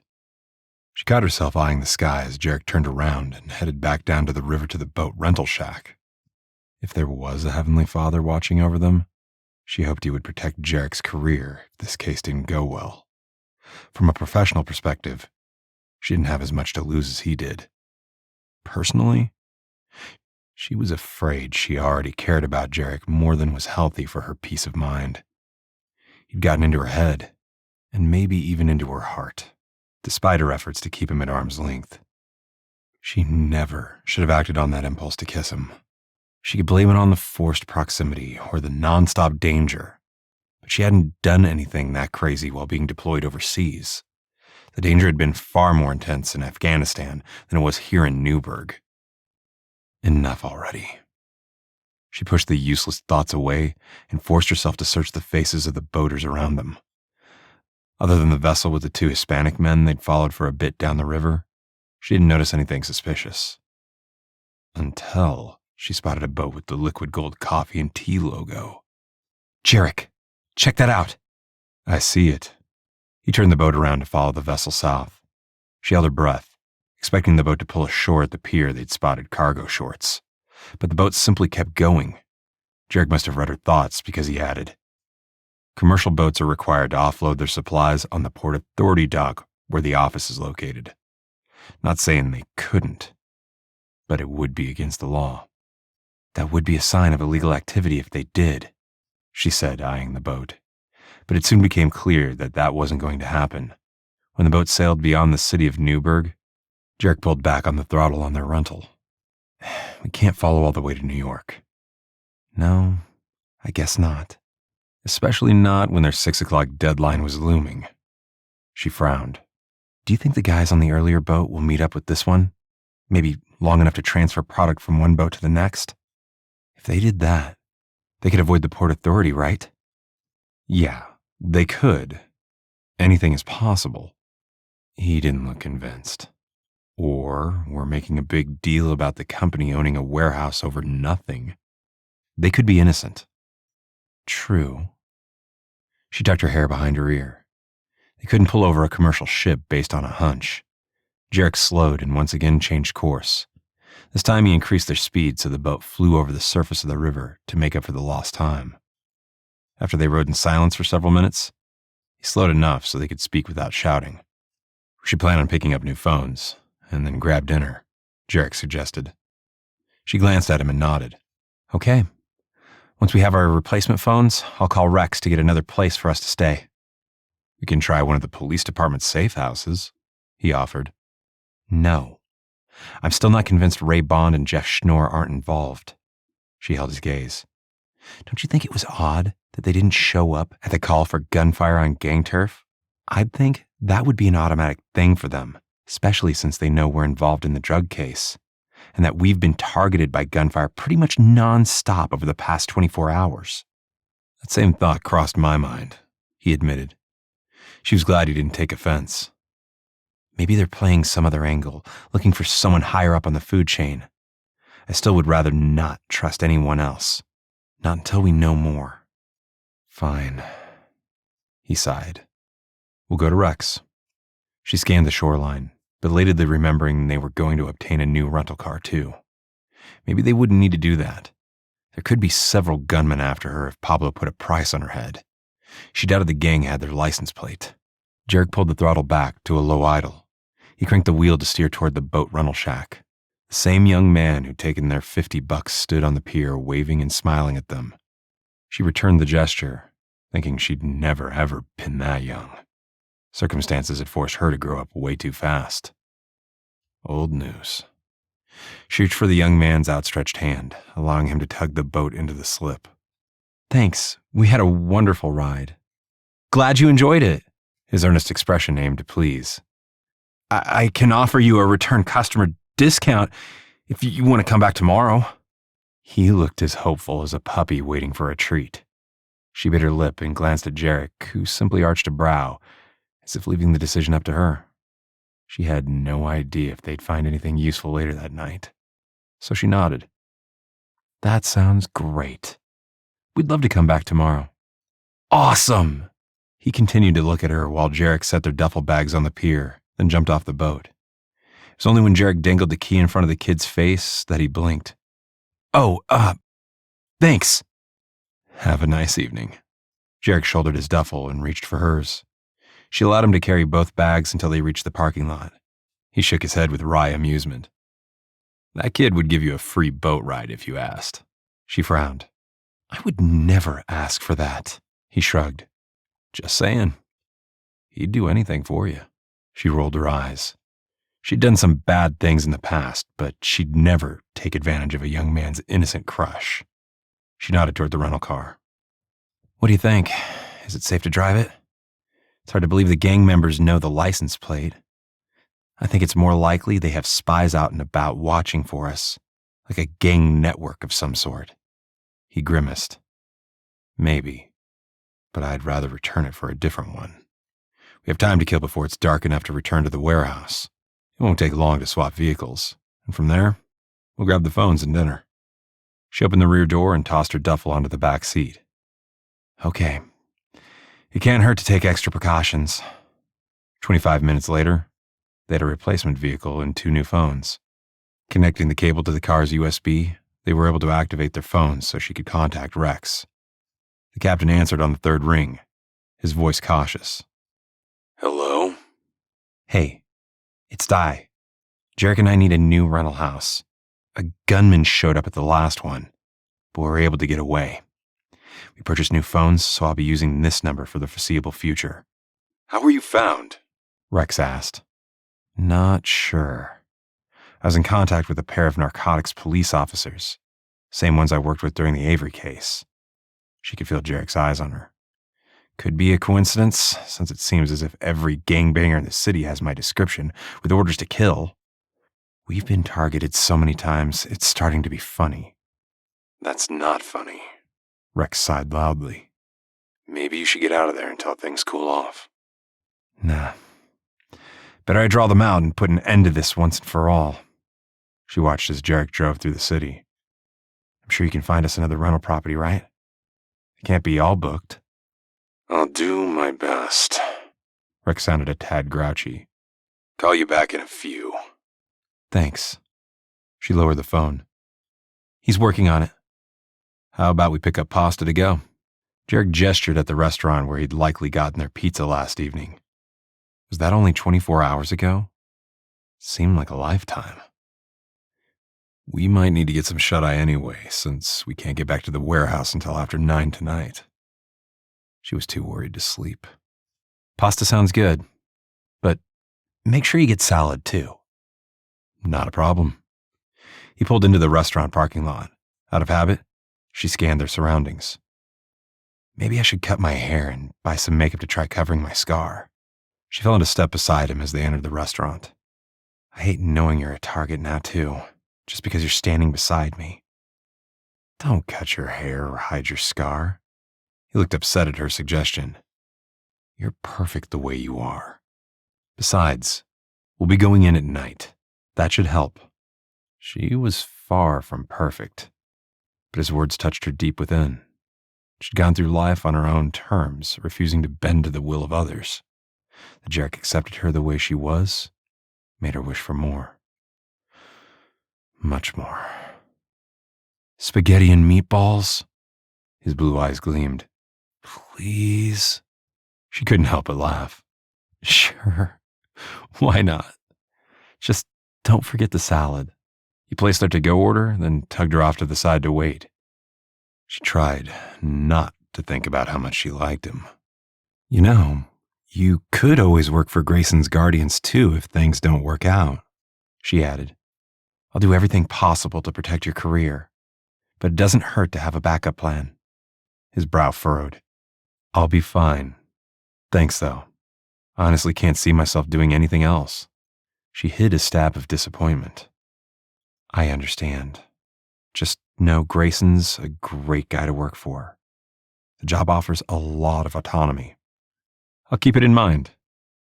His tone was light, and she sensed he didn't really mean them.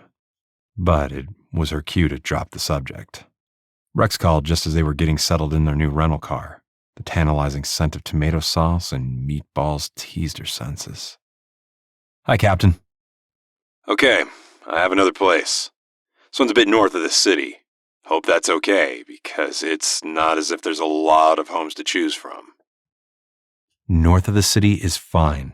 We have a car. She glanced at Jarek, who nodded. What's the address? Rex rattled it off. She repeated it for Jarek. I'll send the code and the address to this number. Call me if you need anything more. This should hold us for a while. Thanks. She lowered the phone and watched the screen for the text message to land. She entered the address on a map app so she could figure out the best route to get there. Keep heading north until we reach Cumberland. Then we'll hang a left. I think staying north of this city is a good idea, Jarek said as he did as she instructed. The farther from gang territory, the better. You're probably right. She glanced around at their surroundings. I'm not as familiar with this part of the city. I am. This used to be my patrol route. Really?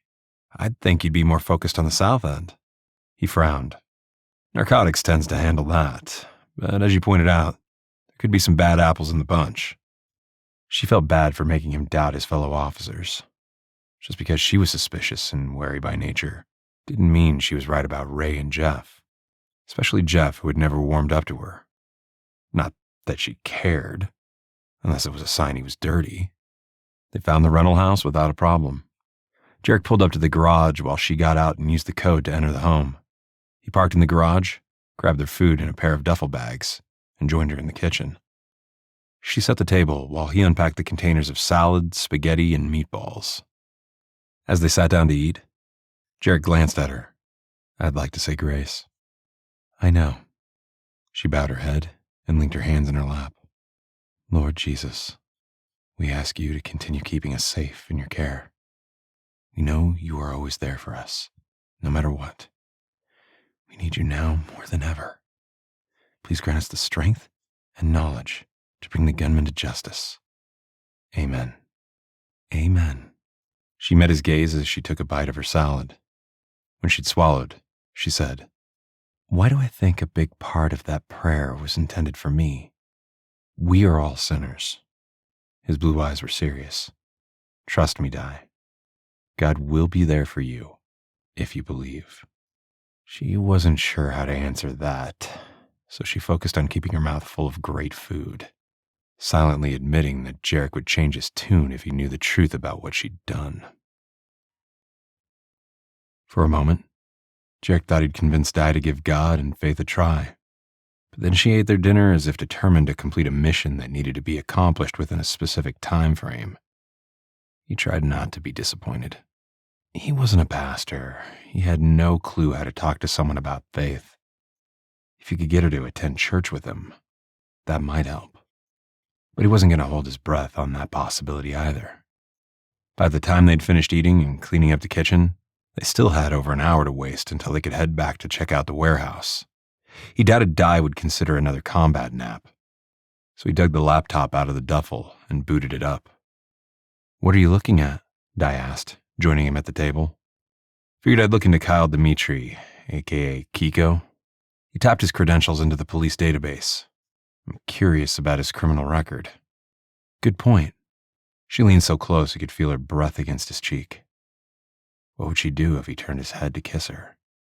Kiss him back? Or slug him? Probably the latter. Besides, they had work to do. This wasn't the time or the place to allow his personal feelings for her to become a distraction. That cop mentioned he'd been in Rikers. She glanced at him. That means he did more than a year. Yep. He kept his gaze trained on the screen. He wasn't the type to lose control. But she was sitting far too close for comfort. Well, looks like he was arrested for possession with intent to sell and a weapons charge. And assaulting a police officer. He tapped the screen. And check out who the arresting officer was. Jeff Schnorr. She sat back in her chair. As a cop working narcotics, that makes sense. I still think it's strange they didn't show up to the scene of the shooting. Maybe you're right about them working a different angle. He didn't want to believe one of his fellow officers was involved. But he wasn't naive either. Anyone could be swayed by greed. And the drug trade brought in big money. How long was he at Rikers? Di asked. Almost 3 years. He toggled to another section of the report. Looks like he was released just 3 months ago. Stupid to get right back into the drug business. She drummed her fingers on the table. Then again, I'm leaning more and more toward these attacks being a paid hit. Our pal Kiko was probably thinking he'd make some easy cash. Going up against you? He scoffed. Not likely. Someone should have warned these guys you're a former army soldier. Exactly. Di was always beautiful, but turned downright stunning when she smiled. Guess he'll have plenty of time to think about that when he rots in prison. Yep. He glanced at her bandaged arm, then turned his attention back to the screen. I'm going to send a message to Andrews encouraging the DA to offer Kiko a deal in exchange for information. You can do that later. She put a hand on his arm. I don't think we should communicate with anyone at this point. Besides, Andrews won't take advice from you. If you know anyone in the DA's office, you could go directly to them.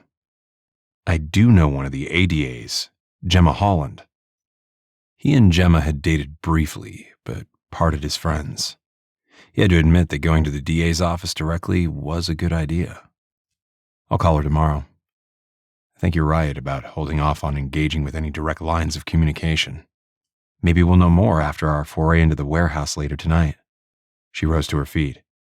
We should have brought coffee. It's gonna be a long night. He nodded and glanced at his watch. Still 30 minutes to go. He glanced outside, noting dusk was just starting to fall. Times like this, daylight savings was a real pain. We'll stop on the way. I was thinking we should stop at the Port Authority first, she shrugged and added. Can't hurt to see if there were cases of liquid gold coffee and tea dropped off earlier, and if so, where they might be headed. We can, but we already know where their warehouse is located. He wasn't sure if stopping at the Port Authority was a good idea. I think we're better off heading straight to the warehouse. Maybe we'll get there in time to see them unloading the boxes of cargo inside. Her eyes lit up. That's a great idea, but that means we should go now. Maybe we can slip inside the warehouse while they're unpacking crates. He sighed. It's called trespassing. Yeah? But if we find drugs, I'm sure we can make a case for probable cause. She waved her hand, as if the details of how they'd make their illegal search work out in their favor was inconsequential. It wasn't. But he knew that wouldn't stop him from going along with her plan. Fine. We'll head out now, grab a coffee to go, and find a place to park that's not too close to the south side. He rose and closed the computer. By then, it should be dark enough to set up surveillance. I have binocs. Di rummaged in her duffel and held up a small pair of binoculars. Check this out. She flipped a switch. It has night vision capability. He shouldn't have been surprised. She had everything but an AK-47 semi-automatic weapon in that bag of hers. She was making him look like a rank beginner in comparison. Sounds good to me. Let's roll. 15 minutes later, they had their duffel bags along with the laptop computer in the back of the rental car and were driving to the closest coffee shop. The hour was 9:15, and it was still a little too light for his peace of mind. Glancing up at the sky, he noticed there was a full moon overhead, more ambient light to worry about. After they fueled up on coffee, he headed south. I really wish you would at least drive past the Port Authority, Di said as they grew closer to the river. Can't hurt to see if there are supplies waiting on a pallet or being stocked in a truck. He swallowed a groan and nodded. Okay, we'll check it out. Thanks. Di touched his arm again. This way. It will for sure be dark by the time we get to the warehouse. Dark except for the full moon. I noticed. She glanced at him. Do you see more criminal activity during a full moon? Yes. He didn't hesitate. Ask any cop and you'll get the same answer. Although, I guess it's never been scientifically proven, he added. I can only say from my perspective, it sure seems like we get more calls during the full moon. Can you park here? Di gestured to the right. I think we're within walking distance of the port. I thought we were just driving past. Even as he spoke, he slowed and turned into the lot. Knowing Di, she wasn't going to be dissuaded from going inside. Are you thinking we're going to climb the fence? Yeah, why not? She shrugged. We won't stay long. I just want to see if there's a pallet of boxes from the liquid gold coffee and tea waiting to be picked up. More trespassing, he muttered with a sigh. He pulled into a parking spot and killed the engine. We need to be careful. Of course, she flashed a grin. I still think the warehouse is our best option. He pushed open the car door and stood. Di climbed out and came around to join him. As it turned out, they didn't have to climb a fence. The gate was open. He wondered if they always left it open until everything was picked up. Di took the lead, slipping through the open gate and making her way toward the dock area. He followed, covering her back. She paused at the edge of the building and peered around the corner. See anything? He asked, his voice a low whisper. A pallet of liquid gold coffee and tea. Her brown eyes gleamed with satisfaction. We need to take a quick look inside those boxes. Di, we can't just... He didn't finish as she darted out from behind the building to the pallet of boxes. Gritting his teeth, he scanned the area, then quickly followed. By the time he joined her, Di had already opened one box.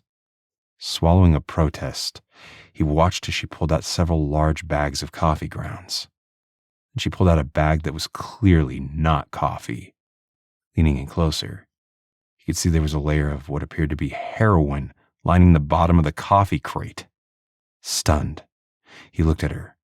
Di's instincts were right. She'd found the drugs just as she suspected.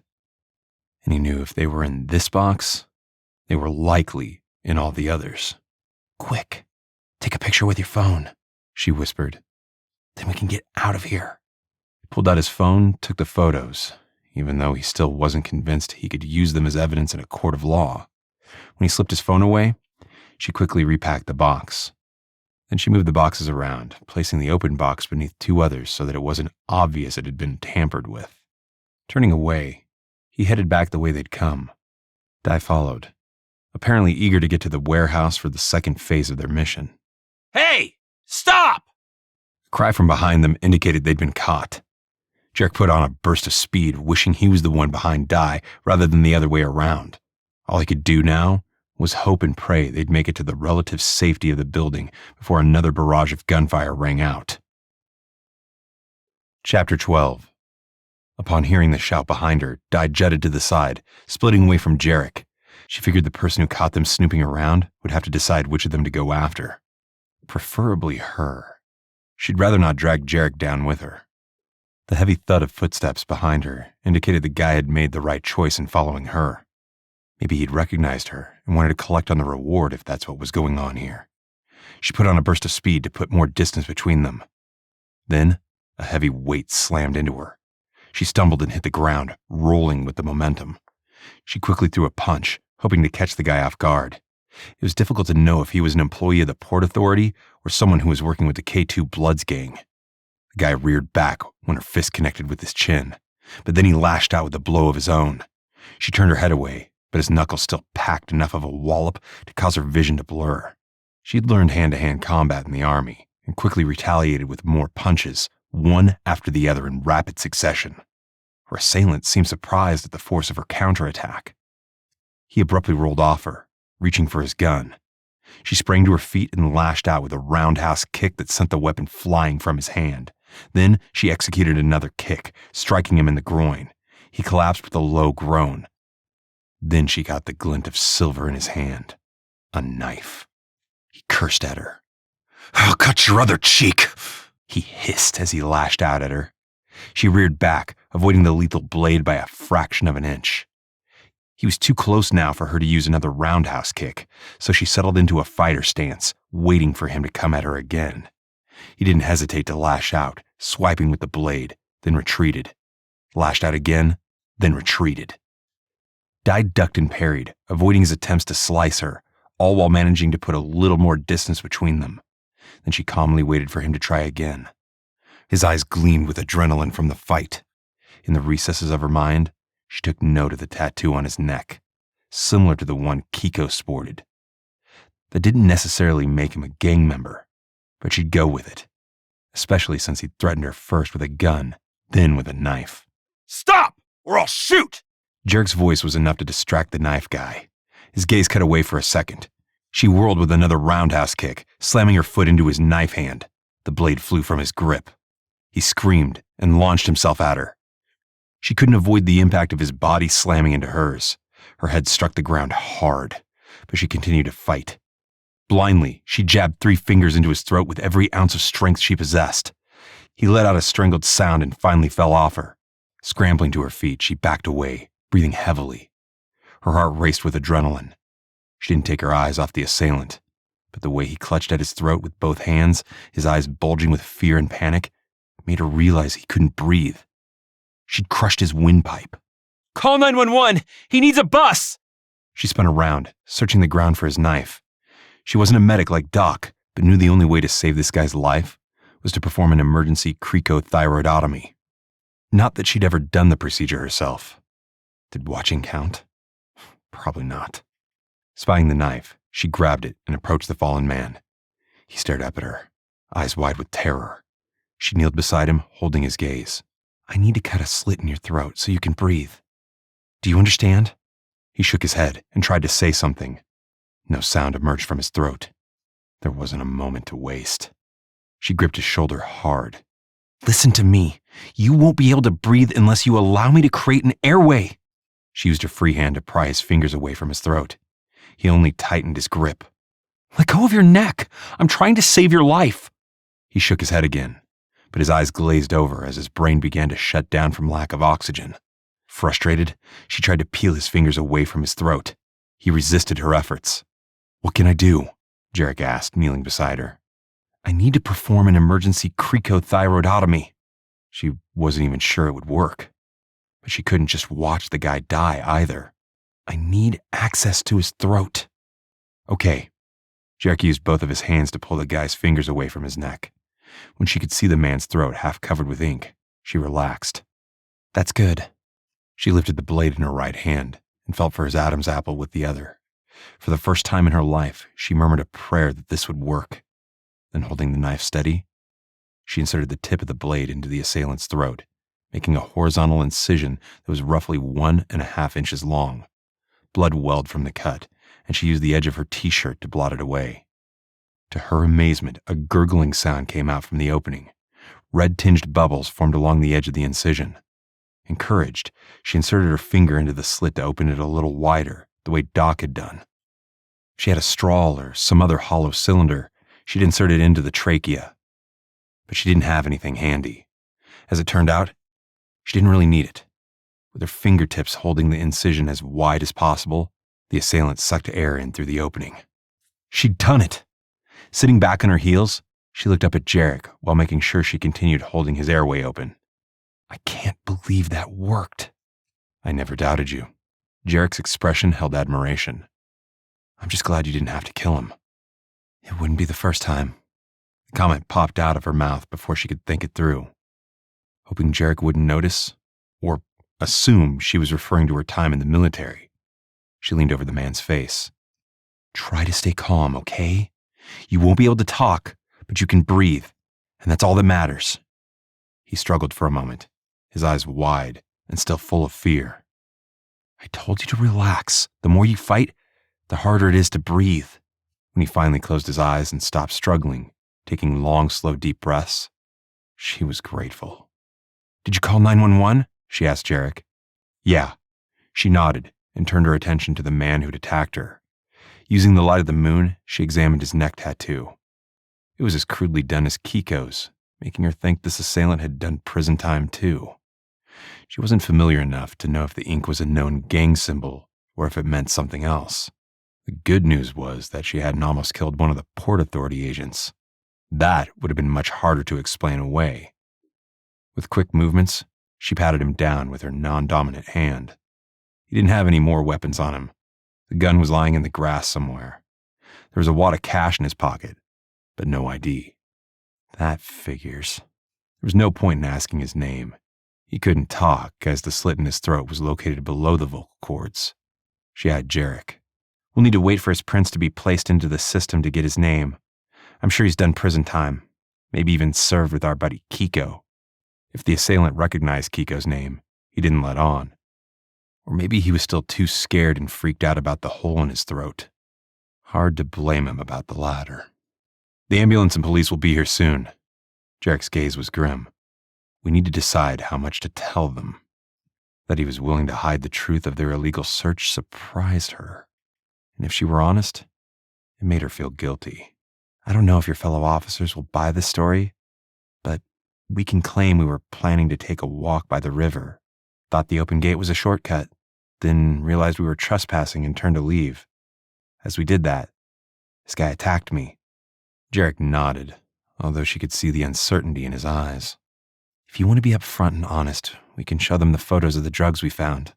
She nodded at the man who was breathing through a hole in his throat pried open by her fingers.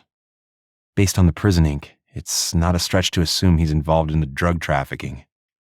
The assailant looked away, which only confirmed her suspicions.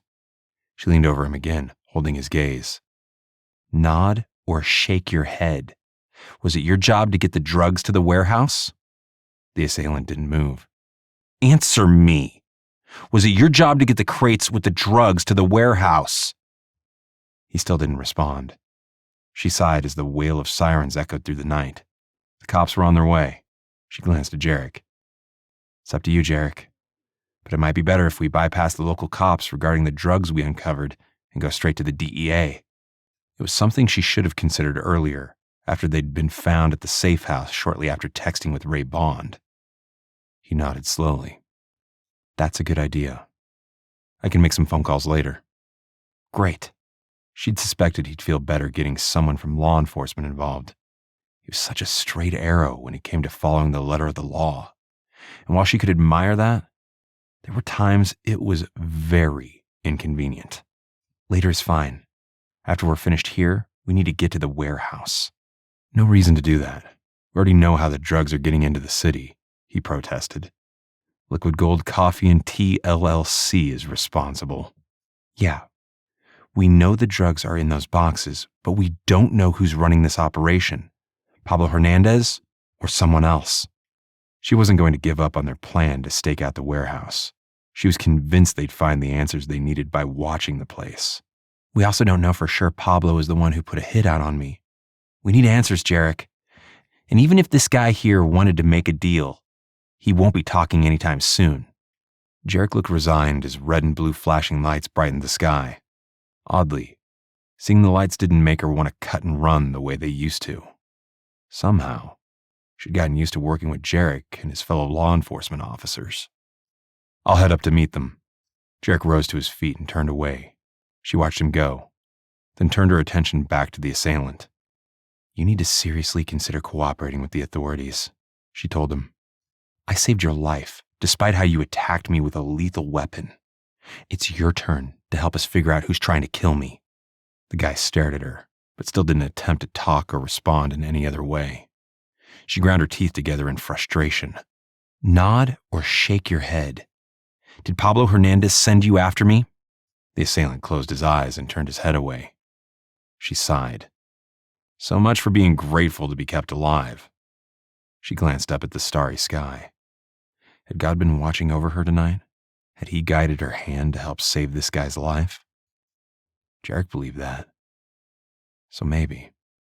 If so, she found herself hoping he'd continue to guide her until they uncovered the truth.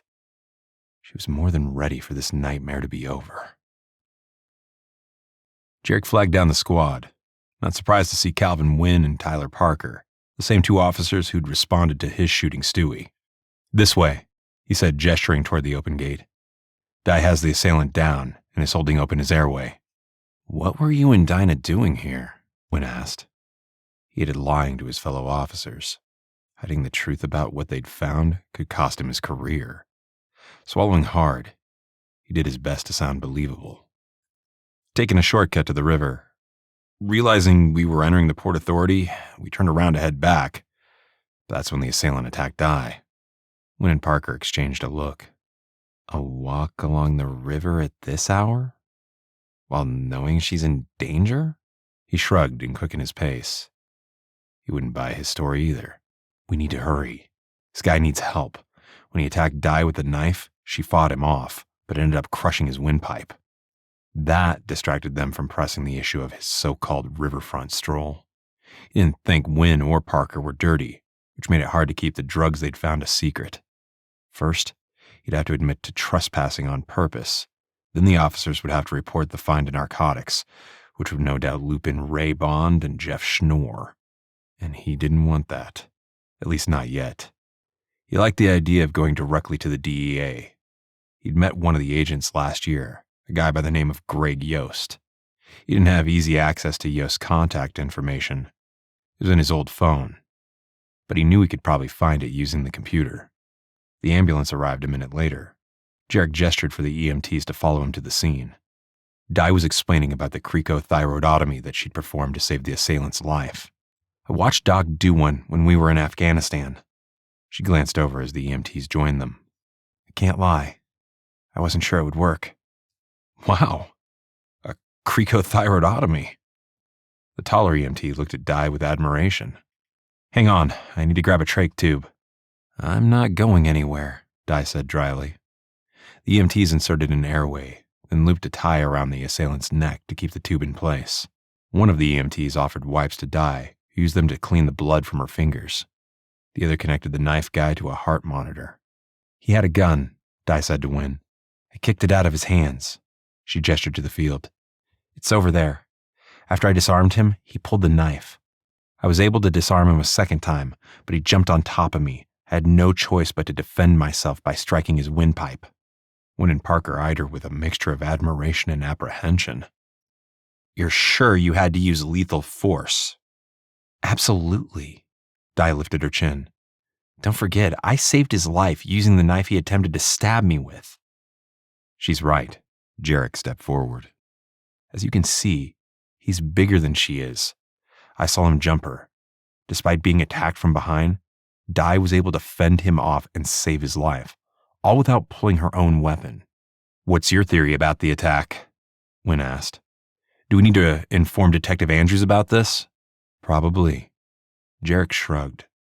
I assume he was following us and decided to make his move. Following you? But then somehow got behind you? Parker sounded skeptical. And this was why Jarek didn't like lying.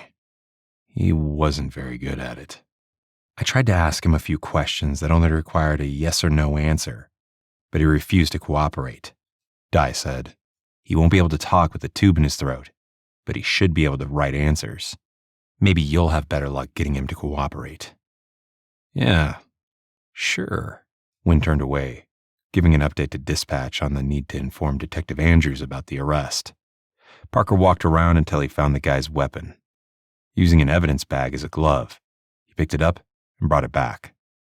Is this a weapon? Parker asked Di. I think so. She stared at the weapon. I'm sorry to say I can't say for sure. I didn't get a good look before I kicked it out of his hands. Hopefully we'll find his prints and DNA on it. Parker turned toward Jarek. Anything else you can tell us? He shook his head, expecting the cops to press the issue of their statement. Afraid not. We were shocked by the unexpected attack. Again, Wynn and Parker exchanged a glance. It's nice of them to hold back from calling him a liar.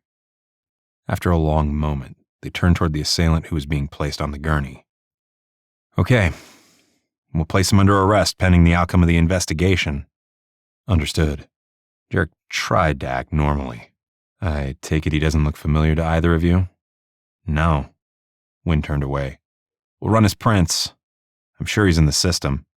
Jarek nodded, knowing that was true. The crew tattoo was a clue, along with the vicious attack on Di. If she hadn't been a trained soldier, the outcome would have been very different.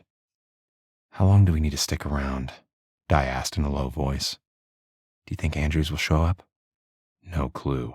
He watched his fellow officers for a moment. I don't think they bought our story. I know. She grimaced. I'm sorry I put you in this position. He shook his head. Don't say you're sorry. You insisted on coming here, remember? But it's fine. I'll take the heat. She bit her lip. If we need to amend our statements, I'll say it was my idea to come here, and you tried to stop me. She glanced at him, then quickly looked away. I doubt they'll arrest me for providing a false statement. It's fine. I'll take the heat, he repeated. We're in this together. She let out an exasperated sigh. You need to save yourself, Jarek. Rex won't fire me for lying to the police. I'm going to feel guilty if you lose your chance to become a detective over this. I won't. At least he hoped not. Regardless, he wasn't going to cut her loose. He glanced at his watch, eyeing the time. It was going on 10:15. We should head back to the safe house so I can call Greg Yost. At her confused look, he added, He's with the DEA? You know him personally? She sounded surprised. We only met once, and that was last year. He kept an eye on Wynn and Parker, who were setting up a few evidence markers to take some photographs. I don't know that he'll remember me, but it's worth a try. I like it. Hopefully, he'll agree not to communicate with Bond and Schnorr. She gingerly put a hand on the back of her head. I wouldn't mind stopping for ibuprofen, but I think we should go to the warehouse prior to contacting your DEA pal. The more information we can provide, the better. He frowned. I think we need to talk to him prior to that. He might already know about the warehouse and the liquid gold company. If he knows, why isn't anyone watching the place? Di appeared skeptical. Think it through, Jarek. If Bond and Schnorr are dirty, they could be hiding the liquid gold source of drug trafficking from your department and the DEA. It was a good point. Okay, we'll hold off until later. He turned toward her. How bad is your headache? I've had worse. The corner of her mouth tipped up in a rueful smile. Nothing a few ibuprofen can't handle. Tylenol is better for head injuries, It doesn't cause internal bleeding. He straightened as Wynn and Parker returned to where they were waiting. What did Andrew say? Other than lamenting how the two of you seem to have a death wish? Wynn asked sarcastically. Not much. He's not coming to the scene. Says he trusts us to document the evidence according to protocol. He ordered us to send him copies of our reports and mentioned that he'll review everything in the morning. He shouldn't have been surprised. Nothing like being a detective from the comfort of his bed. Okay then, we're gonna get out of here. Di needs meds for her headache sustained when that guy slammed her head into the ground. She still got the upper hand, Parker said. Pretty impressive. I was trained by the United States Army. Di crossed her arms over her chest. If you don't need anything else, we'd like to head out to find a drugstore. There's only one open up this late, Wynn said. It's up on Roger Street. Great. Thanks. She turned away. Jarek gave his colleagues a nod and quickly followed her back to their rental car. We'll get those meds. He slid behind the wheel. Are you sure you want to check out the warehouse yet tonight? Getting some sleep would help your headache. I'm fine. She turned in her seat and rummaged for the laptop. I was thinking about how that guy found us at the Port Authority dock. I knew we weren't followed, so I'm wondering if Liquid Gold has a contract with a trucking company. The trucking company could be the true source of the drug trafficking, he mused, following her train of thought. I actually found a warehouse that's owned by Davos Delivery Services. If they're the one running drugs, the owners of the coffee company may be unaware of what's going on. Well, the drugs were lining the bottom of the crate of coffee, so that's hard to believe. But I guess it's possible they were added during transit at some point. Davos Delivery Services is an angle we shouldn't ignore. She worked the computer, then frowned. I can't get a signal to search. We can still stop at the rental house, he said. Just long enough for you to clean up and take those meds while we do a little digging. I didn't pay as much attention to the location of the Davos warehouse. Okay. She didn't look happy, but I still want to check out that one and the one owned by Liquid Gold. It's clear these attacks aren't going to stop until we get the guy behind them. Yeah, I know. He hated to admit she was right. Even if the guy who'd assaulted her was in charge of making sure the drugs were transported according to plan, that responsibility hadn't stopped him from going after Di. Hernandez or someone else from the K2 Bloods gang must have placed a hefty price on her head, offering enough cash that guys would risk going back to prison, or worse, being killed to do the job. If Di had wanted to kill the assailant, she could have. Instead, she'd saved his life. He knew she'd been forced to kill Afghan soldiers during their deployment. He had no doubt she'd killed whoever attacked her, cutting her cheek with a knife. That was war, and he was impressed that she'd held back here as a civilian. Yet there was something about the way she'd said those words. It wouldn't be the first time. That made him wonder if there was more to her story. From their initial meeting during their deployment, she'd held herself aloof, never getting too close, not even with Tegan. Despite spending the past 30-plus hours with him, she held parts of herself back. He glanced at her, wishing not for the first time that she'd trust him enough to tell him about her past, because without her trust, there was no hope for the future. Chapter 13. After stopping at the 24-hour drugstore the cops had mentioned, Jarek headed back to their rental house. Di's head throbbed from being smacked into the ground. But she knew the outcome of that fight could have been worse. Thankfully, she'd come out on top.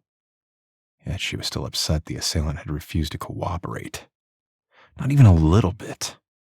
It was maddening to be in the dark about who wanted her dead. Probably Pablo. But if so, why didn't the assailant just nod his head? When Jarek pulled into the driveway, she barely waited for the car to stop before pushing out of the passenger seat. With the computer tucked under her arm, she turned to open the rear door to grab her duffel. She had one more shirt inside that was clean. Not another pair of jeans, though. She probably shouldn't have taken that swim in the river earlier. The jeans she wore were stained with the bad guy's blood. With a sigh, she headed inside, dropping the computer on the table on her way to her bedroom. She quickly changed, downed the acetaminophen, and washed up in the bathroom. She dabbed at the blood on her jeans, giving up after a few minutes. Grimly, she stared at her reflection in the mirror. She needed to stay strong. Confessing her deepest sin to Jarek was not smart. He was a straight-arrow cop who prided himself on upholding the law. He would insist she turn herself in. Or he'd go a step further and arrest her. It didn't matter that she'd been 15 at the time. All that mattered was what she'd done. Somehow, the secret burden she'd carried for the past 18 years weighed heavy on her conscience. Why now? She had no idea. Maybe it was Jarek's talk of God and faith. Or maybe she was just getting tired of holding back. The comment about not being the first time she'd killed someone, it slipped out without her realizing it. If that continued, the whole world would know about what she'd done. Giving herself a mental shake, she splashed cold water on her face, then turned away from the mirror. Needed to get back to the warehouse. All this togetherness with Jarek was messing with her head, especially the memory of their brief but intense kiss. One she wouldn't mind repeating if her circumstances were different. They weren't. The sooner she accepted that Jarek was not the guy for her, the better. Drawing a deep breath, she headed back to the kitchen. She dug her peanut butter protein bar from her pocket, peeled the wrapper back, and ate a third before shoving the remainder back into her pocket. Better to have something in her stomach while downing over-the-counter pain meds. Jarek was sitting at the kitchen table in front of the computer. He glanced at her. "How's the headache?" "Fine." She had to stop herself from rubbing the lump on the back of her head. "Did you find anything?" "Yeah. Davos has a warehouse here, but also one in New York City." He tapped the screen. She leaned in to see the location was in the Bronx. "Makes me wonder if that's where they're taking the time to insert the drugs into the boxes of coffee." She frowned. "I guess we could head to the Bronx to take a look for ourselves." He shook his head. "I think we stick with the plan to look at the warehouses we've already identified. If we don't find anything helpful while watching the place, then driving south to the Bronx can be our plan B." "It's always good to have a plan B." She straightened and took a step back. She was torn between the two warehouse locations. The drugs packed in the boxes of coffee were here in Newburgh, on a pallet waiting to be taken to the next location. From that perspective, watching the warehouses in gang territory was likely to yield something for them to go on. Yet the idea of the Davos Delivery Services Company being involved was intriguing. Maybe they should take some time to learn who owned the trucking company. That might give them more information to work with. She glanced at the time, surprised to realize the hour was 11:15. Maybe he was right. Rather than spend more time on digging into Davos Delivery, it was best to move forward as planned. "Okay, let's head out." "Sounds good." He closed the laptop and stood. Then he gestured to her duffel. "You want to take that along or leave it here?" "I'm leaving the laptop." "I'll throw it in the SUV just in case." There was no reason she couldn't leave her personal things behind. She had a K-bar knife inside along with a few other items. She bent and slung the strap over her shoulder. Outside, the full moon illuminated the area. She'd have preferred complete darkness, but that was rare in city settings, even on nights without a full moon. It wasn't like Afghanistan where there were no city lights for miles. After tossing her duffel into the back, she slid into the passenger seat. Now that they were on the move, she was anxious to get into position. This had to work. They had to find something that would lead them to Pablo Hernandez or whoever was coordinating the drug trafficking. Jarek drove toward the southern part of the city. He didn't cross into known gang turf, though. "Let's find a place to park." She gestured to the neighborhood to the right. "How about over there? I can see several other vehicles parked on the road. Ours should blend right in." He nodded and went around the block to approach the neighborhood in question. The apartment buildings weren't tagged by graffiti, but they looked worn and in need of repair. She frowned, hoping that wasn't a sign the gang might try to expand their territory. That's often how these things happened. Neighborhoods slowly deteriorated until they became low-rent districts, which in turn attracted criminals. A revolving door of poverty and crime that had been happening in the big cities for decades. Jarek parallel parked the SUV between two other vehicles. She pushed out of the car and made sure to grab the binocs first. She hesitated over the K-bar knife. It was large and bulky. She decided her weapon was good enough for now. Their primary focus was to watch and learn. Well, that was Jarek's focus. Personally, she was hoping for the opportunity to get inside one of the warehouses. If she happened to see someone suspicious going inside, she had every intention of following. Jarek could stay back and raise the alarm if things didn't go well. Ready? Jarek eyed her over the hood of the car. Yep. She rounded the front of the car to join him. On foot, they walked toward the warehouse they'd spotted earlier.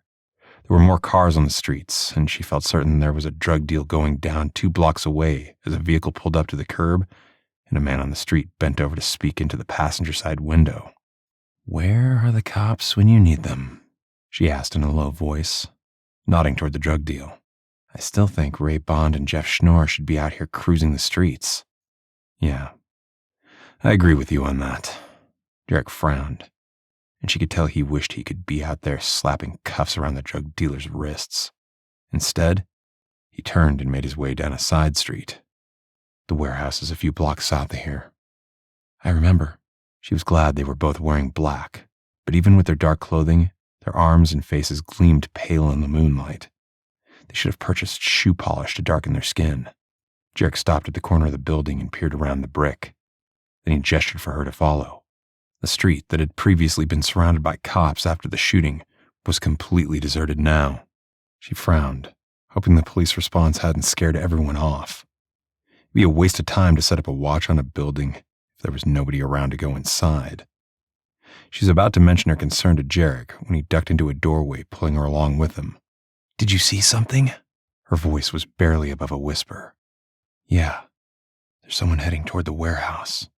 He held out his hand. "Can I use the binocs?" "Let me check first." She regretted allowing him to take the lead. "I might be able to recognize Cargo Shorts or someone else from within the K2 Bloods gang." Jarek scowled, but he nodded and moved out of the way to switch places with her. She peeked around the corner to get a frame of reference. The man Jarek had spotted was several blocks away, but seemed to be making his way toward the warehouse from the south. She brought the binoculars up and brought the man's face into focus.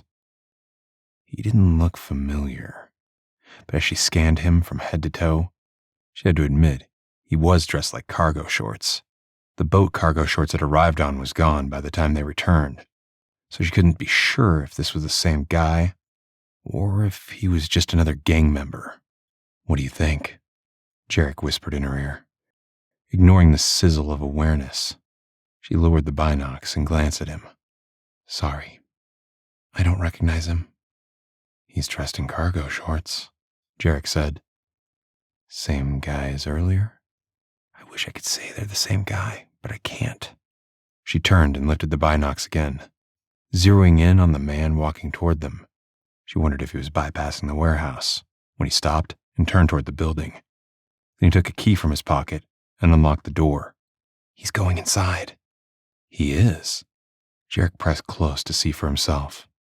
"We need to get to the other side of the street where we have a better view." Agreed. She lowered the binoculars and quickly stepped out into the street. Cargo Shorts number 2 was already inside the warehouse, so she hurried across the street and down a block to get a better look. Jarek was hot on her heels. They ducked into another recessed doorway, and she quickly raised the binoculars to see inside the warehouse. The interior was still dark. Cargo Shorts number 2 hadn't flipped on any lights. Reaching up to the top of the binoculars, she turned the switch that activated the night vision lenses. Now she could easily watch as Cargo Shorts number 2 walked between stacks of boxes. She zeroed in on the boxes, not surprised to see the red and white checkered liquid gold coffee and tea logo on each of the containers. Had the pallet of boxes been moved from the Port Authority dock already? She couldn't tell by looking. Then the lights abruptly turned on, blinding her. She jerked the binocs away, blinking to regain her vision. "What's wrong?" Jarek asked. "My fault." She struggled to bring Jarek's face into focus. Had the night vision lenses in place when he flipped on the lights. "Not good. Here, let me take a look." He held out his hand for the binocs. She passed them over since she couldn't see anyway. She willed her vision to clear as Jarek watched the warehouse. I'm getting the impression cargo shorts number 2 is waiting for someone else. He's hanging out by one of the stacks of boxes, watching the street nervously. That's good for us. She blinked her eyes and silently prayed her vision cleared soon. Maybe Pablo Hernandez will show up. We can get photos of him in cargo shorts number 2 for your DEA buddy. Yeah. Jarek was silent for several long moments. It seemed like forever before she was able to see clearly again. She wanted to snatch the binocs back to take over, but forced herself to be patient. Hey, I think someone's coming. Do you think I could take a look at the newcomer? She blinked again, grateful she could see. Just a sec. Let me make sure he's the one cargo shorts number 2 is waiting for. Another seemingly endless moment later, he said, Okay, for sure this guy's going into the warehouse. Strange though. He doesn't look like a gangbanger. He's a white guy in his mid to late 30s. He's a large dog with him. That is strange. She'd fully expected Pablo Hernandez to be the one in charge. Do you think he was the one on the boats we saw earlier? He doesn't look familiar to me. Jarek finally handed her the binoculars. See what you think. She lifted the binoculars to her eyes and focused them on the warehouse. The man Jarek had mentioned stood with his back to her. At his side, there was a large black and brown dog. She wasn't an expert on breeds, but this animal was huge and looked like a cane corso. She loved animals, but since this was a dog she did not want to tangle with. The two men started to argue. Straining to listen, she continued watching the newcomer, wishing he'd turn enough that she could get a good look at his face. The argument was about the product that wasn't yet in the warehouse. I assumed the assailant she'd taken out was supposed to have done the delivery. As she wondered about how to use that to her advantage, the man turned. Eddie Ross? Her heart thumped wildly in her chest. No, it couldn't be. She'd killed her stepfather.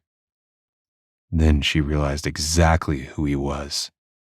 Eddie Ross, Jr., also known as Buck. Her stepbrother. Di swayed, placing a hand on the brick wall of the doorway to steady herself. Di was never woozy, so Jarek was immediately concerned. What's wrong?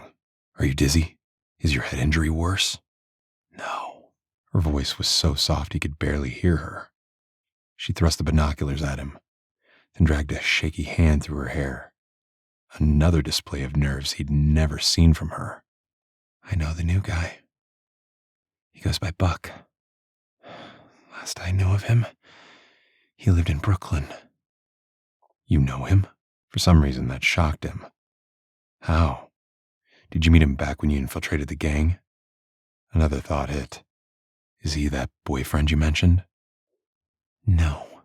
She didn't look at him, but her expression was full of shock intermixed with dread. I need to think about this. I shouldn't be so surprised to discover Buck is involved in this drug business. But I hadn't anticipated this. Di's uncertainty was worrisome. She was always in charge, never backing down from any challenge. He reached out to grasp her arm. To his surprise, she leaned against him as if needing strength. We'll get him. Yeah. Jarek turned to look back at the warehouse. He wished he knew if Buck had outstanding warrants so he could flash his badge and arrest him. Why had he left the laptop in the rental house? He should have brought it along. Maybe he could arrest him without worrying about outstanding warrants. They knew drugs were in the coffee boxes. Granted, that was knowledge that had been gained from an illegal search at the Port Authority. Was the argument about the missing product enough probable cause to arrest both men? He hesitated, weighing his chances on convincing the upper brass. A low growling sound caught his attention. Even without the binoculars, he could see the dog's large block head had turned toward them. Had the canine heard their whisperings or caught their scent? Either way, it was no good. We need to get out of here, he whispered. Too late. The large black dog began to bark, drawing his owner's attention. Split up, Di hissed, then abruptly sprinted out of the doorway heading south. That left him to head north, although leaving her side went against every one of his instincts. Rocco! Get them! A harsh voice commanded. Jarek knew Buck had given the dog the command to give chase. If the black dog came after him, Di might have enough time to get away and call for backup. Then he realized that Buck ordering his dog Rocco to attack was all the probable cause he needed. He abruptly stopped, turned, and pulled his weapon in a swift move. He half expected the dog to be on him, but the dog had gone after Di instead. He was about to announce that he was a police officer when the dog, with Buck's help, grabbed Di. Buck spun her around, threw back his head, and laughed. The deep guffawing sound caught Jarek off guard. Why was grabbing Di so funny? And why hadn't she pulled her weapon? You need to drop the gun! To Jarek's horror. Buck had Di mostly in front of him, so they were facing each other. There was a solid 30 yards between them, maybe more. But he didn't dare risk firing off a shot. Not when he could see that Buck had his weapon pressed against the side of Di's temple. Right now! Dropping his weapon was the last thing he wanted, and he kicked himself for not handling this better. Instead of splitting up and running, he should have gone on offense, facing the dog head-on and threatening to kill the beast if Buck didn't toss down his gun. Now it was too late. Cargo Shorts number 2 stepped out of the warehouse, holding his gun trained on Jarek. 2 weapons to his 1. There was no way he could win this showdown. Last chance, Buck said. Trust me. Watching Dinah bleed out on the street would be the highlight of my night. Okay. Jarek believed him. The fact that Di was so upset about seeing Buck indicated there was more than a little history between them. A secret that might get them both killed. Okay. You win. I'm tossing my weapon. Jarek made a show of throwing his gun behind him. Get into the warehouse. Buck pushed Di forward as he spoke. Di's apologetic and resigned gaze bored into Jarek's. Be nice and keep following orders, or I'll feed Dinah to Rocco for a late-night snack. Cargo Shorts number 2 laughed nervously at Buck's pathetic joke. Clearly, Buck was the one in charge of this drug smuggling operation. Rocco the dog stayed close to Buck's side as the guy pushed Di toward the warehouse. There was nothing Jarek could do but go along with the plan. Taking a deep, calming breath, he entered the building, portraying every ounce of confidence he possessed. He and Di were trained soldiers. They could handle this. If there was an opportunity to escape, they'd take advantage of it. The moment they were all inside the warehouse, Cargo Shorts number 2 reached up to pull the garage door down to hide them from view. Even if a police cruiser went by, there was no way his fellow officers would see them. How do you and Dinah, know each other? Jarek asked. Buck made another guffawing sound. Even Rocco looked surprised, glancing up at his owner with a curious gaze. Dinah, I'm so disappointed in you. Why didn't you tell your boyfriend about our dad? Di remained silent, her expression stoic. Jarek tried to send her a reassuring look, but she avoided eye contact. Even worse, there was a darkness in her eyes that made him worry even more. Buck had to be part of the past she'd held back from him. Then he remembered Edward J. Ross's obituary. His son, Edward J. Ross, Jr.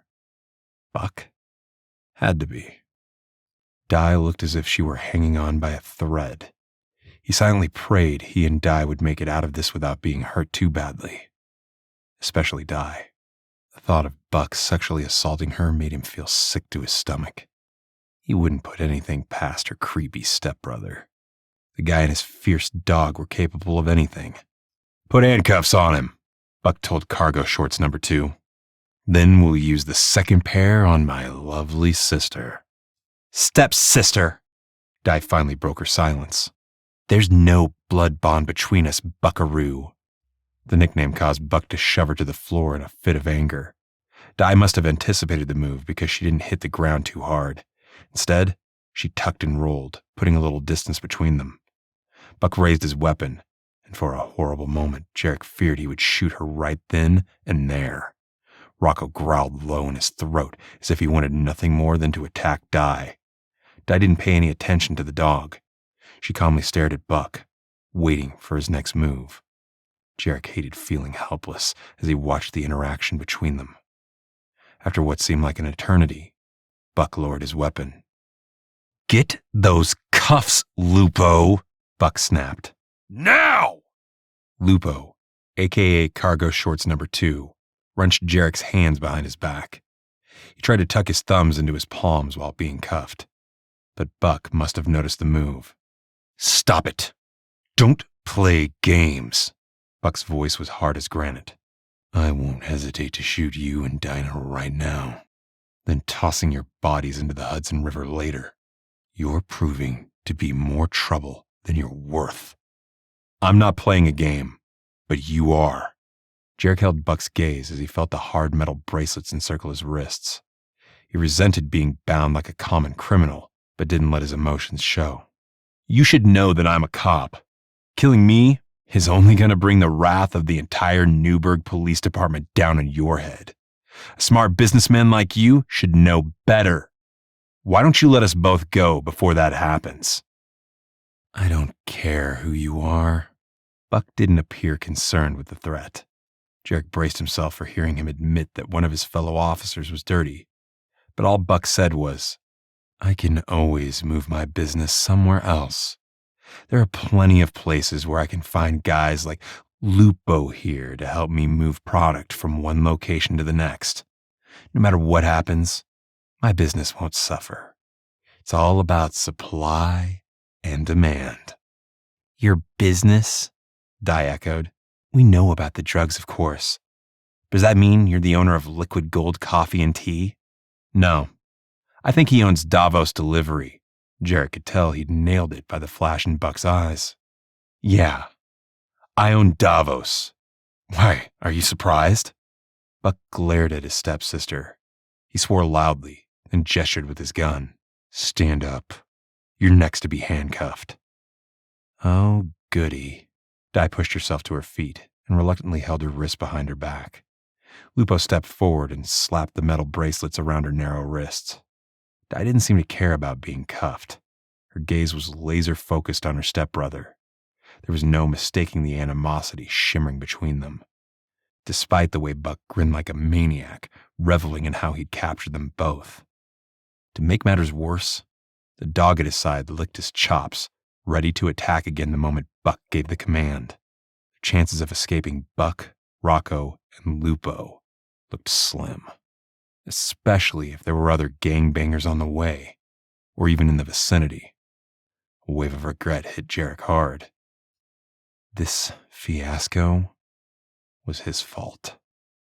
And for the second time in a matter of hours, he realized his poor judgment in coming here without a better plan or backup would likely get them killed. Chapter 14. I couldn't believe Buck Ross was the mastermind behind the drug trafficking. Not that she was surprised he'd turned to a life of crime. She'd always thought he was as creepy as his father. Learning Buck was the head honcho here rather than Pedro Hernandez was a shock. She belatedly realized he was the one calling the shots when she'd infiltrated the gang to rescue Cade and Avery. How she'd missed that, she wasn't sure. Clearly, he was the guy in charge.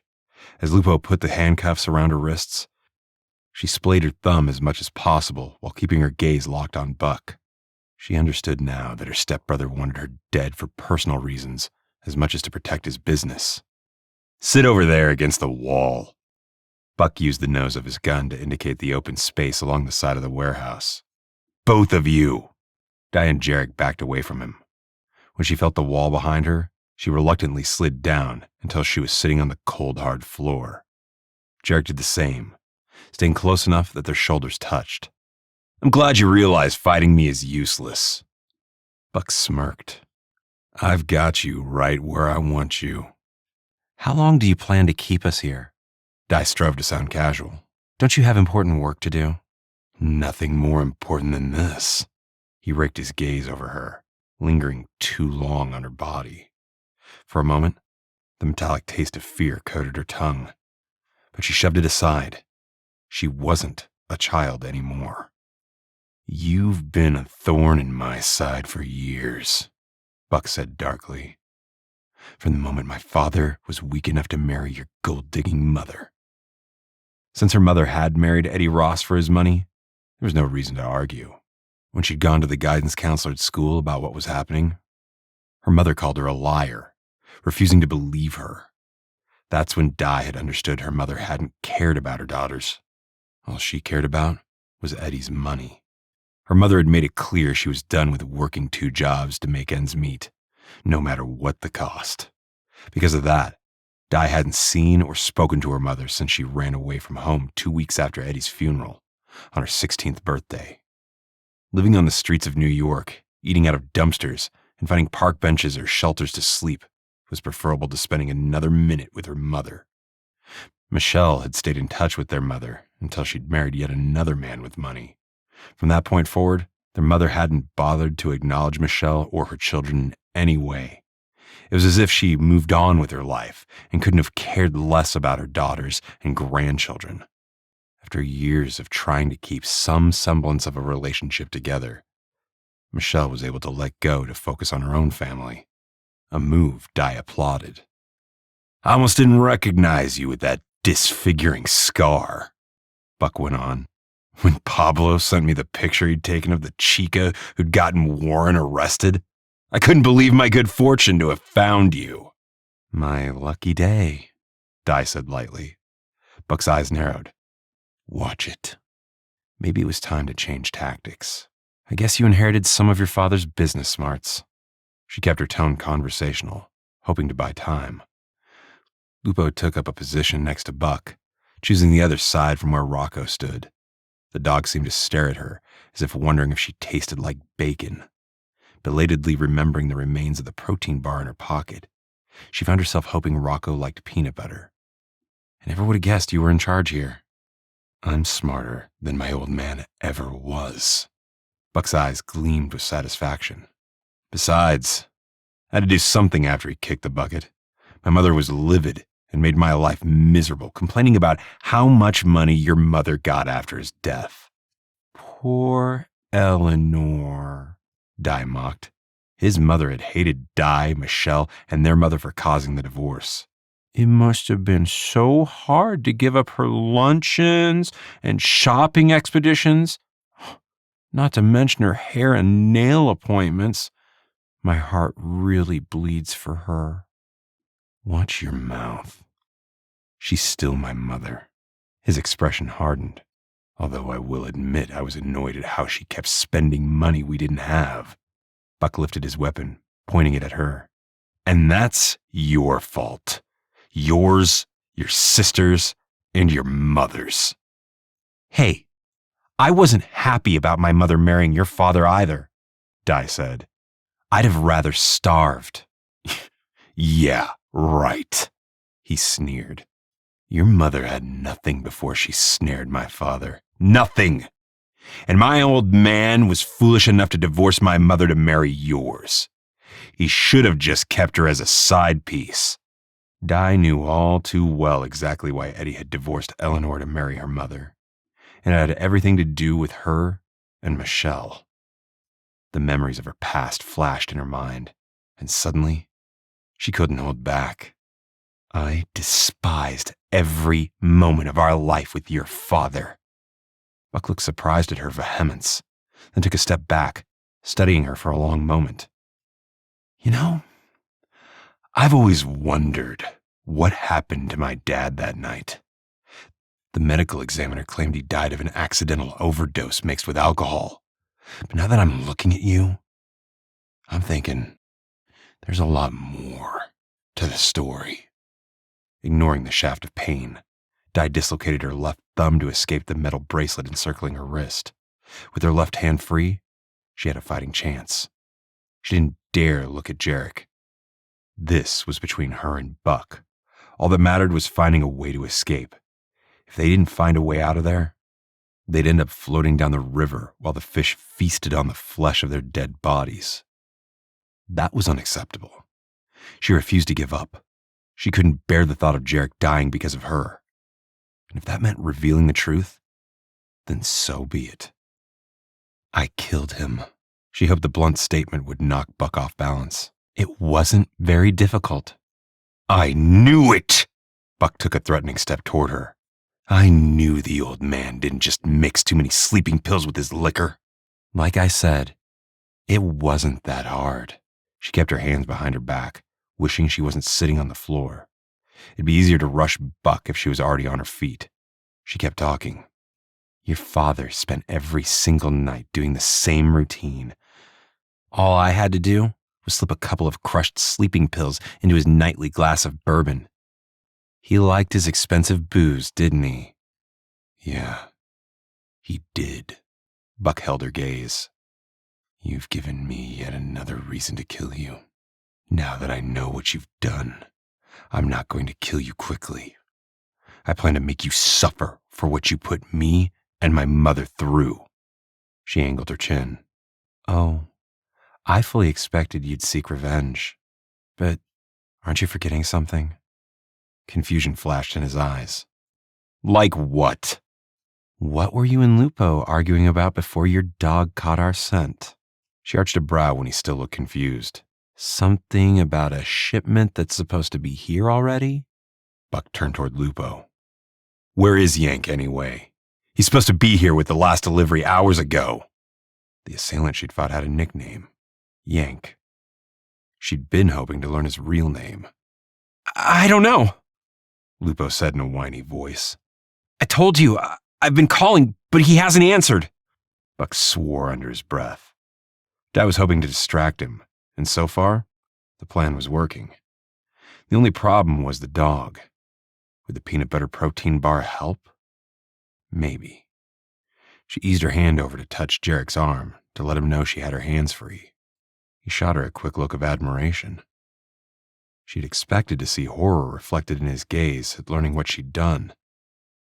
Maybe he thought she was lying about how she'd killed Eddie Ross. If so, he'd be sorely disappointed to know that she really had put 4 crushed sleeping pills into her stepfather's drink. Pills that had belonged to her mother. And given the same set of circumstances, she'd do it again. And that, she silently admitted, was why she would never find the forgiveness Jarek had mentioned. Jesus might have died for their sins, but she imagined God expected them to repent their misdeeds, to apologize for what they'd done. She swallowed hard. This wasn't the time to worry about whether she'd be forgiven. She needed to stay focused on getting her and Jarek out of this. Rocco shifted beside Buck, then turned his head toward the overhanging garage door. She glanced toward it too, wondering what had caught the dog's attention. She wished she still had her gun, but Buck had forced her to drop it. She and Jarek were both unarmed, not to mention Jarek's wrists were still handcuffed. The only way they could get away was for her to find a way to wrestle Buck's gun from his grasp. No easy task. Shipping drugs in boxes marked coffee is hardly original, Jarek said, speaking up for the first time. I think there's a really good chance the officials down at the Port Authority have confiscated your product. What do you know, pig? Buck snorted. Hey, I'm just saying that you may want to head over to check the loading dock. Jarek shrugged. No skin off my back if your product is gone. You're the one who will have to face your buyers. Somehow, I don't think they'll be happy to know how much of your stuff has gone missing. Buck glanced at him, then turned toward Lupo. Try Yank again. He knows how to grease the wheels to get the product moved. That comment told Di the Port Authority agent on duty was likely dirty. Were there others too? She still wasn't convinced Ray Bond and Jeff Schnorr weren't culpable. Not that either of the narcotics officers were there at the warehouse. Okay. Lupo didn't go far enough for her peace of mind. He pulled his phone from his pocket and made a call.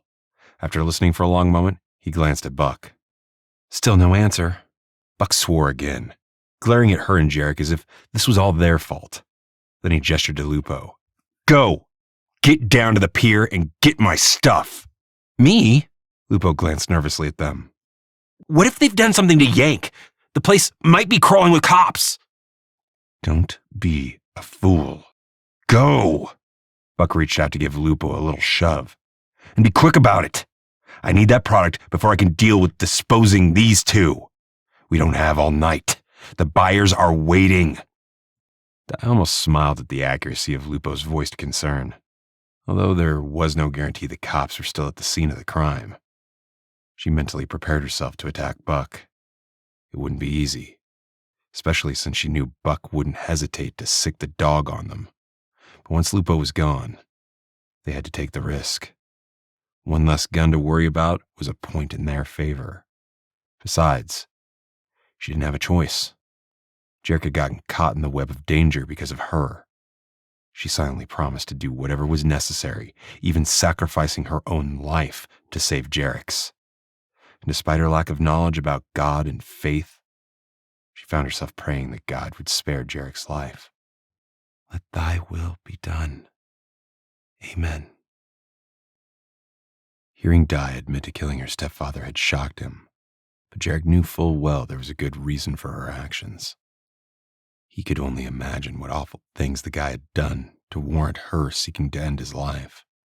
And listening to the truth made him realize why she'd insisted she'd never become a cop. It wasn't because she wasn't skilled enough to handle the job. It was because of the desperate action she'd taken to survive. Di had lived on the streets since she was 16. After listening to how Buck had described Di's mother, he understood why Di had no relationship with the woman. A mother should protect her children, not abandon them for her own selfish needs. He knew that was exactly what Di's mother must have done. Easy to imagine how she turned a blind eye to the abuse, sexual or physical. Maybe both. He hated thinking about what Di must have suffered, but Di's troubled past wasn't his priority. Getting them out of there was. Jarek had found a bent nail on the floor behind them and had been using it to spring the lock on the cuffs. He was impressed to know Di had gotten her wrists free too. Any moment now, she'd make her move. He needed to be ready to do his part. Jarek felt the latch give on the cuffs and silently thanked God for watching over them.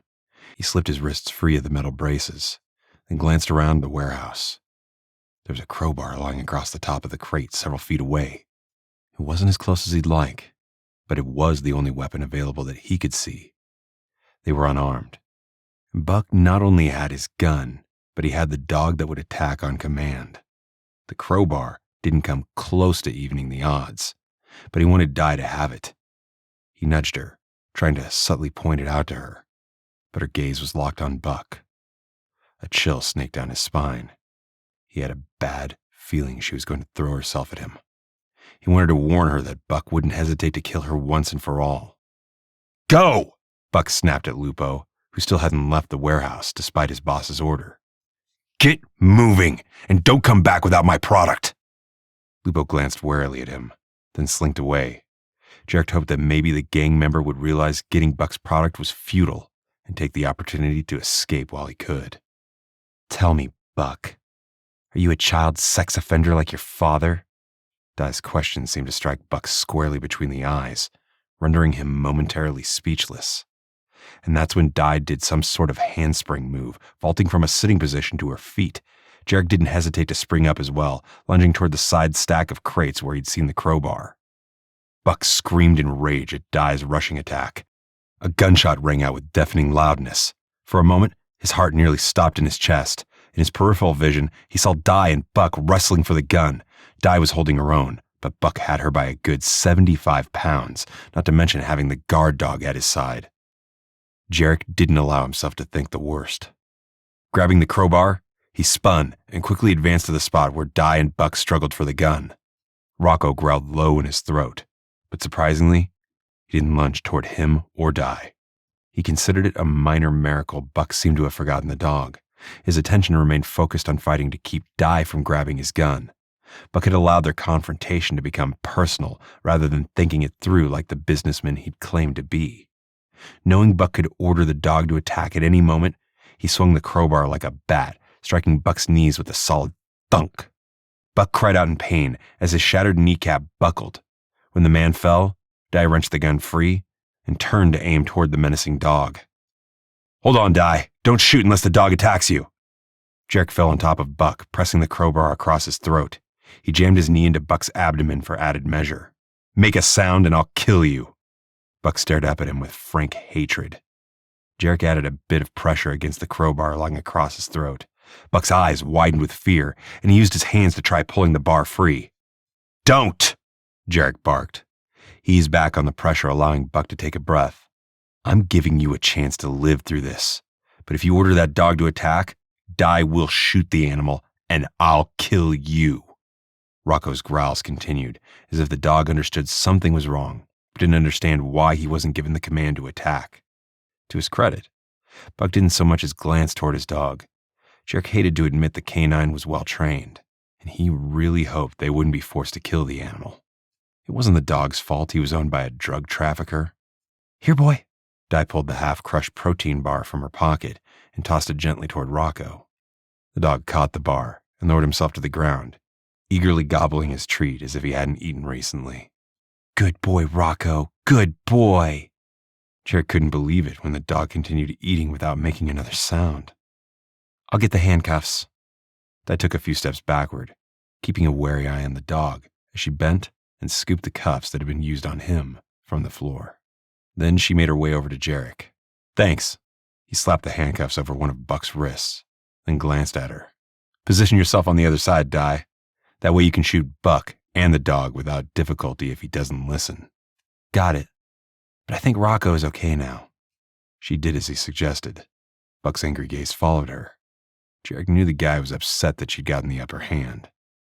It's never easy for men like Buck to be bested by a woman half their size and weight. And in this case, Buck's anger was personal. "Hey, look at me." Jarek waited for Buck's gaze to shift from Di to him. "If you order the dog to attack, she'll kill you without hesitation. Don't think she'll go easy on you because she's a woman. You should have done your research before sending so many of your men out to kill her." He eased up on the crowbar, testing the water. Di was trained by the army. She's more than capable of putting an end to this right now. Buck didn't nod in agreement, but as Jarek lifted the crowbar from the man's neck, he didn't say anything either. Breathing a silent sigh of relief, Jarek eased away, flipped Buck onto his abdomen, then cuffed his wrist behind his back. "We need a gag," Jarek told Di. "There must be something in here we can use." "I'll watch over Buck." She continued, shifting her gaze between her stepbrother and Rocco. The dog looked downright tame after devouring his snack. "I'll cover them while you take care of the search." He sensed Di wasn't willing to give up the weapon, and really, he couldn't blame her, not after everything he'd learned. Jarek needed to call for backup, but he didn't want to do that until he was convinced Buck was no longer a threat. He rose, setting the crowbar aside before moving among the crates, looking for something he could use. A roll of packing tape caught his eye. He grabbed it and returned to where Buck was lying handcuffed on the floor. The packing tape wasn't necessarily strong enough to bind wrists, but it would work as a gag. He wrapped the tape over Buck's mouth and around his head. At some level, he was concerned about how compliant Buck was. He'd expected more from a man who threatened to feed him and Di to the fish. "Okay, I'm calling for backup." He didn't have his phone. Lupo had taken it. "Do you still have your phone?" "No." Di gestured to Buck. "Use his." He bent over Buck and pulled his phone free and dialed 911. Before the call was picked up by the dispatcher, he heard a banging outside the warehouse door. "Open up! Police!" Jarek shoved the phone into his pocket and moved toward the door. Reaching down, he found the handle and swung it up, expecting to see his fellow officers, Calvin Wynn and Tyler Parker. They'd been at the loading dock, and he imagined they'd come to investigate the Davos delivery warehouse. Maybe they'd even run into Lupo, who'd folded like a deck of cards under pressure. But it was narcotics officer Ray Bond who stood on the other side. "Brooks?" Ray looked just as surprised to see him. "What are you doing here?" "Arresting Buck for drug trafficking." Jarek was glad to see the narcotics officer. He gestured to where Di stood, holding her weapon on Buck and his dog. "Did you know he was in charge of the drugs coming into the city?" No, I didn't. I heard the gunshot and came to investigate." Ray stepped inside the warehouse, his gaze sweeping the scene. When his gaze landed on the dog, Jarek got the distinct impression that Bond recognized the animal. He was about to warn Di, but he was a split second too late. Bond pulled his weapon, aiming it directly at Jarek's chest. "Move back, and don't say a word. Di, you need to drop the weapon." "No." Ray Bond was dirty? Jarek didn't look toward Di as his mind grappled with the truth staring him in the face. Di had been right all along. There had been someone on the inside working against them. This was how they'd been found at every turn. No wonder Buck had been so confident in his ability to continue his drug business. And it also explained why Buck had gone along with being handcuffed without putting up a fight. He'd been biding his time because he'd known all along that Ray Bond would be showing up to save the day. And he and Di had walked right into the trap. I knew there was a reason I didn't want to date you, Di said in a scathing tone. You're scum, just like my stepbrother here. Stepbrother? Ray's eyes widened in surprise. Well. Isn't that interesting? Apparently, Buck has been keeping secrets from me.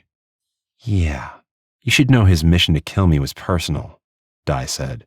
There's no love lost between us, right, Buck? Buck made a grunting noise from behind the tape. Toss your gun, Di, Ray repeated. There's no sign of Jeff Schnorr, and Jarek wasn't sure if that meant Ray was the only dirty cop involved, or if his partner was keeping watch outside. Bond casually reached up to close the garage door behind him. It slammed to the ground with a thud. You should have dated me, Di, Ray added, his eyes narrowing with anger. I could have saved your life. Now you'll have to die with your pal Brooks. Jarek turned his torso away from Bond. He wished he hadn't left the crowbar on the crate not far from Di. It was too far for him to grab it. Then he remembered the phone he'd used to call dispatch was still in his pocket. Had the call gone through? He hoped and prayed it had, and that the dispatcher was listening to what was being said right now. If the call had gotten disconnected, they were in deep trouble. Even if he could try to stall for time, he was concerned a legitimate police response wouldn't arrive in time. All he could do now was pray for strength and guidance to escape the new threat. Chapter 15. Di silently kicked herself for not being prepared for Bond to arrive. She wasn't surprised to learn he was dirty, but she was angry with herself for not moving out of the warehouse quicker. No, it was too late. She held Ray's gaze as she lifted her hands, the nose of the weapon pointing toward the ceiling. Okay, you win. You caught us. But tell me this, Ray. Why in the world are you working with drug dealers? Ray snorted. For the money. Why else? No matter how many arrests we make, the drugs keep coming in. I soon realized I was on the wrong side of things. Far better to be rich than to keep beating my head against the wall. He narrowed his eyes. You picked the wrong cop, and I'm not going to tell you again. Toss down your weapon. She noticed Ray's gaze shifted warily between her and Jarek. They had maybe one chance to take him out of the picture, and their success depended largely on the dog, who had stretched out on the floor beside Buck after enjoying the snack she'd given him. Would the dog attack if Ray gave the order? She wasn't anxious to find out. Jarek had set the crowbar on a crate to her left.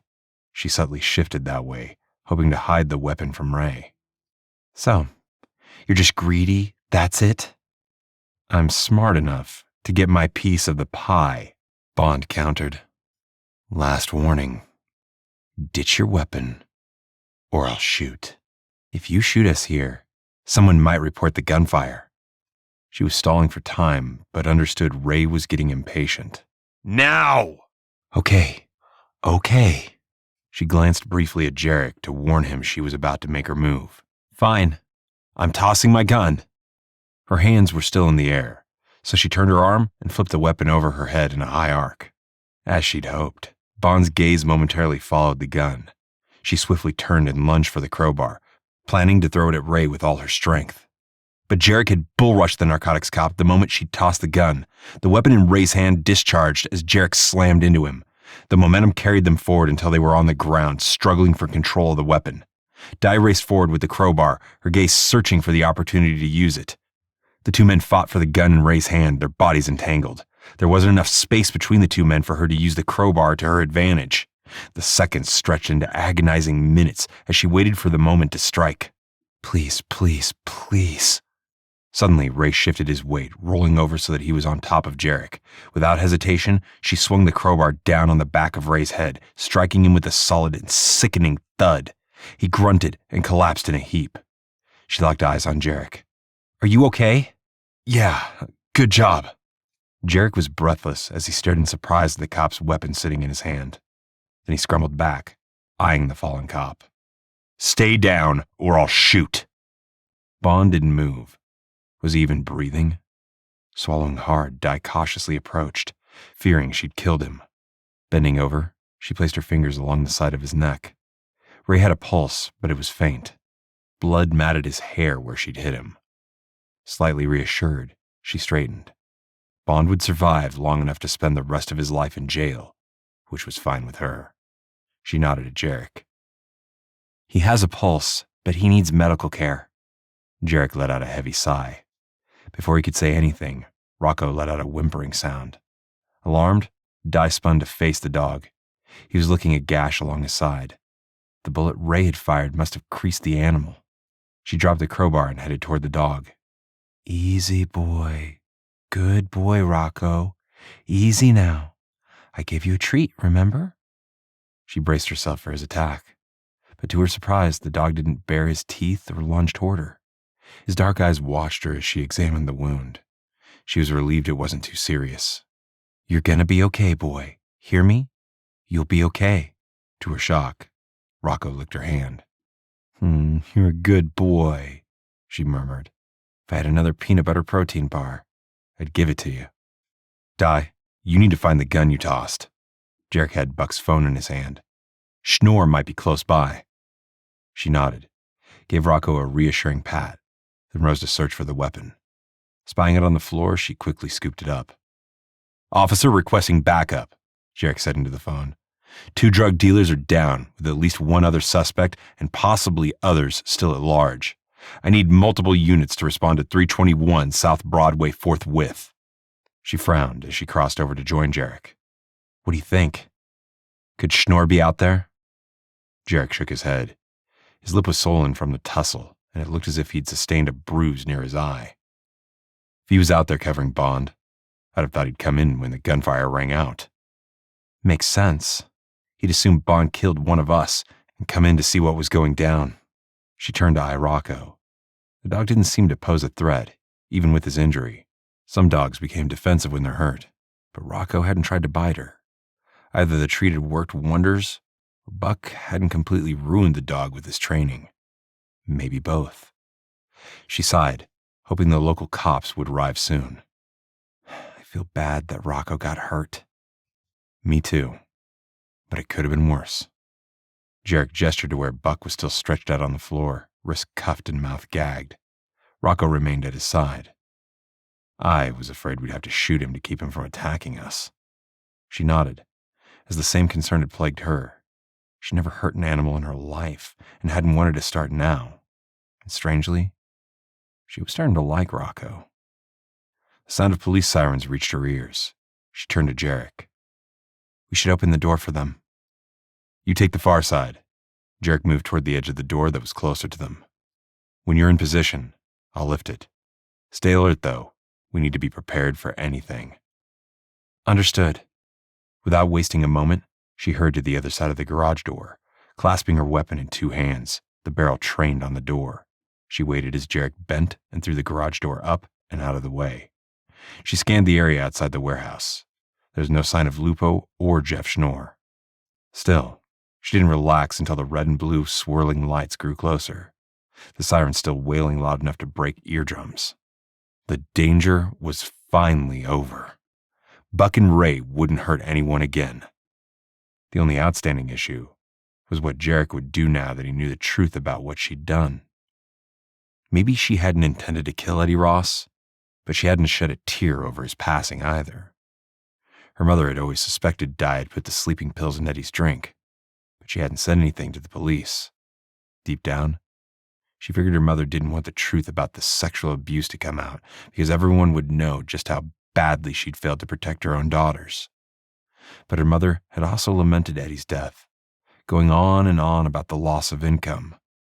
comments had grated on Di's nerves to the point she couldn't take listening to her mother for another second, especially when her mother hadn't bothered to say happy birthday, much less buy a present or even a cupcake. That's when she'd grabbed a bag and left home to live on the streets. The first few weeks had been difficult. More than once, she'd almost given in and crawled back home. She'd attended school, managing to graduate despite her living situation. Michelle had smuggled her food and money, which had helped. And it hadn't taken too long for Di to grow accustomed to living on her own. Just looking at her mother had made her so angry. How her mother could have allowed Eddie to sneak into her bedroom at night, she had no idea. Di, are you okay? Jarek's voice penetrated her thoughts. The red and blue flashing lights were blinding now.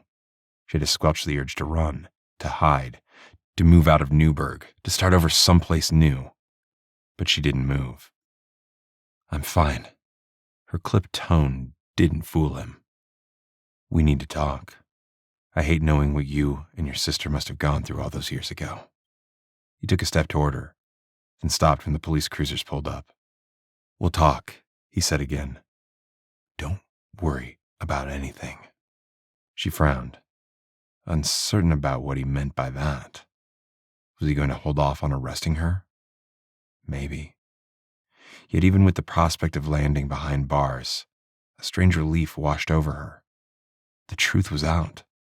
The burden she'd carried for more than half her lifetime had been lifted. She felt lighter, oddly free, which made no sense since she knew full well that she'd likely spend the rest of her life behind bars. Her claustrophobia kicked in as she imagined the prison bars slamming shut, locking her inside. Throw down your weapons! A voice barked. Di belatedly realized the order was addressed to her. She slowly bent, dropped the gun, raised her hands, and stepped into the light. Shying away from the red and blue flashing lights, she looked up at the moon and the stars. While she'd held the crowbar waiting for the opportunity to use it against Bond, she'd prayed for help. And God had answered. Maybe she should try praying again, this time for mercy.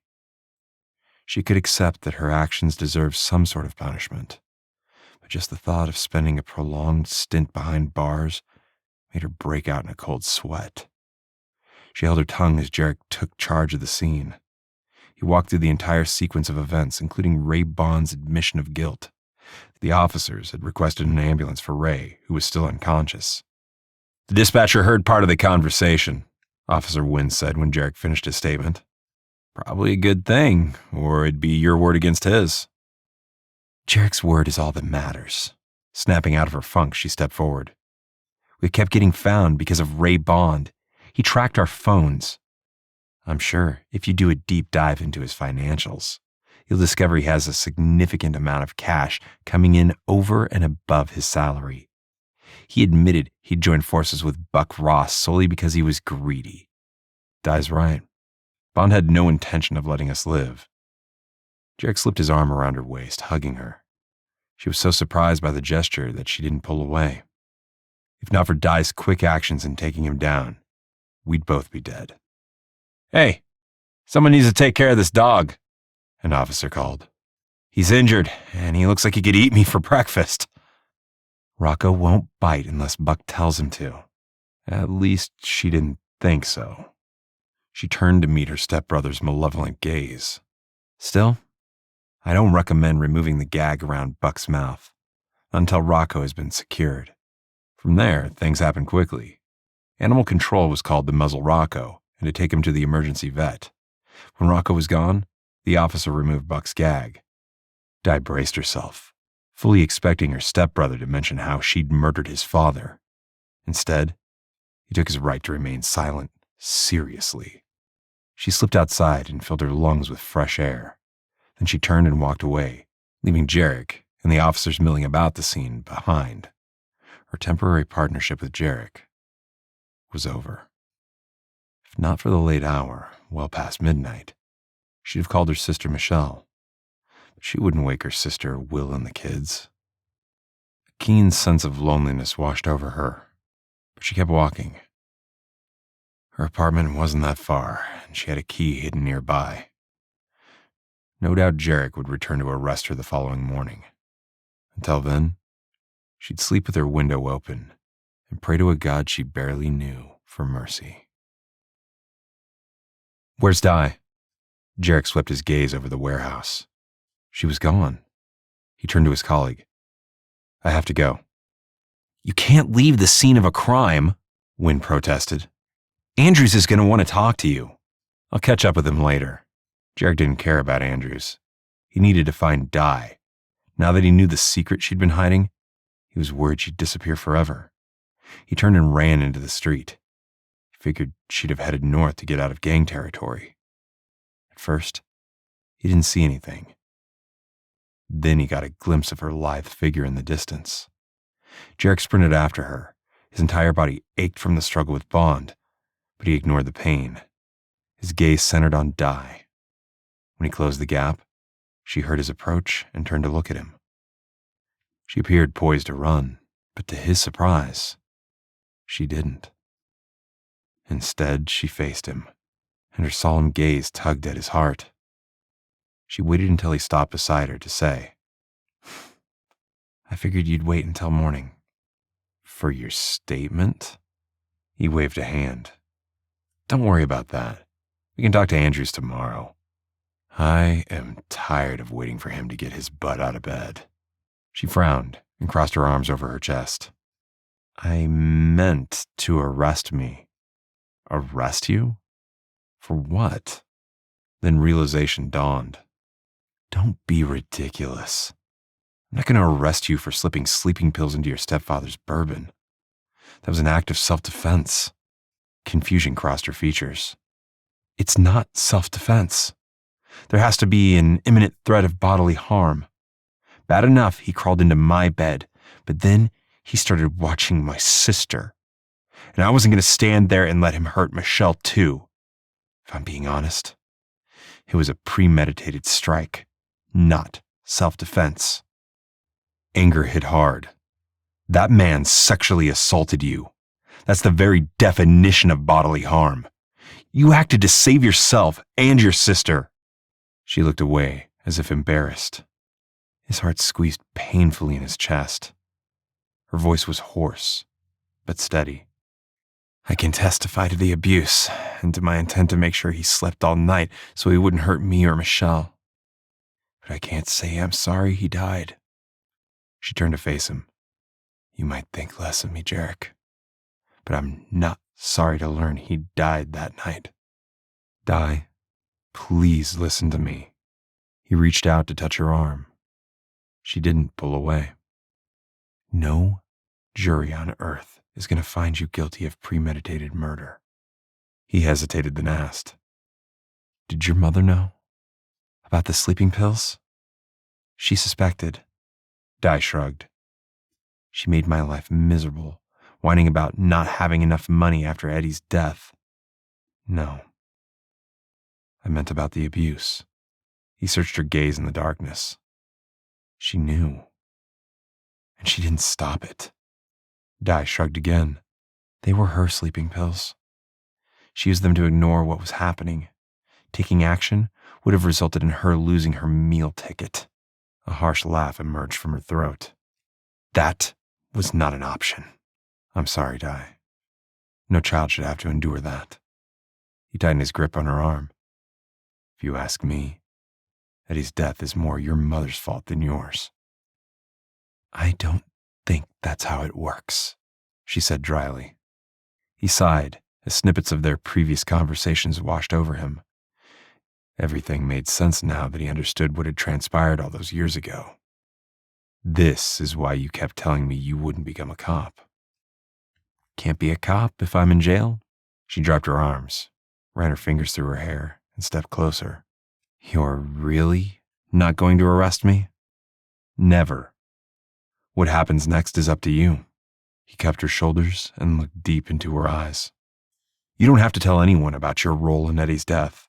Or you can provide a full statement and see what happens.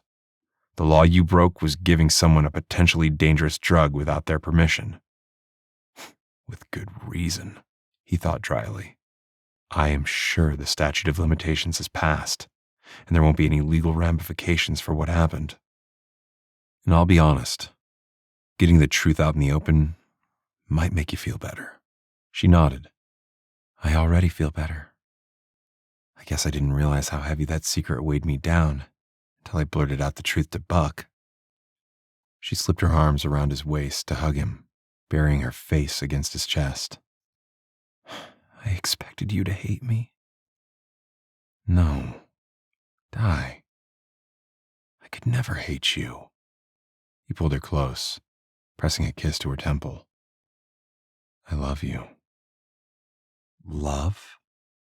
A strangled sound came from her throat. She lifted her head to look up at him. "You can't love me. We barely like each other."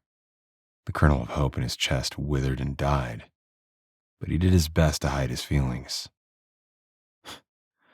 "I like you plenty, and I love you even more. But I also understand you've been through a lot these past few days." When she didn't say anything, he added, "It's okay if you don't feel the same way. I understand that's asking too much. But know this, Di. I'll always be your friend. I'll support you through whatever you decide to do moving forward." "I do feel the same way." She flushed and sighed. "It's crazy. But the whole time we were in the warehouse, I felt guilty for dragging you into this mess with me. I knew you'd be better off without me." She hadn't said the words "I love you," but her admission filled him with hope. "I would rather be with you. Besides, I'm pretty sure it was my idea to be partners." A low chuckle escaped her. "That's true. I only agreed because I wanted inside information only law enforcement was privy to." He laughed softly and brushed a quick kiss on her forehead. "I knew that, and I used it to my advantage. As it turned out, we made quite a pair." "Yeah, we are." Her smile faded as she tipped her head to the side, her gaze serious. "I need to ask you one more question." "Anything." He tightened his grip around her. "I'm here for you, Di, no matter what." She bit her lip. "Do you really think God will forgive my sins?" He knew she was referring mostly to how she'd inadvertently killed Eddie. "Absolutely. I know he will. If you accept Jesus in your heart, believe that he died for us, and that he rose from the dead, then yes, I know your sins will be forgiven." "I'd like to learn more," she admitted.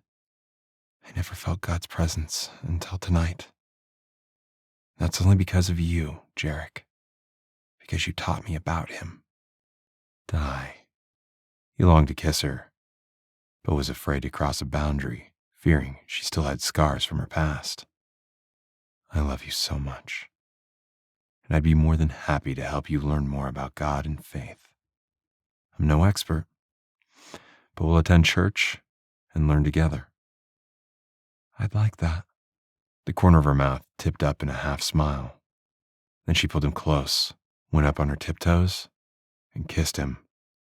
He gently returned her kiss, allowing her to control their embrace. She hugged him hard, and soon their kiss deepened. He tried to show her without words how much she meant to him. They were so lost in their embrace that they didn't hear Andrew's approach. "Hey, Brooks, I need to talk to you." He reluctantly ended their embrace, swallowing a groan of frustration. Keeping Di in his arms, he turned his head toward the detective. "I'll come to the station tomorrow morning." "Do you have any idea how much trouble you've caused me?" Andrews demanded. "You're accusing a cop of being dirty, and the captain wants answers. And you don't have answers, because you've never really worked the case." Releasing Di, he closed the distance between him and Andrews, stabbing the man in the chest with his index finger. "I've solved the case for you. Buck Ross is the mastermind behind the drug trafficking here in Newburgh, and narcotics officer Ray Bond has been helping him get away with his crimes. Bricks of heroin are hidden in the bottom of boxes in the warehouse back there. And if you look deeper, you'll probably find that several other gang members are implicated in the drug trafficking as well. You can start with a man known as... No! Don't! Dai's shout interrupted him. He turned in time to see Lupo standing near the corner of the apartment building with a gun. Jarek instinctively threw himself on top of Andrews just as Lupo fired. He and Andrews hit the ground hard. Jarek pulled Andrews' weapon free from the holster and returned fire. Lupo went down. Pushing himself off Andrews, he jumped to his feet and ran toward Lupo at the same moment Dai did. Upon reaching the young man, they dropped to their knees on either side of him. He's hit in the chest. Dai gathered the lower portion of the kid's shirt and yanked it up to press the ball of fabric against the wound. He needs a bus. I know. Jarek noticed Lupo's frightened eyes shifting from him to Dai. Slowly, his gaze lost focus. Then he stared blankly up at the sky. Lupo was gone. Jarek glanced at Dai and shook his head. She released the pressure she'd been holding and sat back on her heels. Shaking her head, she sighed. Stupid kid. Should have gotten out when he had the chance. Yeah, but he didn't. Jarek felt bad, but there was nothing he could do to save Lupo's life now. He stood and walked back to where Andrew sat on the sidewalk, looking stunned.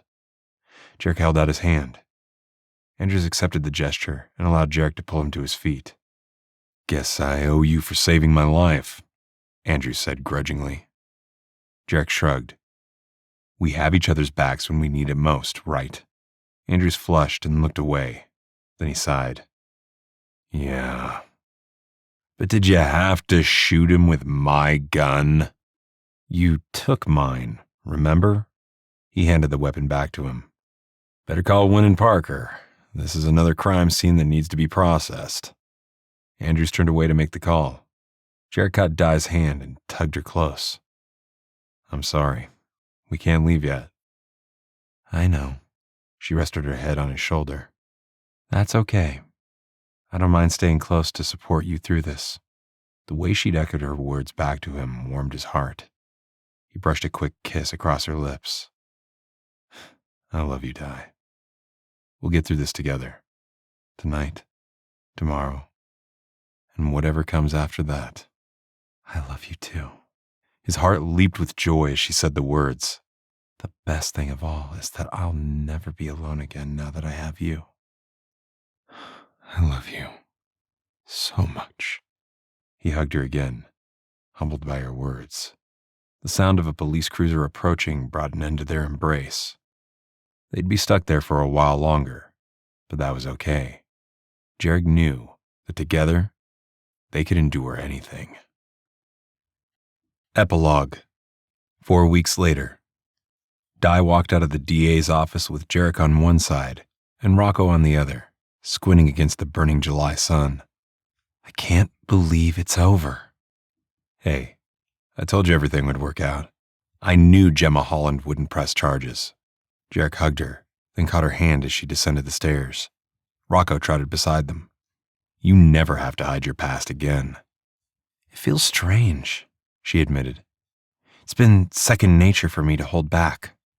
As much as she had appreciated Jarek's and Michelle's unwavering support, she hadn't known what to expect. Gemma Holland in the DA's office had declined to press charges, citing the fact that she was a juvenile who'd been subjected to abuse. Her actions had been deemed self-defense, along with the defense of others regarding her sister. She was free to go.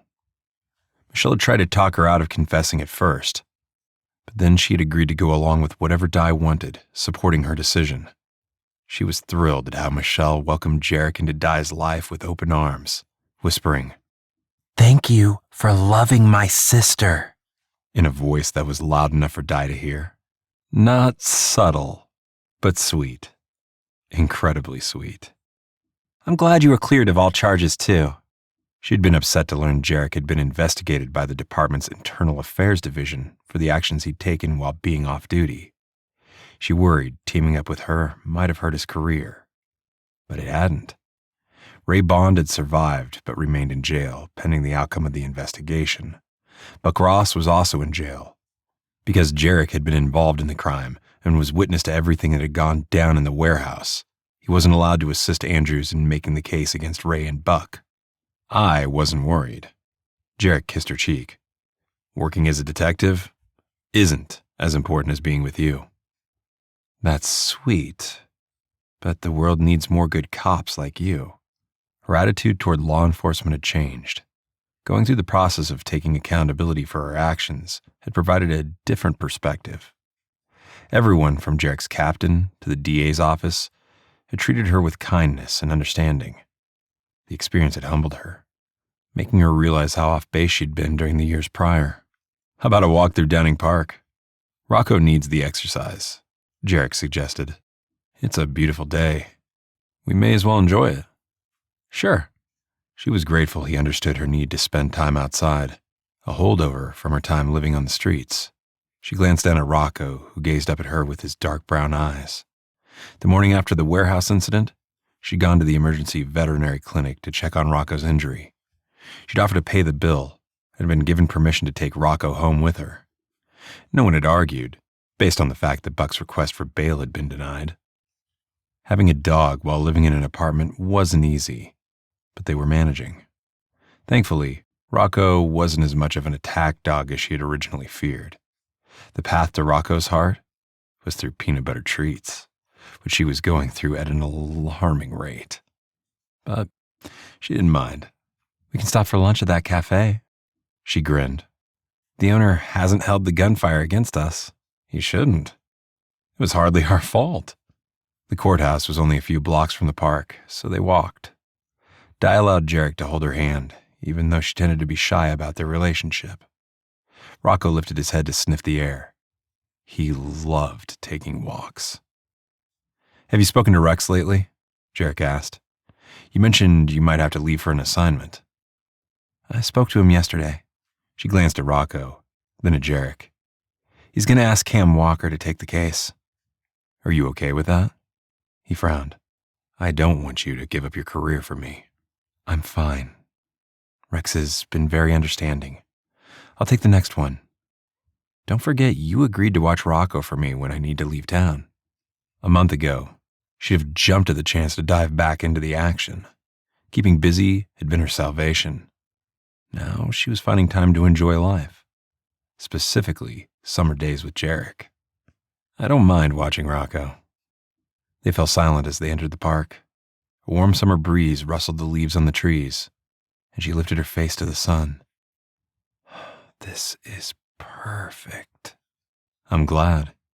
Jarek still held her hand and tugged her toward a park bench. She and Rocco crossed toward it. Rather than taking a seat, Jarek dropped to one knee and held up a diamond engagement ring. The diamond reminded her of the day he'd given her nickname. I love you, Di. Will you please marry me? Marry? His proposal caught her off guard, but then she realized she should have expected it. Jarek was absolutely the marrying type. She'd never wanted a family, but looking at him now, she could admit that was wrong. This was exactly what she wanted. Jarek, a family, kids, Rocco, the whole shebang. Please, Di. We don't have to get married right away. You can take as much time as you need. His gaze held hers. But please, agree to be my wife. Yes, Jarek. When he looked surprised, she laughed and pulled him to his feet, not giving the diamond a second thought. Throwing her arms around him, she repeated, Yes, I'll marry you. We don't have to wait that long, she teased. I can't love you any more than I do right now. Thank heavens, he whispered. Then he kissed her. Rocco nudged them as if he wanted to be included. She pulled a peanut butter treat from her pocket and held it out for him. He swallowed it in one gulp. With that done, she kissed Jarek again. When they needed to come up for air, Jarek looked deeply into her eyes. If you don't like diamonds, you can pick something else. I love it. My namesake, remember? She leaned back and offered her left hand so he could slip the engagement ring on her finger. It's beautiful. Not as beautiful as you. He kissed her scarred cheek and then captured her mouth with his. Her heart swelled with gratitude over the way God had pulled her out of the darkness and into the light, bringing her and Jarek together forever. This has been Deadly Secrets, a Christian romantic suspense. Grayson's Guardians Book 3, written by Laura Scott, narrated by Jason Kirkover. Copyright 2026 by Laura Eiding. Production copyright by Laura Eiding.